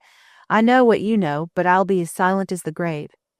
"Thank you," said Brian fervently, taking her secret. "I know you love her too well to betray this terrible secret." "I would be a nice un, I would," said Sal with scorn, "after her lifting me out of the gutter to round on her, a poor girl like me, without a friend or relative, now Gran's dead." Calton looked up quickly. It was plain Sal was quite ignorant that Rosanna Moore was her mother. So much the better, they would keep her in ignorance, perhaps not altogether, but it would be folly to undeceive her at present. "I'm going to see Miss Madge now," she said, going to the door, "and I won't see you again. She's getting light-headed and might let it out, but I'll not let anyone in but myself." And so saying, she left the room. "Cast thy bread upon the waters," said Calton oracularly. "The kindness of Miss Frettleby to that poor waif is already bearing fruit. Gratitude is the rarest of qualities, rarer even than modesty." Fitzgerald made no answer, but stared out of the window and thought of his darling lying sick unto death, and he unable to do nothing to save her. "Well," said Calton sharply. "Oh, I beg your pardon," said Fitzgerald, turning in confusion. "I suppose the will must be read and all that sort of thing." "Yes," answered the barrister. "I am one of the executors." "And the others?" "Yourself and Chinston," answered Calton. "So I suppose," turning to the desk, "we can look at his papers and see that all is straight." "Yes, I suppose so," replied Brian mechanically, his thoughts far away, and then he turned again to the window. Suddenly Calton gave vent to an exclamation of surprise, and turning hastily, Brian saw him holding a thick roll of papers in his hand, which he had taken out of the drawer. "Look here, Fitzgerald," he said, greatly excited. "Here is Frettleby's confession. Look!" And he held it up. Brian sprang forward in astonishment. So at last the hansom cab mystery was to be cleared up. These sheets, no doubt, contained the whole narration of the crime and how it was committed. "We will read it, of course," he said hesitatingly, half hoping that Calton would propose to destroy it at once. "Yes," answered Calton, "the 3 executors must read it, and then we will burn it." "That will be the better way," answered Brian gloomily. "Frettleby is dead, and the law can do nothing in the matter, so it would be best to avoid the scandal of publicity. But why tell Chinston?" "We must," said Calton decidedly. "He will be sure to gather the truth from Madge's ravings, and he may as well know all. He is quite safe, and will be as silent as the grave. But I am more sorry to tell Kilsip." "The detective? Good God, Calton, surely you will not do so." "I must," replied the barrister quietly. "Kilsip is firmly persuaded that Moreland committed the crime, and I have the same dread of his pertinacity as you had of mine. He may find out all." "What must be," said Fitzgerald, clenching his hands. "But I hope no one else will find out this miserable story. There's Moreland, for instance." "Ah, true," said Calton, thoughtfully. "He called and saw Frettleby the other night, you say?" "Yes. I wonder what for." "There is only one answer," said the barrister slowly. "He must have seen Frettleby following White when he left the hotel, and wanted hush money." "I wonder if he got it," observed Fitzgerald. "Oh, I'll soon find that out," answered Calton, opening the drawer again, and taking out the dead man's cheque-book. "Let me see what cheques have been drawn lately." Most of the blocks were filled up for small amounts, and 1 or 2 for 100 or so. Calton could find no large sum such as Moreland would have demanded. When, at the very end of the book, he found a cheque torn off, leaving the block slip quite blank. "There you are," he said triumphantly, holding out the book to Fitzgerald. "He wasn't such a fool as to write the amount on the block, but tore the cheque out and wrote in the sum required." "And what's to be done about it?" "Let him keep it, of course," answered Calton, shrugging his shoulders. "It's the only way to secure his silence." "I expect he cashed it yesterday and is off by this time," said Brian after a moment's pause. "So much the better for us," said Calton grimly. "But I don't think he's off, or Kilsip would have let me know. We must tell him, or he'll get everything out of Moreland, and the consequences will be that all Melbourne will know the story, whereas, by showing him the confession, we get him to leave Moreland alone, and thus secure silence in both cases." "I suppose we must see Chinston?" "Yes, of course. I will telegraph to him and Kilsip to come up to my office this afternoon at 3 o'clock, and then we will settle the whole matter." "And Sal Rawlins?" "Oh, I quite forgot about her," said Calton in a perplexed voice. "She knows nothing about her parents, and of course Mark Frettleby died in the belief that she was dead." "We must tell Madge," said Brian gloomily. "There is no help for it. Sal is by rights the heiress to the money of her dead father." "That depends upon the will," replied Calton dryly. "If it specifies that the money is left to my daughter, Margaret Frettleby, Sal Rawlins can have no claim. And if such is the case, it will be no good telling her who she is." "And what's to be done?" "Sal Rawlins," went on the barrister, without noticing the interruption, "has evidently never given a thought to her father or mother, as the old hag, no doubt, swore they were dead. So I think it will be best to keep silent. That is, if no money is left to her, and as her father thought her dead, I don't think there will be any. In that case, it would be best to settle an income on her. You can easily find a pretext and let the matter rest." "But suppose, in accordance with the wording of the will, she is entitled to all the money?" "In that case," said Calton gravely, "there is only one course open. She must be told everything, and the dividing of the money left to her generosity. But I don't think you need be alarmed. I'm pretty sure Madge is the heiress." "It's not the money I think about," said Brian hastily. "I take Madge without a penny." "My boy," said the barrister, placing his hand kindly on Brian's shoulder, "when you marry Madge Frettleby, you will get what is better than money, a heart of gold." Chapter 32. De mortuis nil nisi bonum. Nothing is certain but the unforeseen, so says a French proverb, and judging from the unexpected things which daily happen to us, it is without doubt a very true one. If anyone had told Madge Frettleby one day that she would be stretched on a bed of sickness the next, and would be quite oblivious of the world and its doings, she would have laughed the prophet to scorn. Yet it was so, and she was tossing and turning on a bed of pain to which the couch of Procustus was one of roses. Sal sat beside her, ever watchful of her wants, and listened to the bright hours of the day, or the still ones of the night, to the wild and incoherent words which issued from her lips. She incessantly called on her father to save himself, and then would talk about Brian, and sing snatches of song, or would sob broken sentences about her dead mother, until the heart of the listener ached to hear her. No one was allowed into the room except Sal, and when Dr. Chinston heard the things she was saying, although used to such cases, he recoiled. "There is blood on your hands," cried Madge, sitting up in bed, with her hair all tangled and falling over her shoulders. "Red blood, and you cannot wash it off. Oh, Cain, God save him! Brian, you are not guilty. My father killed him. God, God!" And she fell back on her disordered pillows, weeping bitterly. Dr. Chinston did not say anything, but shortly afterwards took his leave, after telling Sal on no account to let anyone see the patient. "'Tain't likely," said Sal in a disgusted tone, as she closed the door after him. "I'm not a viper to sting the bosom as fed me." From which it may be gathered that she was advancing rapidly in her education. Meanwhile, Dr. Chinston had received Calton's telegram, and was considerably astonished thereat. He was still more so when, on arriving at the office at the time appointed, he found Calton and Fitzgerald were not alone, but a third man whom he had never seen was with them. The latter Calton introduced to him as Mr. Kilsip, of the detective office, a fact which made the worthy doctor uneasy, as he could in no wise divine the meaning of it. However, he made no remark, but took the seat handed to him by Mr. Calton, and prepared to listen. Calton locked the door of the office, and then went back to his desk, having the other three seated before him in a kind of semicircle.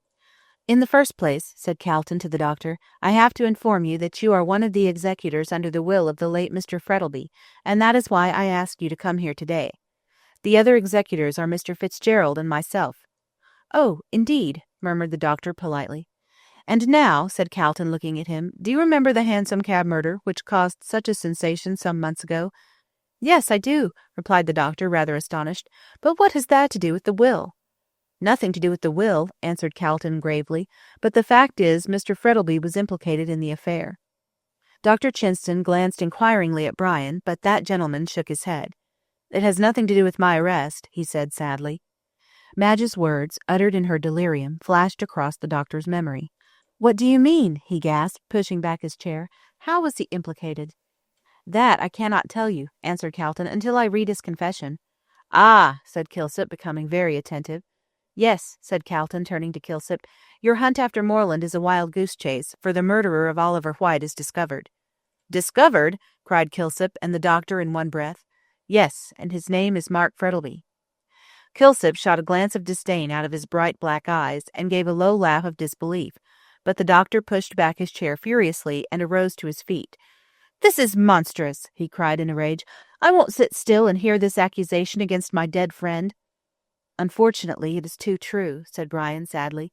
"How dare you say so?" said Chinston, turning angrily on him. "And you going to marry his daughter?"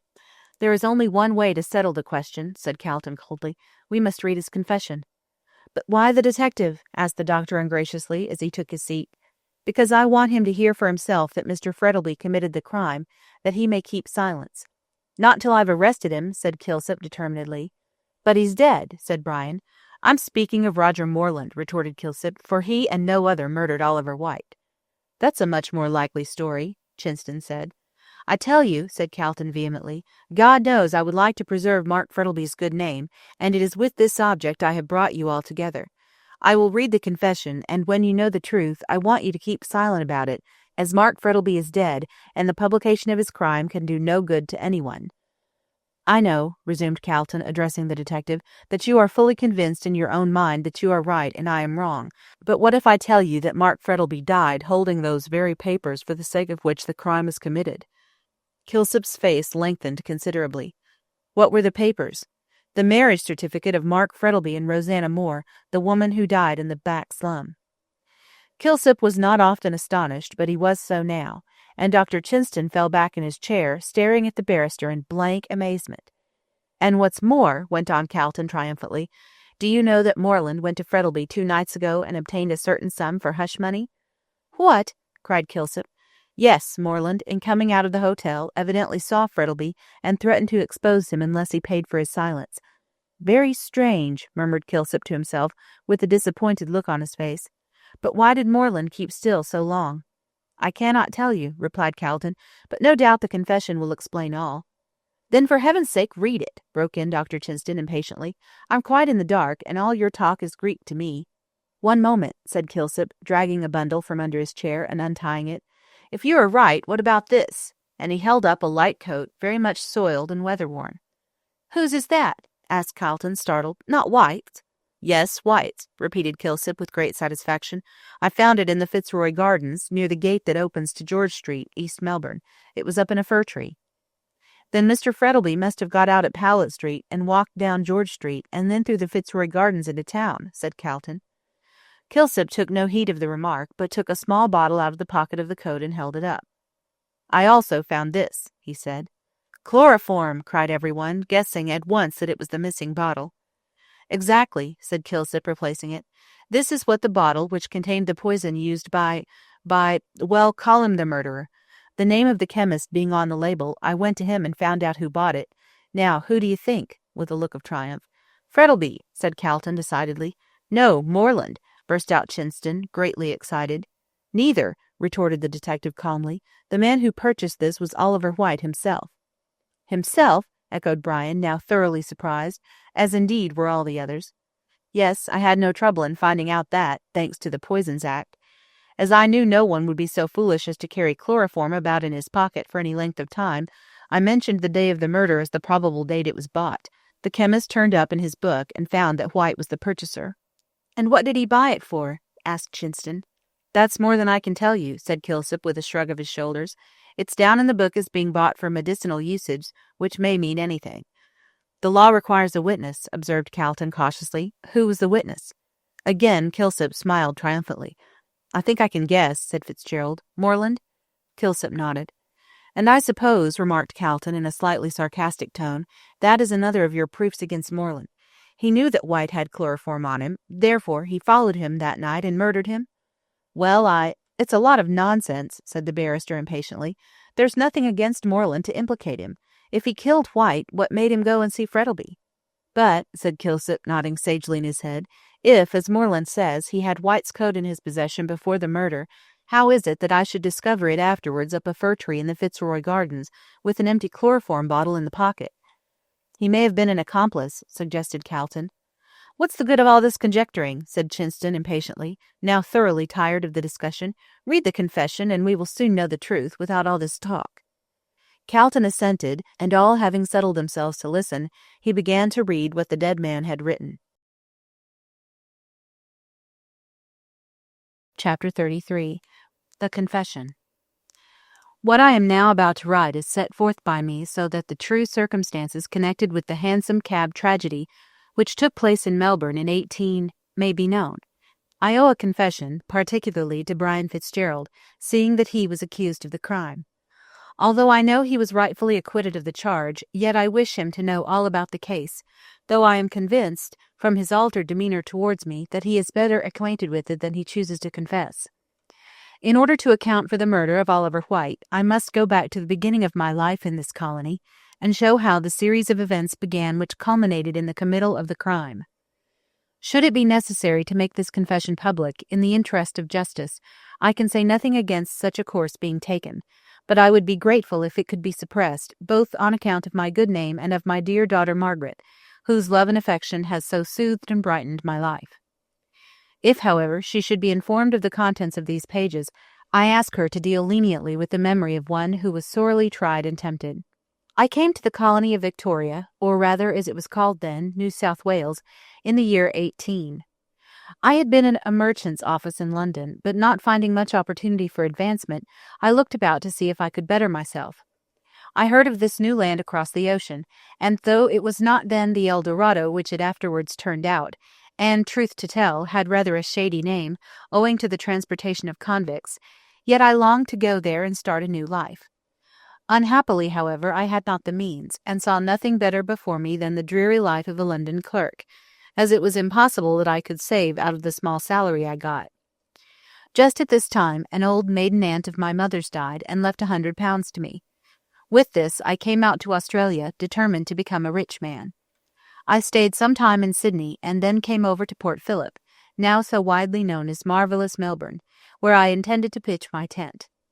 I saw that it was a young and rising colony, though of course, coming as I did before the days of the gold diggings, I never dreamt it would spring up, as it has done since, into a nation.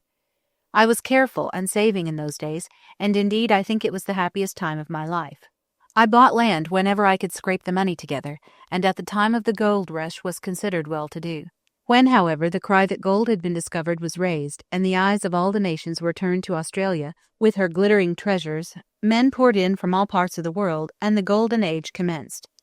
I began to grow rich rapidly, and was soon pointed out as the wealthiest man in the colonies. I bought a station, and leaving the riotous, feverish Melbourne life, went to live on it. I enjoyed myself there, for the wild, open-air life had great charms for me, and there was a sense of freedom to which I had hitherto been a stranger. But man is a gregarious animal, and I, growing weary of solitude and communings with Mother Nature, came down on a visit to Melbourne, where, with companions as gay as myself, I spent my money freely, and, as the phrase goes, saw life. After confessing that I loved the pure life of the country, it sounds strange to say I enjoyed the wild life of the town, but I did. I was neither a Joseph nor a St. Anthony, and I was delighted with Bohemia, with its good fellowship and charming suppers, which took place in the small hours of the morning, when wit and humour reigned supreme. It was at one of these suppers that I first met Rosanna Moore, the woman who was destined to curse my existence. She was a burlesque actress, and all the young fellows in those days were madly in love with her. She was not exactly what was called beautiful, but there was a brilliancy and fascination about her which few could resist. On first seeing her, I did not admire her much, but laughed at my companions as they raved about her. On becoming personally acquainted with her, however, I found that her powers of fascination had not been overrated, and I ended by falling desperately in love with her. I made inquiries about her private life and found that it was irreproachable, as she was guarded by a veritable dragon of a mother who would let no one approach her daughter. I need not tell you about my courtship, as these phases of a man's life are generally the same, but it will be sufficient to prove the depth of my passion for her when I say I was determined to make her my wife. It was on condition, however, that the marriage should be kept secret until such time as I should choose to reveal it. My reason for such a course was this. My father was still alive, and he, being a rigid Presbyterian, would never have forgiven me for having married a woman of the stage.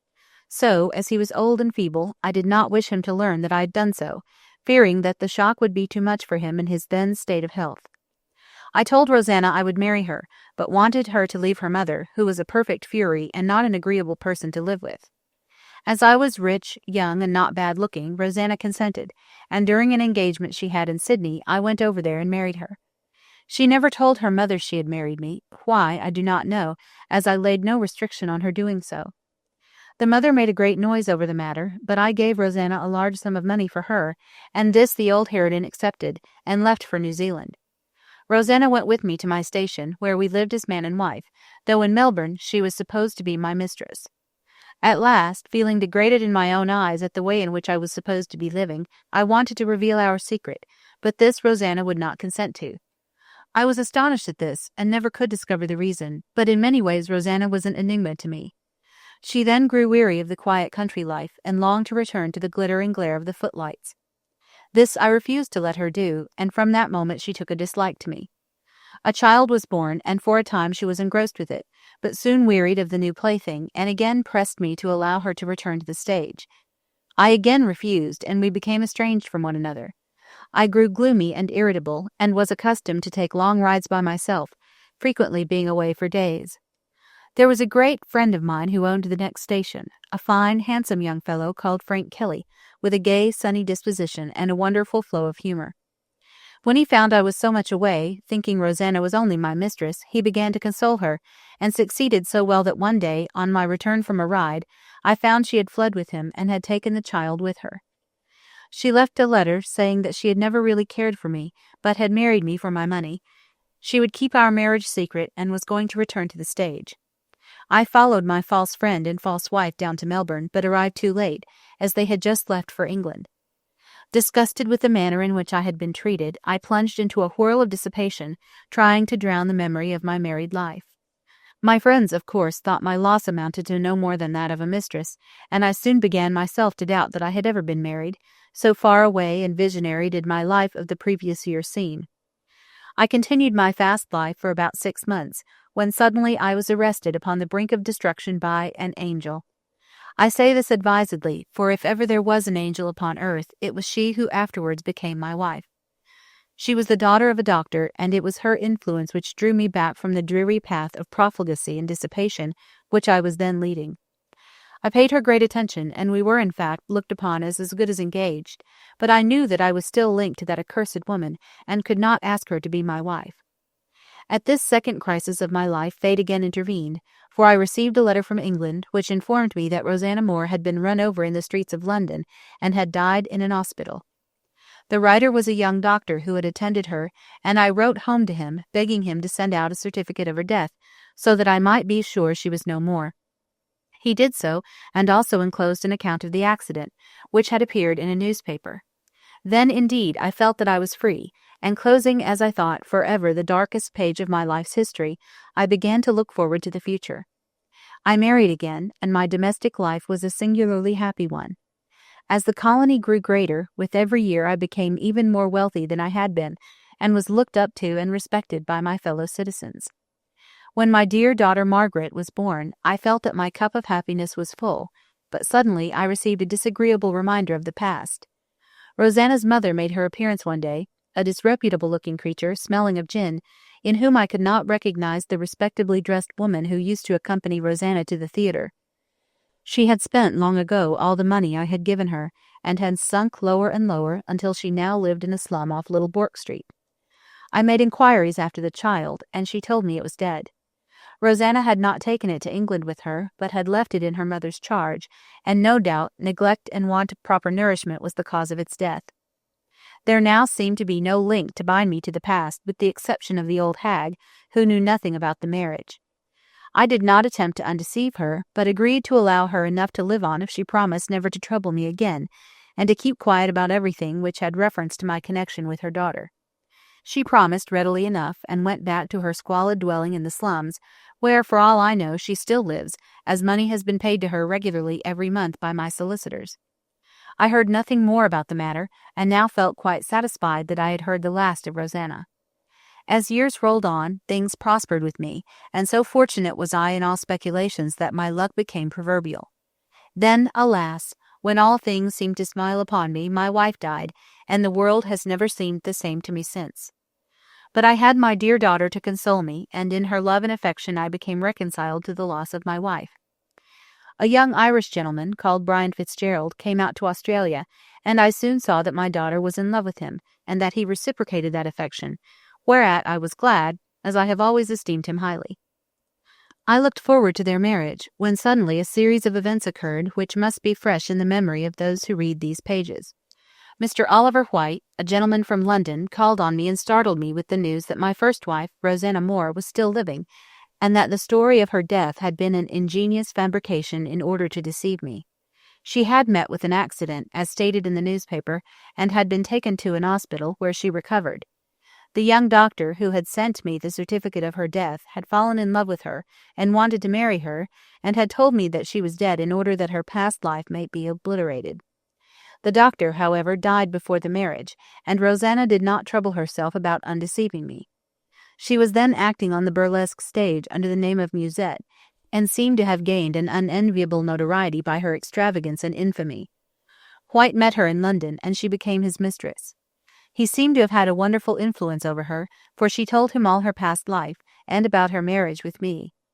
Her popularity being on the wane in London, as she was now growing old, and had to make way for younger actresses, White proposed that they should proceed to the colonies and extort money from me, and he had come to me for that purpose. The villain told me all this in the coolest manner, and I, knowing he held the secret of my life, was unable to resent it.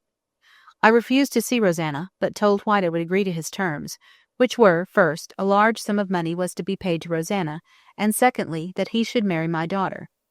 I, at first, absolutely declined to sanction the latter proposal, but as he threatened to publish the story, and that meant the proclamation to the world of my daughter's illegitimacy, I at last agreed, and he began to pay his addresses to Madge. She, however, refused to marry him, and told me she was engaged to Fitzgerald, so after a severe struggle with myself, I told White that I would not allow him to marry Madge, but would give him whatever sum he liked to name.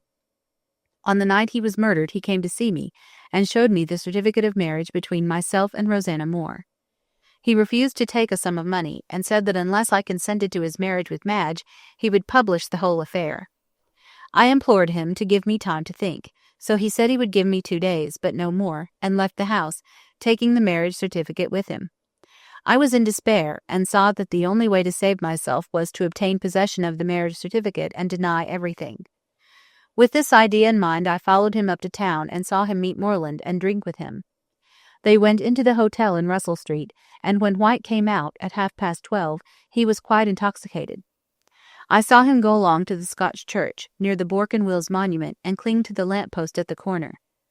I thought I would then be able to get the certificate from him, as he was so drunk, when I saw a gentleman in a light coat, I did not know it was Fitzgerald, come up to him and hail a cab for him. I saw there was nothing more to be done at that time, so in despair went home and waited for the next day, in fear lest he should carry out his determination. Nothing, however, turned up, and I was beginning to think that White had abandoned his purpose when I heard that he had been murdered in the Hansom Cab.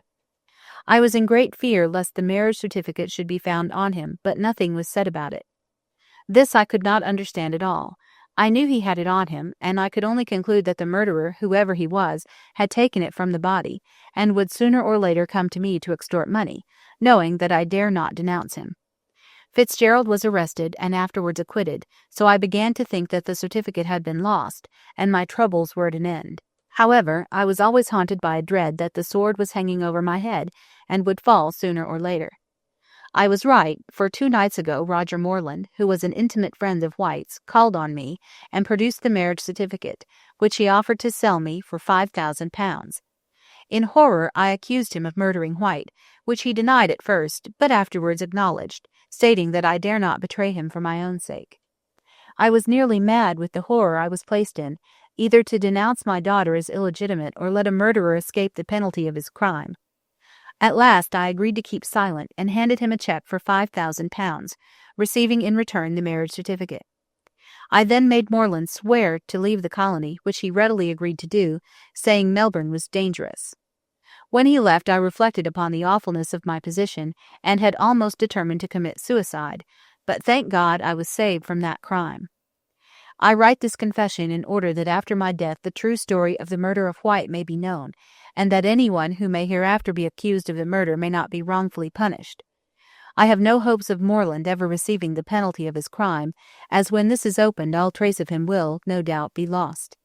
I will not destroy the marriage certificate, but place it with these papers so that the truth of my story can be seen. In conclusion, I would ask the forgiveness of my daughter Margaret for my sins, which have been visited on her, but she can see for herself that circumstances were too strong for me. May she forgive me, as I hope God in his infinite mercy will, and may she come sometimes and pray over my grave, nor think too hardly upon her dead father.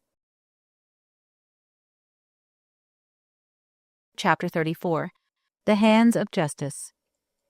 Calton's voice faltered a little when he read those last sad words, and he laid the manuscript down on the table amid a dead silence, which was first broken by Brian. "Thank God," he said reverently, "thank God that he was innocent of the crime." "No," said Calton a little cynically, "the riddle which has perplexed us so long is read, and the Sphinx is silent for evermore." "I knew he was incapable of such a thing," cried Chinston, whom emotion had hitherto kept silent. Meanwhile Kilsip listened to those eulogistic remarks on the dead man, and purred to himself, in a satisfied sort of way, like a cat who has caught a mouse. "You see, sir," he said, addressing the barrister, "I was right, after all." "Yes," answered Calton frankly, "I acknowledge my defeat, but now—" "I'm going to arrest Moreland right off," said Kilsip. There was a silence for a few moments, and then Calton spoke again. "I suppose it must be so. Poor girl, poor girl." "I'm very sorry for the young lady myself," said the detective in his soft, low voice, "but you see I cannot let a dangerous criminal escape for a mere matter of sentiment." "Of course not," said Fitzgerald sharply. "Moreland must be arrested right off." "But he will confess everything," said Calton angrily, "and then everyone will know about this first marriage." "Let them," retorted Brian bitterly. "As soon as she is well enough we will marry at once and leave Australia forever." "But I know her better than you do," said the young man doggedly, "and I know she would like an end made of this whole miserable business at once. Arrest the murderer and let him suffer for his crime." "Well, I suppose it must be so," said Chinston with a sigh, "but it seems very hard that this slur should be cast on Miss Frettlby." Brian turned a little pale. "The sins of the father are generally visited upon the children by the world," he said bitterly. "But after the first pain is over, in new lands among new faces, she will forget the bitter past." "Now that it is settled Moreland is to be arrested," said Calton, "how is it to be done? Is he still in Melbourne?" "Rather," said Kilsip in a satisfied tone. "I've had my eye on him for the last 2 months, and someone is watching him for me now. Trust me, he can't move 2 steps without my knowing it." "Ah, indeed," said Calton quickly. "Then do you know if he has been to the bank and cashed that cheque for 5,000 which Frettlby gave him?" "Well now," observed Kilsip after a pause, "do you know, you rather startled me when you told me he had received a cheque for that amount." "Why?" "It's such a large one," replied the detective, "and had I known what sum he had paid into his account, I should have been suspicious." "Then he has been to the bank?" "To his own bank, yes. He went there yesterday afternoon at 2 o'clock. That is the day after he got it, so it would be sent round to Mr. Frettlby's bank, and would not be returned till next day. And as he died in the meanwhile, I expect it hasn't been honoured, so Mr. Moreland won't have his money yet." "I wonder what he'll do," said Chinston. "Go to the manager and kick up a row," said Kilsip coolly, "and the manager will no doubt tell him he'd better see the executors." "But, my good friend, the manager doesn't know who the executors are," broke in Calton impatiently. "You forget the will has yet to be read." "Then he'll tell him to go to the late Mr. Frettlby's solicitors. I suppose he knows who they are," retorted Kilsip. "Thinton and Tarbet," said Calton musingly, "but it's questionable if Moreland would go to them." "Why shouldn't he, sir?" said Kilsip quickly.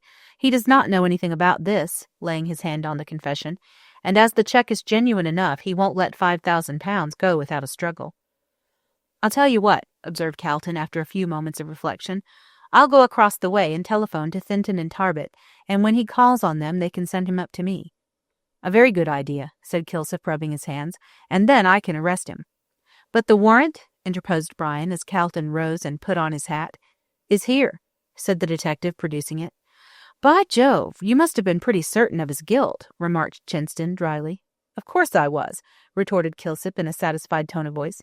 "When I told the magistrate where I found the coat, and reminded him of Moreland's acknowledgment at the trial that he had it in his possession before the murder, I soon got him to see the necessity of having Moreland arrested." "4:30, said Calton, pausing for a moment at the door and looking at his watch. "I'm afraid it's rather late to catch Moreland today. However, I'll see what Thinton and Tarbet know." And he went out. The rest sat waiting his return, and chatted about the curious end of the hansom cab mystery, when in about 10 minutes Calton rushed in hurriedly and closed the door after him. "Fate is playing into our hands," he said, as soon as he recovered his breath. "Moreland called on Thinton and Tarbet, as Kilsip surmised, and as neither of them was in, he said he would call again before 5 o'clock. I told the clerk to bring him up to me at once, so that he may be here at any moment." "That is, if he's fool enough to come," observed Chinston. "Oh, he'll come," said the detective confidently, rattling a pair of handcuffs together. "He is so satisfied that he has made things safe that he'll walk right into the trap." It was getting a little dusk, and the 4 men were greatly excited, though they concealed it under an assumed nonchalance. "What a situation for a drama," said Brian. "Only," said Chinston quietly, "it is as realistic as in the old days of the Colosseum, where the actor who played Orpheus was torn to pieces by bears at the end of the play." "His last appearance on any stage, I suppose," said Calton, a little cruelly, it must be confessed. Meanwhile, Kilsip remained seated in his chair, humming an operatic air and chinking the handcuffs together by way of accompaniment. He felt intensely pleased with himself, the more so as he saw that by this capture he would be ranked far above Gorby. And what would Gorby say? Gorby, who had laughed at all his ideas as foolish, who had been quite wrong from the first, if only— "Hush," said Calton, holding up his finger, as steps were heard echoing on the flags outside. "Here he is, I believe." Kilsip arose from his chair, and stealing softly to the window, looked cautiously out. Then he turned round to those inside, and nodding his head, slipped the handcuffs into his pocket. Just as he did so, there was a knock at the door, and in response to Calton's invitation to enter, Thinton and Tarbet's clerk came in with Roger Moreland. The latter faltered a little on the threshold when he saw Calton was not alone, and seemed half inclined to retreat. But evidently thinking there was no danger of his secret being discovered, he pulled himself together, and advanced into the room in an easy and confident manner. "This is the gentleman who wants to know about the cheque, sir," said Thinton and Tarbet's clerk to Calton. "Oh, indeed," answered Calton, quietly. "I am glad to see him. You can go." The clerk bowed and went out, closing the door after him. Moreland took his seat directly in front of Calton, and with his back to the door. Kilsip, seeing this, strolled across the room in a nonchalant manner, while Calton engaged Moreland in conversation and quietly turned the key. "You want to see me, sir?" said Calton, resuming his seat. "Yes, that is, alone," replied Moreland uneasily. "Oh, these gentlemen are my friends," said Calton quietly. "Anything you may say is quite safe." "That they are your friends and are quite safe is nothing to me," said Moreland insolently. "I wish to speak to you in private." "Don't you think you would like to know my friends?" said Calton, coolly taking no notice of his remark.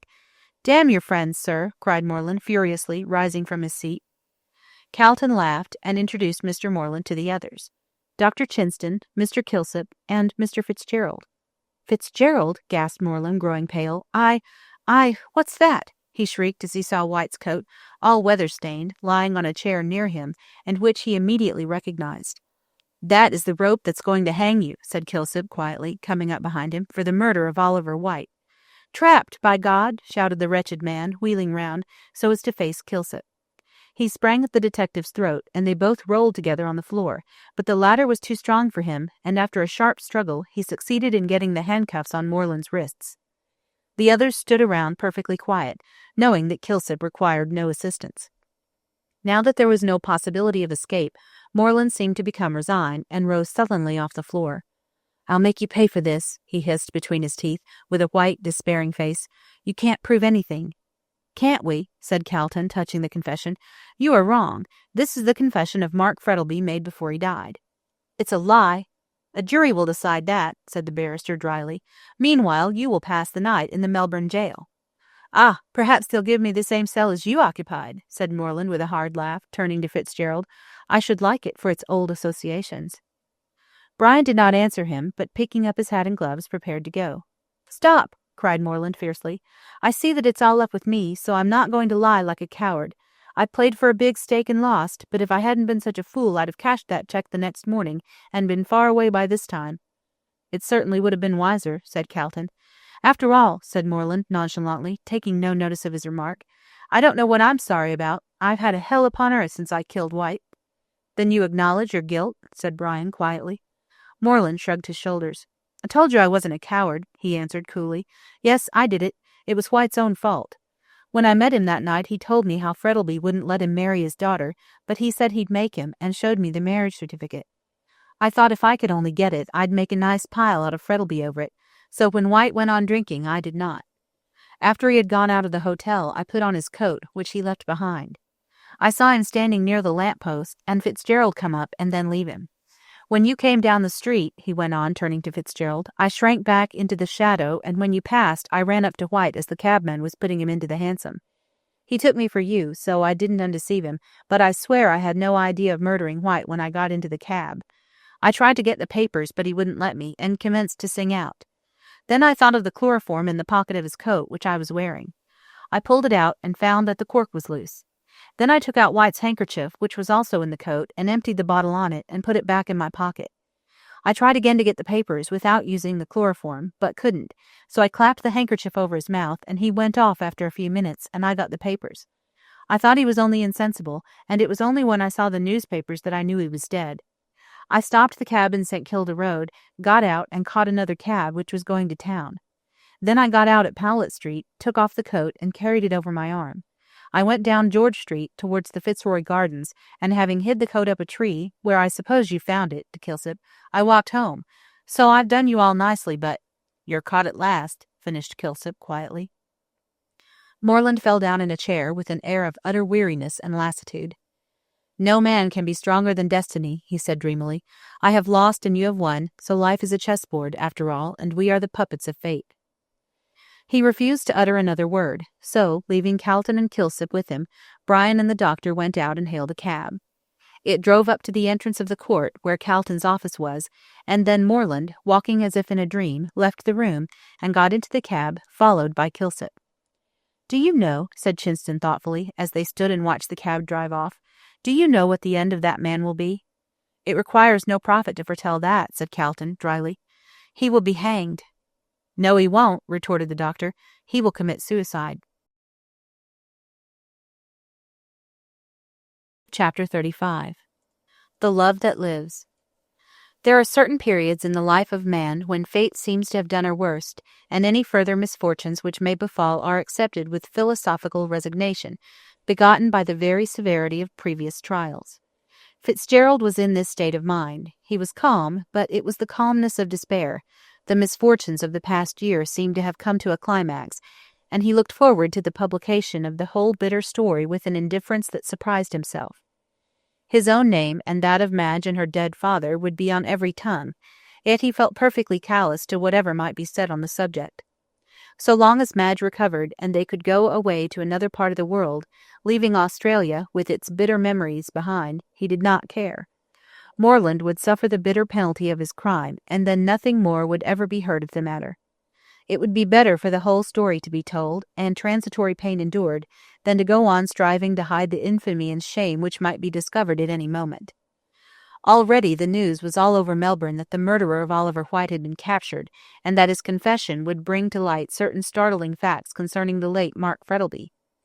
Brian well knew that the world winked at secret vices so long as there was an attempt at concealment, though it was cruelly severe on those which were brought to light, and that many whose lives might be secretly far more culpable than poor Mark Frettlby's would be the first to slander the dead man. The public curiosity, however, was destined never to be gratified, for the next day it was known that Roger Morland had hanged himself in his cell during the night, and had left no confession behind him. When Brian heard this, he breathed a heartfelt prayer of thanks for his deliverance, and went to see Calton, whom he found at his chambers, in deep conversation with Chinston and Kilsip. They all came to the conclusion that, as Morland was now dead, nothing could be gained by publishing the confession of Mark Frettlby, so agreed to burn it, and when Fitzgerald saw in the heap of blackened paper in the fireplace all that remained of the bitter story, he felt a weight lifted off his heart. The barrister, Chinston, and Kilsip all promised to keep silent, and they kept the promise nobly, for nothing was ever known of the circumstances which led to the death of Oliver White, and it was generally supposed that it must have been caused by some quarrel between the dead man and his friend Roger Morland. Fitzgerald, however, did not forget the good service that Kilsip had done him, and gave him a sum of money which made him independent for life, though he still followed his old profession of a detective from sheer love of excitement, and was always looked upon with admiration as the man who had solved the mystery of the famous Hansom Cab murder. Brian, after several consultations with Calton, at last came to the conclusion that it would be useless to reveal to Sal Rawlins the fact that she was Mark Frettlby's daughter, as by the will the money was clearly left to Madge, and such a revelation could bring her no pecuniary benefit, while her bringing up unfitted her for the position. So a yearly income, more than sufficient for her wants, was settled upon her, and she was allowed to remain in ignorance of her parentage. The influence of Sal Rawlins's old life, however, was very strong on her, and she devoted herself to the task of saving her fallen sisters. Knowing, as she did, all the intricacies of the slums, she was enabled to do an immense amount of good, and many an unhappy woman was saved from the squalor and hardship of a gutter life by the kind hand of Sal Rawlins. Felix Rolleston became a member of Parliament, where his speeches, if not very deep, were at least amusing, and while in the House he always behaved like a gentleman, which could not be said of all his parliamentary colleagues. Madge slowly recovered from her illness, and as she had been explicitly named in the will as heiress to Mark Frettlby's great wealth, she placed the management of her estates in the hands of Mr. Calton, who, with Thinton and Tarbet, acted as her agents in Australia. On her recovery she learned the story of her father's early marriage, but both Calton and Fitzgerald were silent about the fact of Sal Rawlins being her half-sister, as such a relation could do no good, and would only create a scandal, as no explanation could be given except a true one. Shortly afterwards Madge married Fitzgerald, and both of them only too gladly left Australia, with all its sorrows and bitter memories.